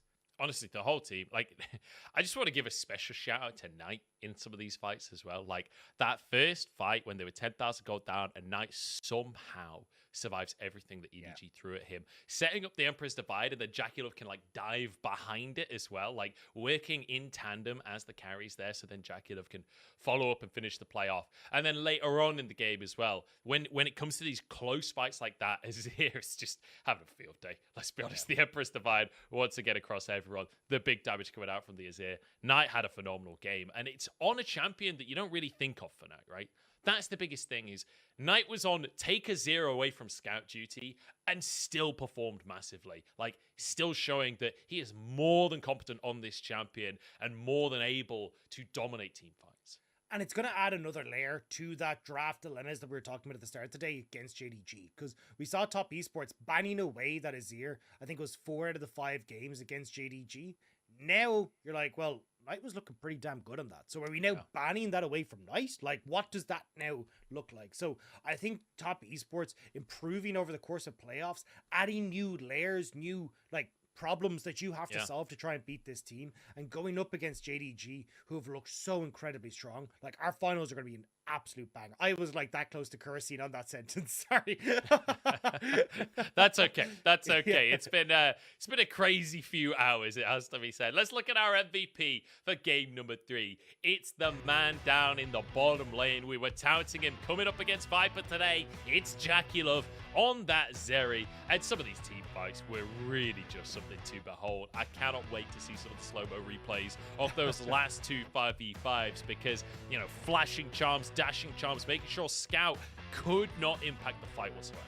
It's the read on the flow of the fight that really impressed me from Jackaloff. As you say, like, there's the dodging charms and this kind of stuff, but understanding, like, what were the main threats that were going to cause him issues, and how does he try and play around that, right? Like, again, Mark doing a great job with some of these wild growths to keep him in check, but look, every single time, he's like, right, there's this key ultimate down, there's this one big spell down, right, this is where I can try and go aggressive and find these fights. Or, you know, as you can see here, Viper's overextended. It's just a read that he has, especially on this champion like Zeri, where it just feels like he has a great understanding. Here again, right, he looks at Mako, ultimate is down, the engage is down, no ultimate for Vi, cool, I can go ham in this fight, and make sure that Scout has to back away, Flandre has to go golden, which is the reason why Knight was able to survive so long in the back of that fight as well. So, I mean, this Zeri pick for Jackaloff honestly is a must ban. You cannot give this man this champion anymore. them using the E to dodge the charm there at the end as well. This final fight, as Jagulov is the first target and just everything thrown at him from both sides, right? All of the defensive tools from Top Esports, all of the aggressive tools from EDG, but he has that GA, and it means he can survive.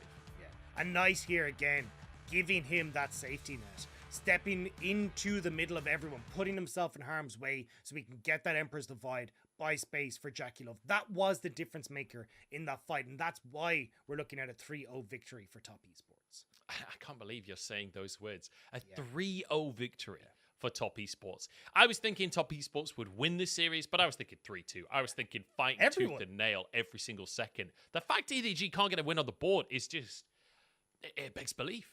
That's every single person. Every single one of our predictions was 3-2, 3-2, 3-2. Now, Mizel went with EDG, but everyone thought that this was going to be a 3-2. And the fact that Top Esports were able to come out like this and decimate, at least in game 1 and game 2, very much dictate that mid-game. Better map movements, taking the fight to EDG. This now sets them up so well coming up against JDG. I know it's only a short turnaround, but we're going to have basically a 4 or 5 day break now until Thursday where these two teams are going to face off again, and I honestly cannot wait. It's going to be absolutely insane. Honestly, it is going to be such a final. If this final doesn't go to 5 games, I'm personally going to feel robbed. Like, every single time these two teams play off in a best of 5, it goes to 5 games. They've been in the finals twice before. They were both in 2020. They both won one of them. We'll see which team can do it in 2022. This really is the sequel of our first year in the LPL as well, Dagda. This feels like everything coming full circle. And, you know, we talked about EDG being kind of the old guard. Well, Top Esports has certainly proven themselves as a dominant force in the LPL and worthy of filling out this rivalry with JDG. Exactly. And I think that's it's the fact that we're coming back to the 2020 like kind of style, right? But it's both 2020 finals went to 5 games between Top Esports and JDG. We've already seen one best of 5 between them go the distance here as well. And absolutely the best series that we've had all year long, if not honestly for the last 2 years. And then you come in and we're going to see them face up again when JDG have almost like pushing the limits on their style, like bringing all that all-out aggression. Now you're looking at Top Esports, who've kind of plugged a lot of the holes that we are kind of looking at in their gameplay over the course of the split, but also as part of playoffs as well. It's just, it feels like both these squads are now coming in fully versed in their play style and really just wanting to go and see who can be the #1 seed in the LPL. Yeah, I do just want to kind of finish our conversation here on the series as well with some commiserations for EDG, because EDG have had a hell of a playoffs, right? They had such a long run through the bracket, starting in round 2, beating FPX 3-1, beating RNG 3-1, then losing to Top Esports, beating LNG 3-1. Everyone that they played, aside from Top Esports, they beat 3-1. Well, then Top Esports beats them again, finishes them off, and knocks them into regionals. So now EDG have to continue fighting. Their tournament is not over. Playoffs is over, but they still have to go through regionals. Against RNG as well. So, I mean, they have kind of gifted us the Top Esports JDG rivalry, but now they have to go up against their rivals in RNG, two of the most decorated long-term organizations we've had. So, yeah, it's been nuts. I mean, now that we've kind of locked in RNG, EDG, V5, and LNG to our regionals as well, like, I don't know, man, this weekend coming is just going to be a banger. It's just going to be so nuts. It's going to be so insane. I mean, EDG, RNG, V5, LNG, 2 of those teams will not make it to the World Championship. How terrifying is that? Like, honestly, so just the level of talent across the top teams in LPL this year. There's like 6 teams where it's like old school veteran talent on these teams as well. It's just mind-blowing. And speaking of legendary talent, we're going to head over for an interview with our winners. It's the golden left hand himself. I'm going to pass it over for a winner's interview with Knight. Hello there, welcome to the post-game interview. We are joined by Knight, the millionaire for TES. Congratulations on taking down your opponent 3-0 and making the grand final. How do you feel? And compare with the last matchup against the EDG, which was 3-2 victory. So how do you guys prepare for today's matchup, especially with a massive win？ 好的，让我们再一次恭喜滔博拿下了本局比赛的胜利，并且挺进到了夏季赛总决赛。我们要请到中单选手 Knight 接受访问。那么首先要问到的是，因为在此前的上一轮你们面对 EDG 的时候呢，双方是奉献了一场精彩的 BO5 鏖战5局，但是今天却展现了一个非常具有统治力的3-0。你觉得这两场 BO5 打下来有什么不一样的感受？以及说你们在面对今天的这一个 BO5 之前做了哪些特殊的准备和调整呢？两个 BO5 的感受就可能就第一个 BO5 状态都差不多吧，但第二 BO5 可能明显就状态更好了点，就赢得比较轻松。就战术改变的话，可能就我的英雄池就改变了，对吧？就选那种发育的就也能赢。就是在你的中路英雄池上去选择吗？是的，就中路沙皇这英雄吧，也是用了。So in the last best of 5 against the EDG, I do think that our form is pretty similar, so that may be a 5 games. But in today's matchup, obviously we perform much better and we are in the better form against the EDG. And secondly, we have made some changes around the champion pool, mid champion pool. So Knight has mentioned that especially Azure, this mid champion. So next question, follow your strategy, follow your plan, follow what you said that we are talking about to a champion pool. So why did you guys pick top Yuan in game 1? And maybe the casters was wondering maybe the Yuan go to the mid or go to the top. So share us your insight. 那么顺着 Knight 选手说到的关于英雄池调整的问题，在今天第一局的时候呢，是最后拿出了上单永恩的选择。当时可能中文流那边的解说也有在考虑，这好像看起来是一个摇摆的位的选择，所以你们最后决定把它摇到上路，是出于什么样的考虑呢？其实第一把永恩这英雄就我觉得中上都可以用吧，就他上路打大也好，到中路打沙皇也是挺不错的。但威尔的他就比较自信，他说就选永恩吧，之后就直接给他选，就直接给他用。So I think that Yuan is very both available for the top lane and mid lane. But our top laner Wayward said, "I'm so confident on this champion. Give me Yuan, give me Yuan, give me Yuan." So we just flex this champion to the top. Let's come back to the game. I would say that Tian has performed pretty good as a 2022 summer regular season MVP, and I think that your top mid jungle synergy was pretty good. So what do you think of it? 那么接下来我们要聊到的是，滔博确实在这个赛季展现出了非常强大的统治力，特别是我们可以看到你们的打野前期节奏也很好。所以你现在觉得你们队伍的上中野的协作大概是什么样的一个程度和状态呢？我觉得天就他是进攻性非常强的选手嘛，就他进攻性十足。等我上中野和他磨合的，其实和赛季初相比肯定是变好的，但觉得上野的磨合还需要小磨合一下。上野的磨合吗？好，So I do think that Tian is a very aggressive jungler, and I think our synergy was pretty good, especially compared with the beginning of this split. But I think that maybe the top jungle synergy needs to a little bit improve. So I have to touch on the last game. EDG EDG picked an aggressive draft compared with the game 1 and game 2, like the top actors and jungler Wei, and they have secured a 10k gold lead at 25 minutes. How did you guys turn the tide, especially that team fight in the jungle? About the 26 minutes， 那么不得不提的是最后一局是1万经济的大翻盘，可以看出好像 EDG 在阵容选择的方面，相比他们的1、2局选出了一些更强势的组合，比如说上单也选出了剑魔打野位，而且他们是在大概25分钟的时候就获得了1万的经济领先，看起来是一个非常非常大的优势了。所以在这种情况下，你们队内是如何应对处理的？特别是大概从26、7分钟那一波在中路河道草下方的那一波团战开始。就第3盘开始，我教练就预感到对面会选魏这种冲锋阵容了，就教练就预判对我们帮助非常大。我打的时候就20多分钟，就虽然劣势很大，但我就双 C 发育起来是挺不错的，就试着打团就打赢，就还是有机会的，就还是没放弃。So before the game 3, our coaching has predict that maybe EDG will pick engaging draft like jungler Wei, and even if we were fall so behind around taking golden leads, we think that if we can farm better and stall the game, hold on, maybe we still have a chance of winning our opponent.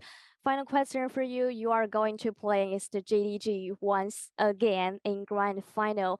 Their top laner 369 said that in the last post-game interview, he will wait for you in grand final, and you are going to play against Yagao. I know that you are both from Pingxiang, Jiangxi province. Oh, that is a city from China. So, what's your predictions and what do you think about this matchup? I would say maybe that will be a big banner game.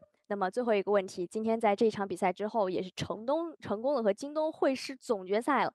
在上次的英文流采访中呢，上单369是在这里，我在这里要喊话一下 Net，我希望我们决赛见。而且今天你们也是做到了，所以在这里有没有什么想要回应369的？特别是在下一场总决赛当中，也是两位江西萍乡中单的正面交锋，对于总决赛的看法和我们分享一下吧。329的话，就20年就4代套博也是我带他进世界赛的，就今年嘛，他在京东还是要我带他进世界赛吧，就世界赛都带他进了，就冠军还是给我留下吧。就像对牙膏说，就我会证明谁才是萍乡第一中单。So for 369, I would say that in 2020 year and we made the world championship that I think that I carry him to the world. And this year they made the world that is because of me, because of top esports. So for the Yagao, I want to say I will prove that who is the best mid laner of Pingxiang, Jiangxi province. Oh, thank you so much for joining me, Knight. I really expect for the grand final. 让我们再次感谢 Knight 选手来到我们英文流的赛后采访，也是非常期待你们会在总决赛当中展现出怎样的表现。Back to you guys. Bye bye. Bye bye. Thanks very much, Christina, and Knight as well. And Knight just laying it all out. Just like, you know what, 369, I was carrying you, and we just qualified you guys for World, so you can thank me, and also Yagao, I'm the better mid laner from our town. So just everything you could want him to say, he just lays it all out for us. Beautiful. I'm just glad we finally get someone who's willing to actually trash talk a little bit in these interviews rather than, well, as long as we, you know, play our best, we do better than them, and we play our champions well, we will do great. And you're like, oh, come on. Like, give me this. This is what I want. But yeah, to it's be good fair, when you think about matchups where there has been trash talk, Top Esports JDG was always one of the bangers because, you know, steak and wine always being brought out by Zoom, you know, sitting in the throne with this big glass of wine. Like, I feel like this is one of the matchups where they are very willing to throw a little bit of shade at each other. And I love that Knight is starting as he means to go on there. And it's going to be such a fun matchup to watch between Yago and Knight. As they said, like old friends, used to play on the same team. Yeah. Knight was actually gave up the mid lane spot for Yago on that old team. So definitely going to be trying to prove, no, this is not the way it ever should have been. And as you say, going up against 369 as well, against the old team, the rematch is going to be sick. All right, well, let's take a look at our bracket, Dagda, because our bracket is now complete. It's like watching an advent calendar. Every door has now been opened. We've eaten all but one chocolate, as it's JDG versus Top Esports. It absolutely is. Usually it's a little bit bigger as well, so exciting. It's already happened once in this bracket. 3-2 to JDG the first time they faced off. Now in the finals, Top Esports destroying EDG to get here. They are angry and they want revenge. And you just know it's going to be a barn burner. It's going to be insane. I'm so excited to see how this one's going to turn out. Like, when we've just watched these two teams throwing haymakers at each other all day long, like a proper slugfest, one of the best series we've had. Actually, well, definitely the best series we've had all year. Like, to see this now rematch and get a best of 10 essentially between these two, I'm so excited. I know. I really hope it goes to 5. I really hope we get the full series, but it always has in the past. I have faith that it will again, and I just cannot wait to see some of the interviews leading into that finals, to see some of the content that comes out from the two teams, to see some of the pre-game interviews. You just know it's going to be spicy. And with the matchups that we've got, right, Knight versus Yagao, I mean, it's Hope and Jackulov once again, which turned out to be an absolute banger in that bottom lane. Like, across the entire scoreboard, every single matchup is just completely cracked. Yeah, it's going to be insane. Like, and any matchup you take in this. And as well, to be honest, I think Jackie Love and Hope, like, the fact that we just saw these two taking lumps out of each other in the bot lane, like, fighting for every little inch, like, Hope playing out of his goddamn mind, kind of showing, like, hey, look, I want to be, like, counted as one of the best AD carries, and taking it against Jackie Love, like, it just feels like everyone is putting... There's nothing left behind. Everything is going on the line. Yeah. And now that that was only the pre-match teaser, I'm excited to see how the finals is going to go. Yeah, there's a lot still to be played for. There is an LPL championship on the line, the Silver Dragon Cup, waiting for just one of these teams. That's it from us, though. We are going to take a 3-day hiatus, and then we will be coming at you live for our grand finals. Thank you so much for casting with me. Thank you to production for putting the show together, and thank you everyone at home for watching. We'll see you all in 3 days' time in Twitch chat, but until then, we'll see you in Champ Select.